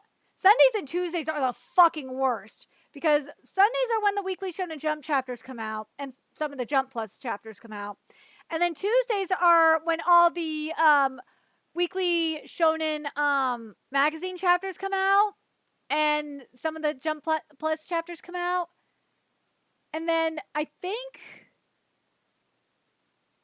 it's on the 3rd. It'd be on the 3rd is when I think the monthlies are coming out. Oh God, Gachiakuta, you have to be out on a Sunday. Oh man, My Dress Up Darling is coming out on a Sunday too. Oh man. I'm going to be covering 2 anime on a Sunday, as well as all the goddamn manga chapters. I swear to God, there better be a lot of people watching my Patreon content, or I'll be very sad. Alright, so a couple of Cuckoos Season 2 and Grand Blue Season 2 are out on the 8th. Of course it's on a fucking Tuesday!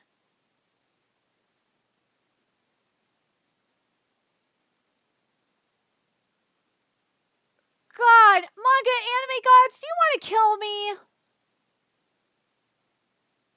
Of course, it's like, this is like when I'm worrying about having to make sure I have my rent paid too, because I have to make sure my rent is paid by July 4th or July 5th.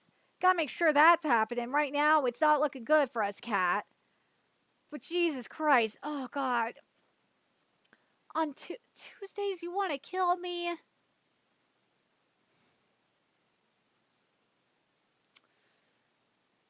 I might have to make a decision on that between Grand Blue and a couple of Cuckoos. The only reason why I was going to do a couple of Cuckoos was because of I. And Grand Blue is because it's Grand Blue.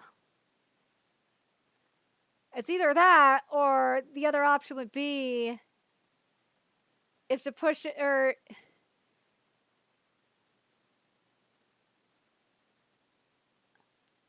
No, I'm not gonna do that. That would be really dumb. Okay, let's see. The other one I was gonna do was New Panty and Stocking with Garter Belt, and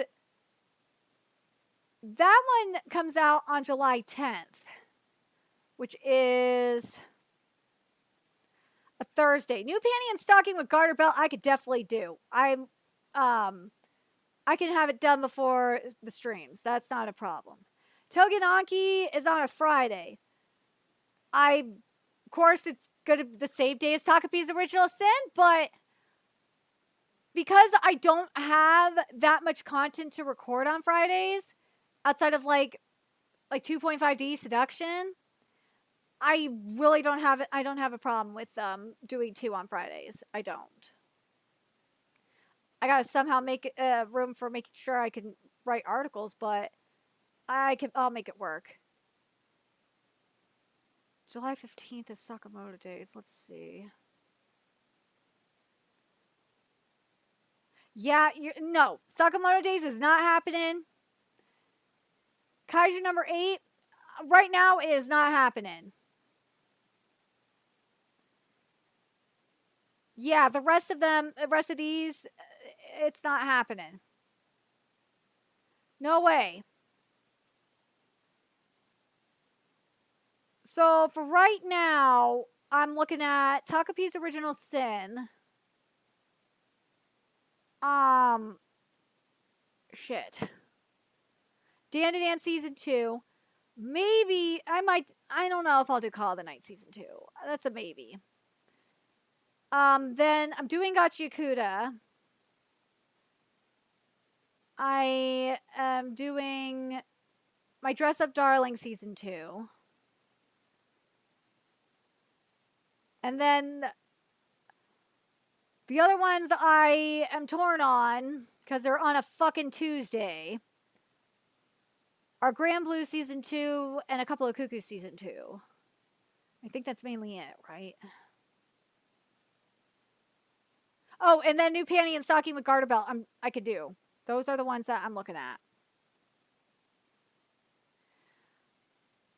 I'm really curious what series you guys would like me to cover. Man, it's 9 o'clock. Holy crap. I did this in what? I started at 5. I did this in 4 hours. Holy crap. And I've only gotten like $10 in donations. And that makes me really sad.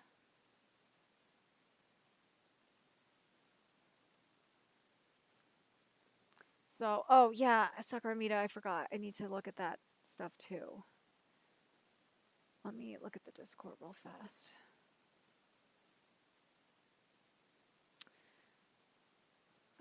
looking at it. Hold on. Where are you?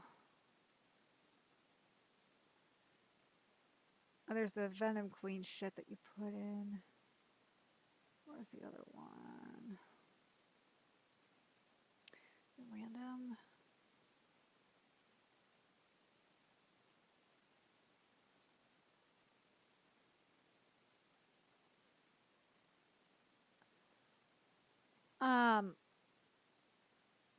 But hold on a second. What is this?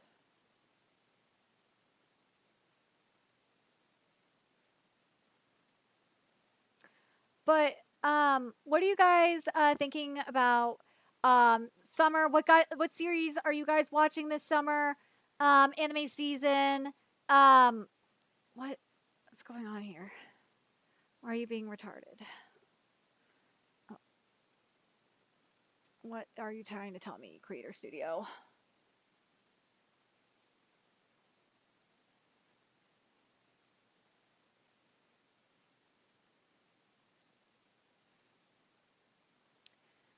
I don't know what you're trying to tell me here right now, but you're being stupid.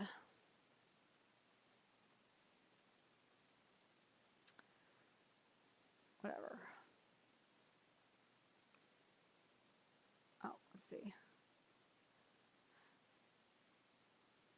What do you got? Like, out of all the panels, which one would you want to go to? Is that on Anime General? Let me look.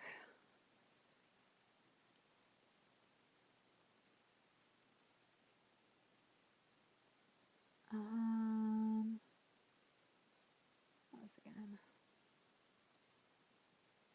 Oh yeah, hold on.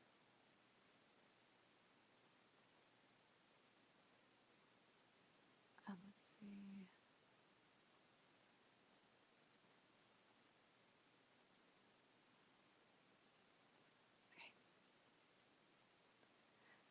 Here it is. Is it me or is it Kill is Kill a symbiote magical girl anime? Yeah, I would say it is.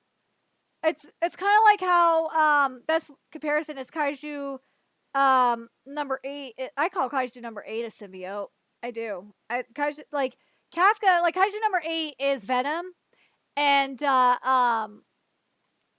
Kaiju number 9 is Carnage. That's what I call it anyway. But I'm very curious what you guys think of oh my god. Think of summer anime season. What do you guys think of Anime Expo? I do have I have plenty of news stories that we could go over as well if you guys are if there are people still in here anyway. Oh yes, there's one other thing I think I should go over that I think is very, very important that a lot of people are kind of because we've been talking about dubs. I feel like I totally need to talk about it. Oh, Kitty passed out in my lap. Oh, my little kitty. Let's go look at my bookmarks real quick. Let me see if I can find it.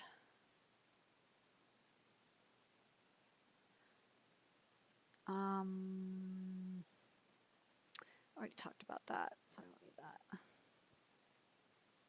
Where are you? But yeah, as I said,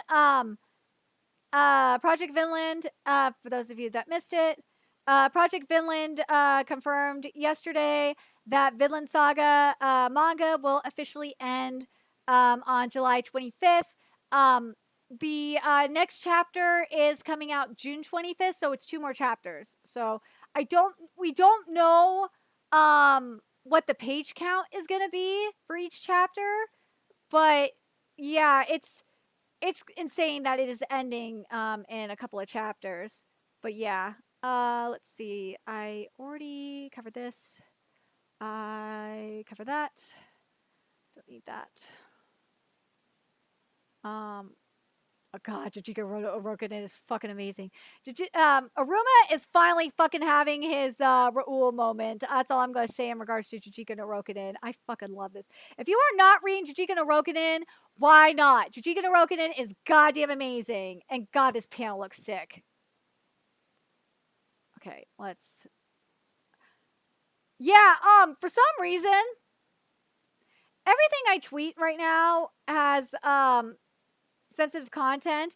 Even my cat is sensitive content. Why that is, I do not know. But it might explain why I'm shadow banned, or one of the reasons why I'm shadow banned.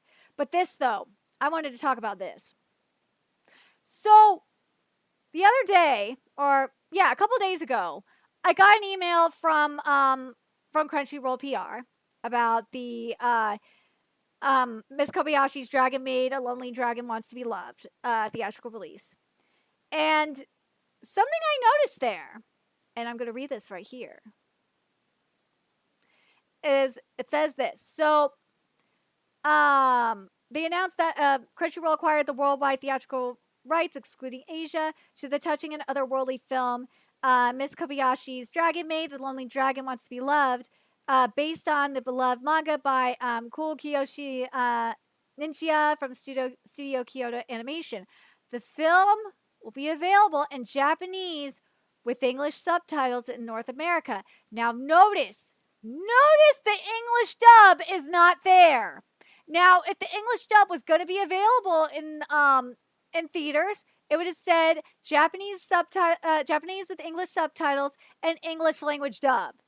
But it doesn't. So now I gotta wonder, and this is why I asked the question here. Stop it.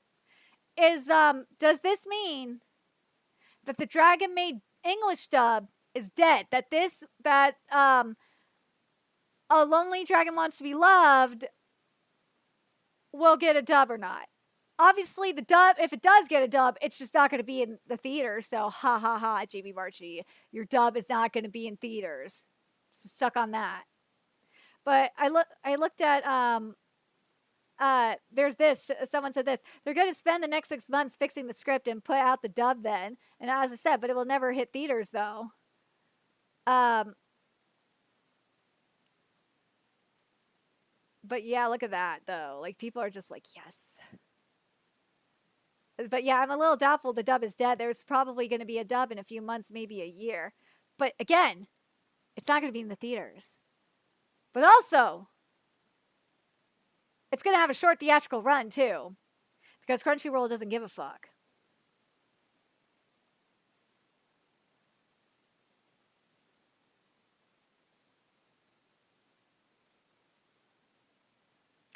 That is true. That the dub is just so behind that it could be ready for theatrical release, or Crunchyroll just wants to avoid the scandal.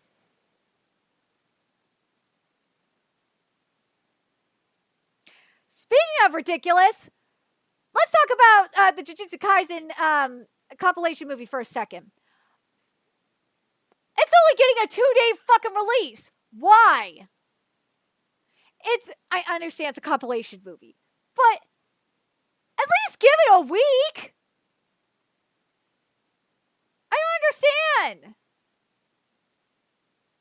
I know. It just goes to show you that they don't give a fuck. And the thing that frustrates me the most about this is you have people from like Toho coming out saying, "Oh, we're going to treat anime movies better, and we're going to treat American fans better. We're going to treat anime movies better in America, blah, blah, blah." And you're not treating it better. You're full of shit.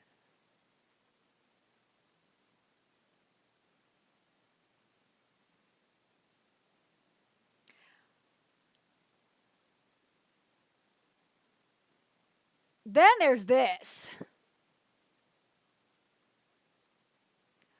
This motherfucker has been getting destroyed over this.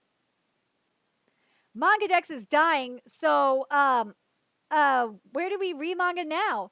Well, we know where to read it. If you are in our Discord, you know where to read it too.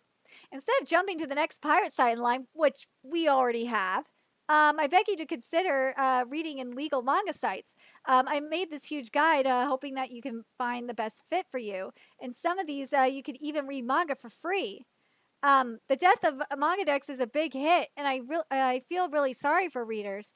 Piracy is also a big issue, so I thought, why not take this opportunity to show everyone all the alternatives to piracy? Accessibility is an issue, yes, but many simply don't know where to read manga online. Piracy is an issue, yes, but piracy is why a lot of these titles are getting fucking licensed. You wouldn't have Gachiakuta without us pirates. My intention with this article is to raise awareness of the scope of manga reading platforms, encourage people to reconsider their pirate reading habits, and help you find the best manga reading site and support the industry. Hopefully I succeed at least in one of those. No! No, you're not! I tried to be as inclusive as possible.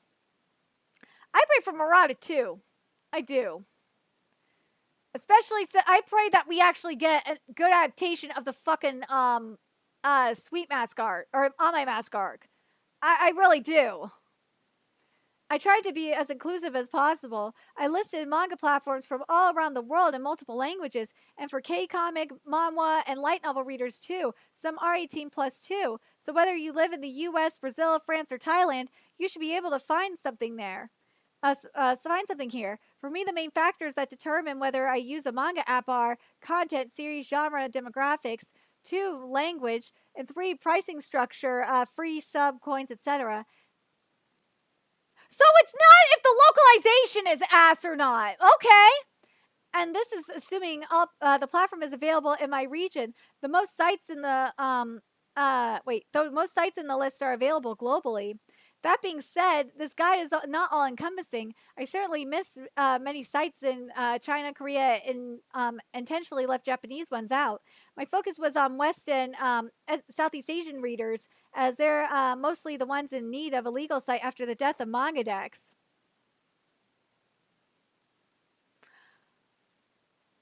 All right.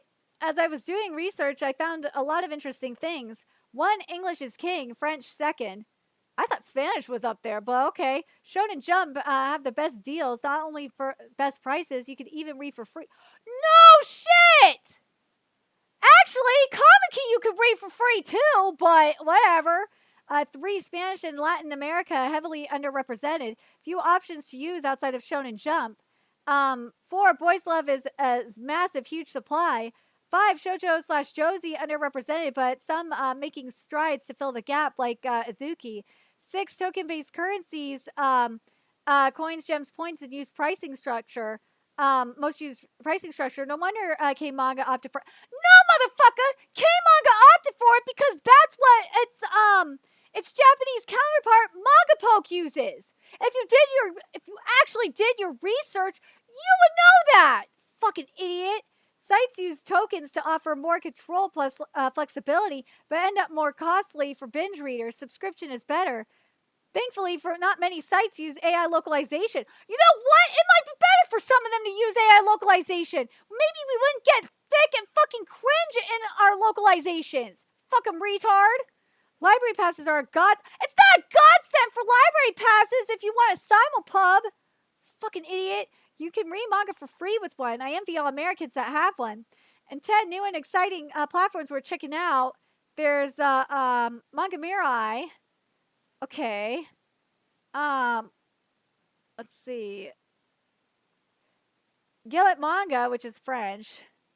And Pentacomics. All right. 11. Well, yeah, more simulpubs. That's what we've been asking for. We want more simulpubs. Let's see. And this is it. That's the problem. It's simulpubs. That's the goddamn problem. That's why people we're on Mangadex. It's because of simulpubs and also the lack of licensed series. A lot of the series that ongoing series are not licensed and aren't simulpubbed. My advice to readers: subscribe. Fuck off! Reader, subscribe to a platform with 1 to 3 series you want to read, and then let your curiosity go wild.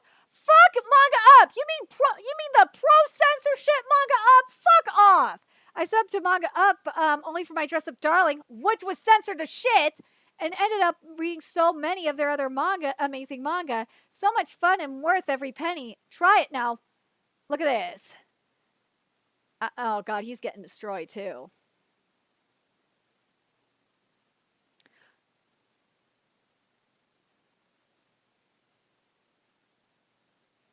Here we go. I appreciate them having a subscription model, but it's a very limited list. Well, visit Manga Plus, the only site's worth where the sub is worth it, in my opinion. You sub, you have access to everything. Let's see. They are, though, I believe, in regards to like Yami no Sugai and Apothecary Diaries. They are, though, I believe only the last bunch of chapters are not included in the sub and only available with XP or coins. So that could be confusing. I wish it were more straightforward like Manga Plus or Shonen Jump Viz app. That's the issue! The issue is right there in your reply. It's not the current chapters. It's only the past ones, and the new one costs money or points.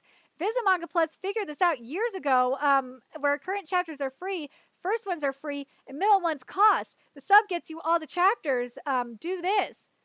Well, yeah, I agree. It would be ideal for it to follow the Manga Plus model, but Manga Up has listened and no, they haven't. Shut up. They didn't offer a subscription when it launched, but hey, it's to be able to read 95% of a series for less than the price of one volume. It's still a steal, in my opinion. But fuck this idiot. Okay, now this is where he started getting destroyed. So what about the manga that ain't officially translated in my language? Well, that always sucks. So the options you will require more effort. Will require more effort. You could learn Japanese and buy the Japanese volumes, or you could wait and tell publishers what you want licensed. What do you think the publishers? The publishers don't know. The publishers license what pirates are reading. You fucking retard. What's important is understanding how our pirate reading habits impact the livelihood of authors. We can't, though. We can't buy are you fucking retarded? Actually, you know what? Oh, I'll get to it in a second.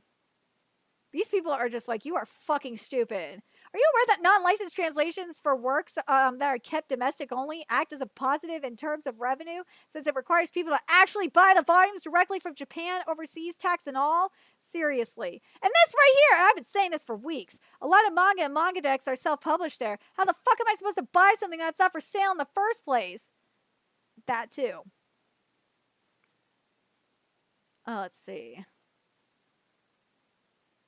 See, that's just not feasible, and you can't suggest that to everyone, and not even a majority of people to learn a second or even third language just to consume something. Also, there's no impact if there's no official translation available to even pirate in many cases. Seriously, fuck it, this asshole. Piracy doesn't impact authors when they literally don't offer the book in your language. The choice isn't paying versus piracy. It's piracy versus not reading at all. Fucking idiot. Seriously. This too. This was good. How are pirate reading habits impact the livelihood of authors? Positively? Because I bought many series I wasn't sure I would like only because I was able to give it a try for free. Similarly, I've bought the Japanese version of manga I'm almost certain are never going to get published. Exactly. Like, I think it's so funny that these fuckers keep attacking pirates, like manga pirates. Out of all people, when manga pirates are the ones that support the authors the most. And hell, I've seen so many manga authors say that they oh, this thread really pissed me off. Okay, let's get into this. Because, oh my god, this thread gets even dumber, okay? God, I fucking need a shot for this. Seriously, please donate. I am begging you. Please. I need a shot for this. This will give you a headache. I've read through your reactions and I'm baffled at the hostility for the mere suggestion of reading manga. You fucking attacked pirates, you fucking idiot! But I'm glad it did because it shows how deeply people care about manga and how strongly accessibility issues affect them, leading to piracy. So let's talk. I'm just restating the obvious. Piracy is a big issue, yes, but it 100% concerns service. If we had more translations, cheaper options, and availability, we wouldn't be having this discussion. These companies have to do better, but I also believe we have to play our part wherever we can. Well, yeah, it's called, like, spreading awareness. Like, you know, reading the manga and, this is why I cover as many manga as I do. I promote it. It's called promoting the manga. Because the more people like the manga and promote the manga, the more the Western publishers, more likely they're going to license it. Fucking retards, man. The purpose of my article was to help you find one legal manga site that best suits your preferences. If I could get one of you to try one. The other thing that he's not addressing is that there's botched localizations, which I think is fucking hilarious. If I could get one of you to try one site or even consider trying one, then I'd be satisfied. But many of you saw this and interpreted it differently. Motherfucker, did you not read your goddamn thread? Many of you saw my suggestion as an attack. You were attacking us, you fucking dick! As if I were ordering you to ditch piracy and always read legally. It would be easier to find the One Piece than to read all manga legally. Well, you told people to go fucking learn Japanese, you dumb asshole. Having to go on literal odysseys to legally read one manga is inconvenient and hard to sustain. So I understand if my suggestion of learning another language or waiting was triggering. Duh! It demands a lot of effort and faith in corporations that let us down more often than up. But if this is the best I can suggest in terms of legal reading for unlicensed manga, it is what it is. So being a patronizing asshole, basically. There's no one-size-fits-all, all-you-can-eat for free in manga sites, legal ones at least. No legal site will ever have the size plus convenience of Mangadex for one simple reason: money. Manga is a business and all the people involved in it need to get paid to make a living. Publishers mostly aim for the titles they believe will bring the most money. Hence, pirates, it's like Gachiakuta. Publishers see that people like Gachiakuta, that pirates are reading and loving Gachiakuta. There you go! Kodansha USA licenses it. But also pertains to small press indie publishers. No matter how passionate they are, they must break even or get a return on their investment. It is not often you hear of publishers taking a loss for the love of manga. It is rare. Instead, what is more common is passionate manga fans buying titles and making them financial successes, allowing the small publishers to continue spreading their passion towards manga. So money speaks, but Mangadex doesn't speak their language. Oh, we'll get to it, Kimono Taku. We'll get to it. Doesn't speak that language. Scanlators also, out of passion and time, spend time, effort, and sometimes even money to make a manga they love accessible to the world. The problem? They are illegal and can backfire in the source of what they love, manga authors. That's where you're somewhat wrong, sir, because guess what? The publishers, the Western publishers, they hire these fucking scanlators. They hire the fan translators. They do. Project Finland, for example. Western publishers hire them. Kodansha has hired them before. Yeah, I don't remember what series off the top of my head, but they hired them. Kodansha has hired has hired the fan translators like Project Finland. Hell, look at Kamiki. Kamiki is made up of fan translators. Daramion from the Manga of Kengan Omega selected fan translators. Hell, like Urushibara, the Togen Anki mangaka, he was down with fan translators. The thing is that these mangaka want everyone to read their work, especially people overseas. So fuck off. Piracy can harm an author's livelihood in many ways. Just as piracy might give titles bigger exposure, it can also discourage publishers. That's a load of bullshit! I'm sorry! This is bullshit! It can also discourage publishers from licensing them overseas, losing a potential revenue channel. No, that's bullshit! No! If anything, it encourages the publishers to license them. You know why? Because it means it's like, oh, there's all these people that this manga has an established fan base. That means money. They want physical releases. Look at Kingdom. Kingdom's the best example of this. Kingdom fans have been waiting an eternity for physical releases of Kingdom, an official English license for Kingdom. After an eternity, Viz finally gave them what they want. Guess what? The Kingdom fans are like, okay, we're going to buy the physical releases and support the author. They will... You fucker, you're so stupid. Again, I'm bringing Gachiakuta into this. Gachiakuta, like, there was a lot of people were reading the fan translations, right? Soon as it got licensed, I think it was Pair of Two that was doing it, / Project Vinland was doing it. They dropped it. The moment that it got a simulpub, they dropped it to respect the author. And Arata was fine with it. So you're full of shit. Having a fucking established fan base is important. That means that is revenue. That is instant revenue. You're fucking stupid for believing that it's not otherwise. Fucking retard. My God. That lost revenue could have been used to license even more titles as well. Motherfucker, that's more revenue. God. Where's this logic coming from? Did this mofo not take Econ 101 or something? Piracy also affects sales. Poor sales as a result of piracy not only directly affect an author's income plus their livelihood, but it also introduces the risk of cancellation. The West doesn't do shit, though! They don't give a shit about the West! It's Japanese sales, you fucking retard! Like, do these people not know anything? They don't give a shit about the West! It's Japanese, when it comes to manga, it's Japanese sales. They don't give a shit about the West. Fucking idiot! Like, the only thing that would be anything, if you want to talk about poor sales, poor sales might equal in, like, the Western publisher dropping the license, maybe.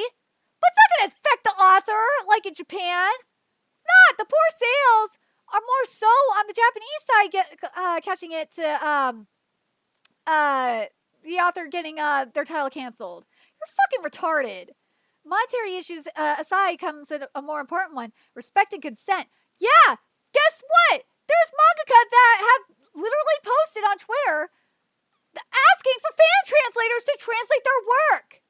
I've seen it. I've seen it multiple times. I've seen multiple mangaka request for English fan translators to translate their work. Why? Because one, they're passionate, and two, they're expensive. Well, also professional translators are fucking expensive.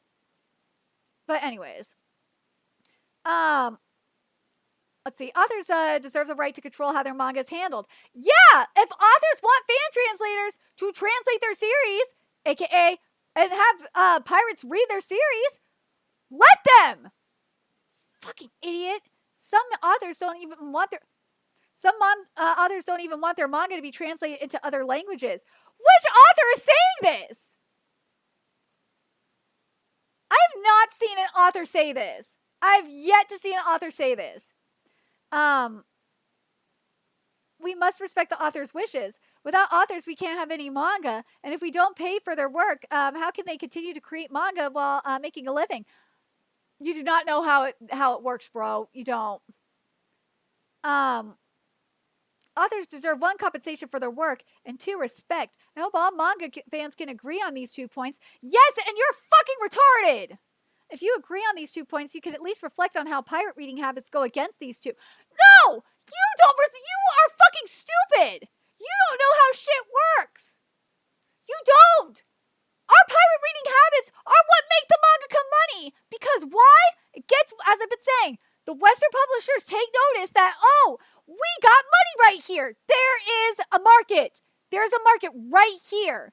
And then they choose the titles. They license the titles. And manga fans buy the physical releases to support the author. So you're fucking stupid for saying that. If you can agree on these points, you can at least reflect on how pirate reading habits go against these two. The only thing I can ask you is to take a minute to reflect on this. You should take a minute to reflect on your stupidness and your retardedness. You can do whatever you want after that. I don't know you or your situation, so who am I to judge? Whether you continue to pirate manga or you want to read legally, that is your decision. Instead, what you're doing is patronizing people. I hope your ass got destroyed for this. Instead, my decision is to encourage people who can and want to read legally to do so. And also, notice he still has not addressed the botched localizations. This guy is intended to make this decision slightly easier. And if you want to read legally but can't do it for XYZ reason, don't stress, this guy won't go anywhere. I will try my best to keep it updated so that you can see which site offers the best deal according to your preferences once you are ready or able to. I won't discuss the role of manga dex piracy in the grand scheme of things. It's not black or /white. But you're making it that way, you fucker! I can't demonize manga dex in the same way I can't glorify it. There are pros and cons. But you're making it this way though. You're that very on a case by case basis instead of more interested in appealing to you, the readers. No, you're interested in patronizing the readers. You fucking dick. I also won't comment on the slander and xenophobia I've received. I want to believe these people know better than to insult. You're the one insulting them in the first place. Insulting strangers on the internet. I'll take insults as a token of how passionate people are about manga, and with passion, things can get messy, so all okay. But you were the one that were insulting them first! You're patronizing people! I like this, though. It shouldn't be baffling at all. Piracy is a form of protest, and it is the morally correct choice. Manga dex is proof. We care about anime and manga, not the business aspect of it. I appreciate your perspective, though. I really dig the earnest love, if nothing else. I'm not baffled by the piracy, but the hostility. I was expecting resistance, but not hate.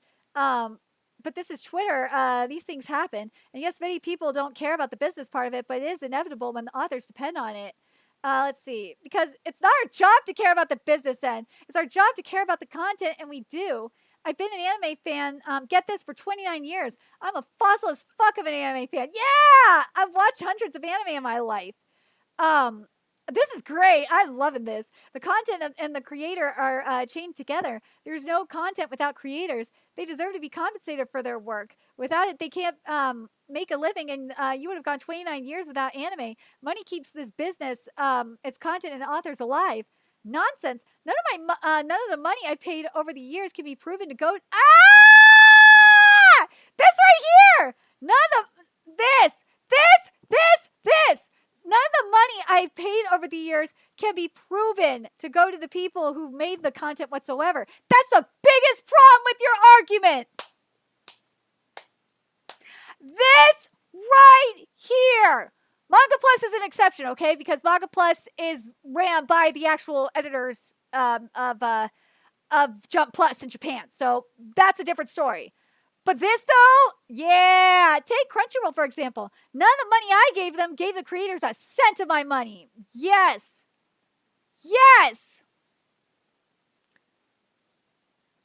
Yeah, it says here. I'm still waiting for Gigitsune to get a physical release in the West, but I've lost hope on that one.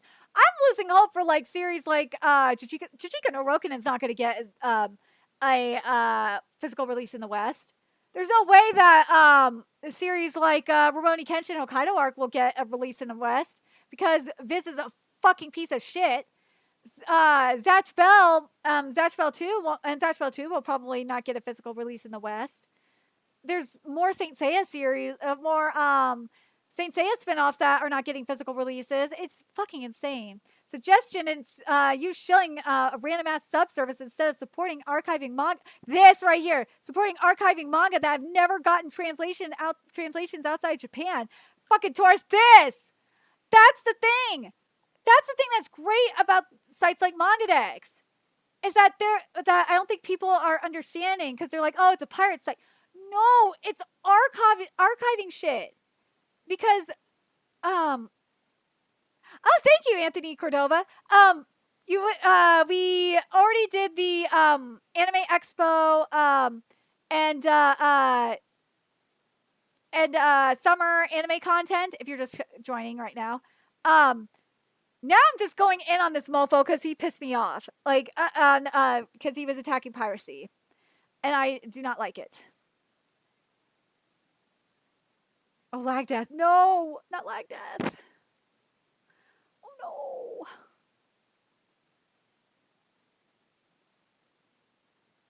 What the hell? I'm not getting. Wait, what? How's it lag death? Ooh, holy shit! Should be working. What the hell? Ah, is it working now? Oh, a second. Is it working? Let's see what's going on here on my end. Oh, stop it. The lag, is it, are we good now? Is it still lagging? Okay, yeah, okay, it's good. Okay, it's good, it's good, it's good. Just wanted to make sure. All right, so we're still good. Okay. All right, much better. Okay, just had to adjust this. Oh, there we go. Stop being stupid. Okay. Yay, I am back, I'm back, I'm back. Okay, so this though. But yeah, so I was saying, so yeah, so if you're just coming in now, I covered Anime Expo and the summer anime releases that are coming up. The main ones that I think I'm going to be doing, I'm doing Takabi's Original Sin, and this is all going to be on Patreon. I'm doing Takabi's Original Sin. I'm doing a couple of cuckoos. I'm torn between a couple of cuckoos and Grand Blue because they're coming out like on a Tuesday. So that's kind of a problem because Tuesdays are a killer for me. I'm doing like Togen Anki.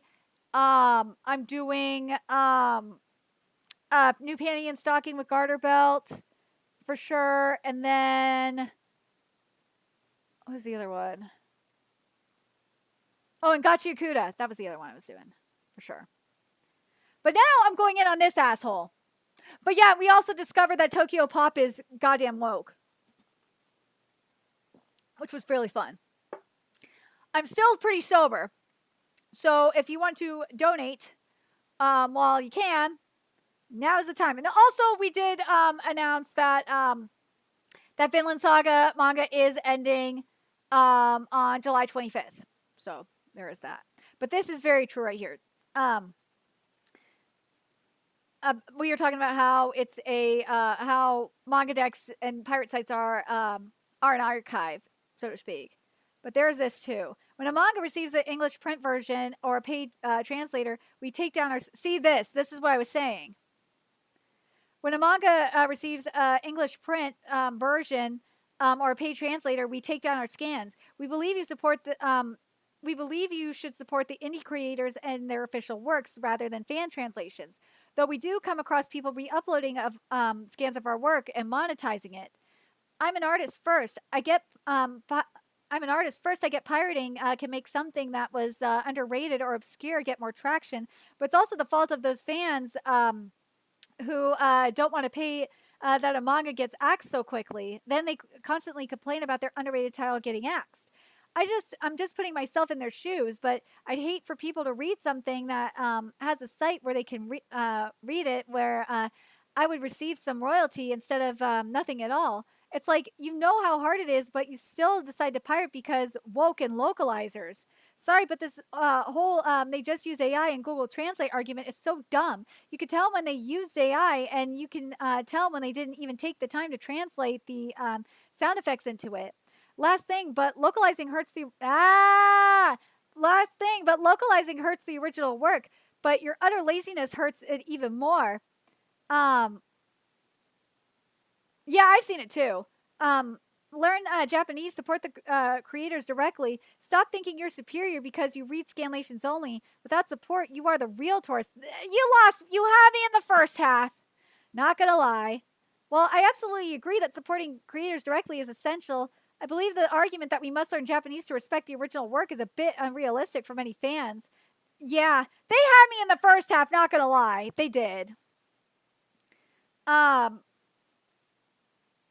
but yeah, they had me in the first half. Like, as I said, like the translators will take down their scans. They will. As soon as the manga is officially licensed, they well, they won't take down their scans until or not take them down. They will stop. They will cease scanning. They will cease their translations until so yeah, they will do that. But let's take a look at this.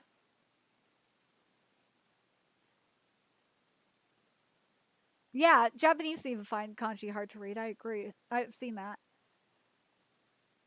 All right, let's see. All the reactions tell me is that people are selfish morons, so nothing new. Well, fuck off. They don't understand or care how the industry works. I'm not even against piracy or pirating, but there are enough fair products available where you could cut out pirating a manga for a legal product. Oh, fuck off. And then they blocked me too, so fuck you. I already blocked them anyway, so fuck you, bro. Like, dude is fucking stupid. He is stupid. Let's go look. Here it is. The thing you're missing is you ask people to stop pirating first, thinking that you're using subpar garbage products will lead to better hosted manga. The service has to improve first, then pirating will die. Then onus is on the companies to provide a better service. That's what he said. See, I agree. Yeah. Uh-oh, the internet. You're on it, bro. See, look at that. They are just destroying him. It is great. But yeah, I wanted to at least close out with like that kind of rant.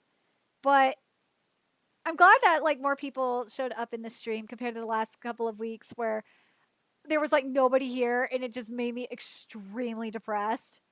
I'm sad I didn't get like more donations though, because that would have been nice because I'm like struggling to fucking hell. And now because of I'm worried. I'm worried that obviously I'm worried about paying rent, and it just fucking sucks. And because of that, I can't even like focus on even thinking about getting a car either. Like it sucks. It goddamn sucks. I can't even get my hair cut. That's how fucking poor I am. It just sucks. But anyways, let me see. Oh yeah, there was one other thing. Did I bookmark it? No, I didn't bookmark it. I think it's on. I can find it real fast though.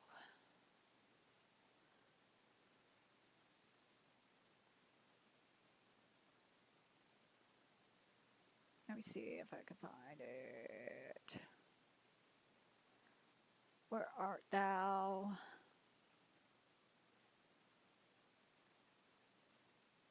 Man, still? Jesus, man. I just can't win. The shadow banning is killing me, man. YouTube and Twitter just like want me to die, I guess. And I pay for Twitter too, which really sucks. But this is what I wanted to mention, of course, before I forgot. So we got an update for Black Lagoon. And Ray Haraway posted not too long ago that their goal was to get a volume out by the end of the year. And then we got this. And this has me very concerned.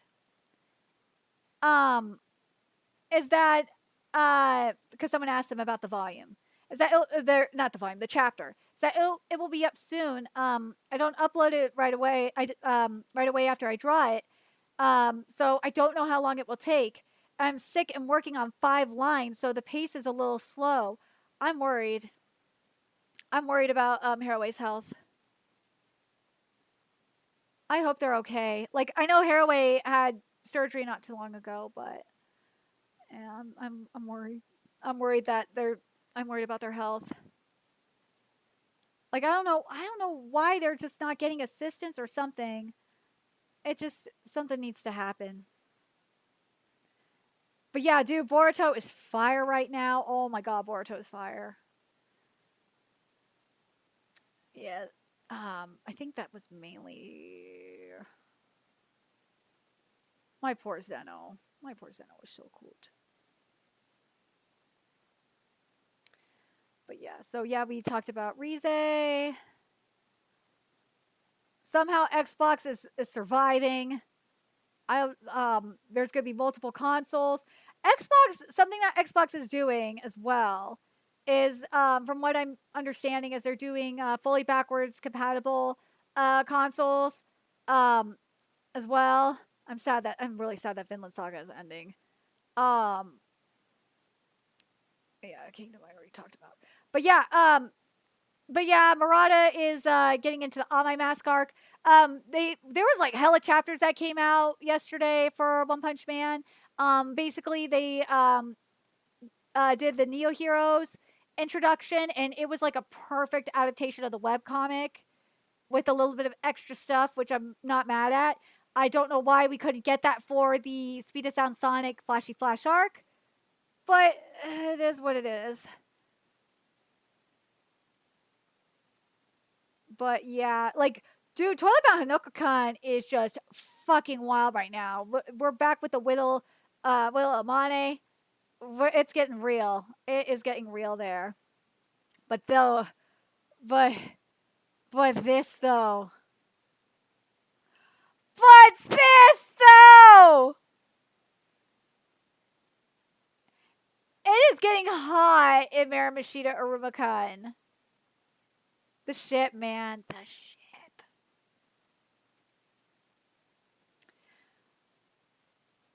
But anyway, dude, it is almost 10 o'clock. I have been streaming. Oh, why the chapters were so short? Well, I feel like Murata was just trying to like stumble through, or just trying to get it done, so he could get into the On My Mask arc. Yeah, I think it will come out in July. I think that's the goal for One Punch Man is to get out in July. I really hope we get a webcomic chapter because the webcomic is just One Punch Man webcomic is just on another level right now. I really wish they would have just saved the On My Mask content for like. I really wish the On My Mask chapter was longer and we would have gotten like more like the Blue and Genos content because they cut out so much content. Like we didn't get to see Saitama like whoop even more ass and like talk to like the knights and shit, which really bothered me.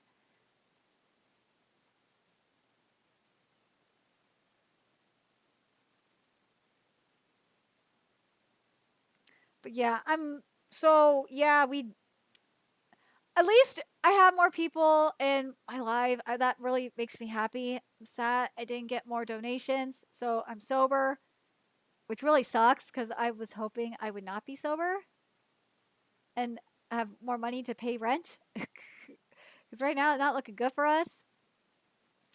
But I guess it is what it is.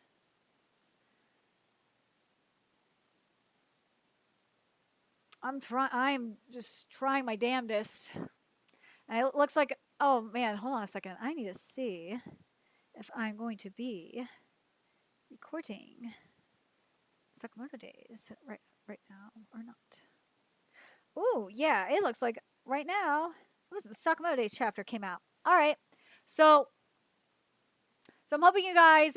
I've been on live for like 5 hours, and now I'm gonna go record Sakamoto Days chapter 218. And if you are in my Discord, you will get the link to that. If you're not, then why are you not in my Discord? But anyways, I'm sad. I hate how the ninja arc ended. I really did. But anyways, please, if you are loving what we're doing here on the stream, make sure you are liking, make sure you're commenting, make sure you're sharing, make sure you're subscribing, and also please help us keep this operation alive and kicking by donating to our Cash App, our PayPal, our Coffee, our Patreon, because that's where we're going to be doing all our anime content.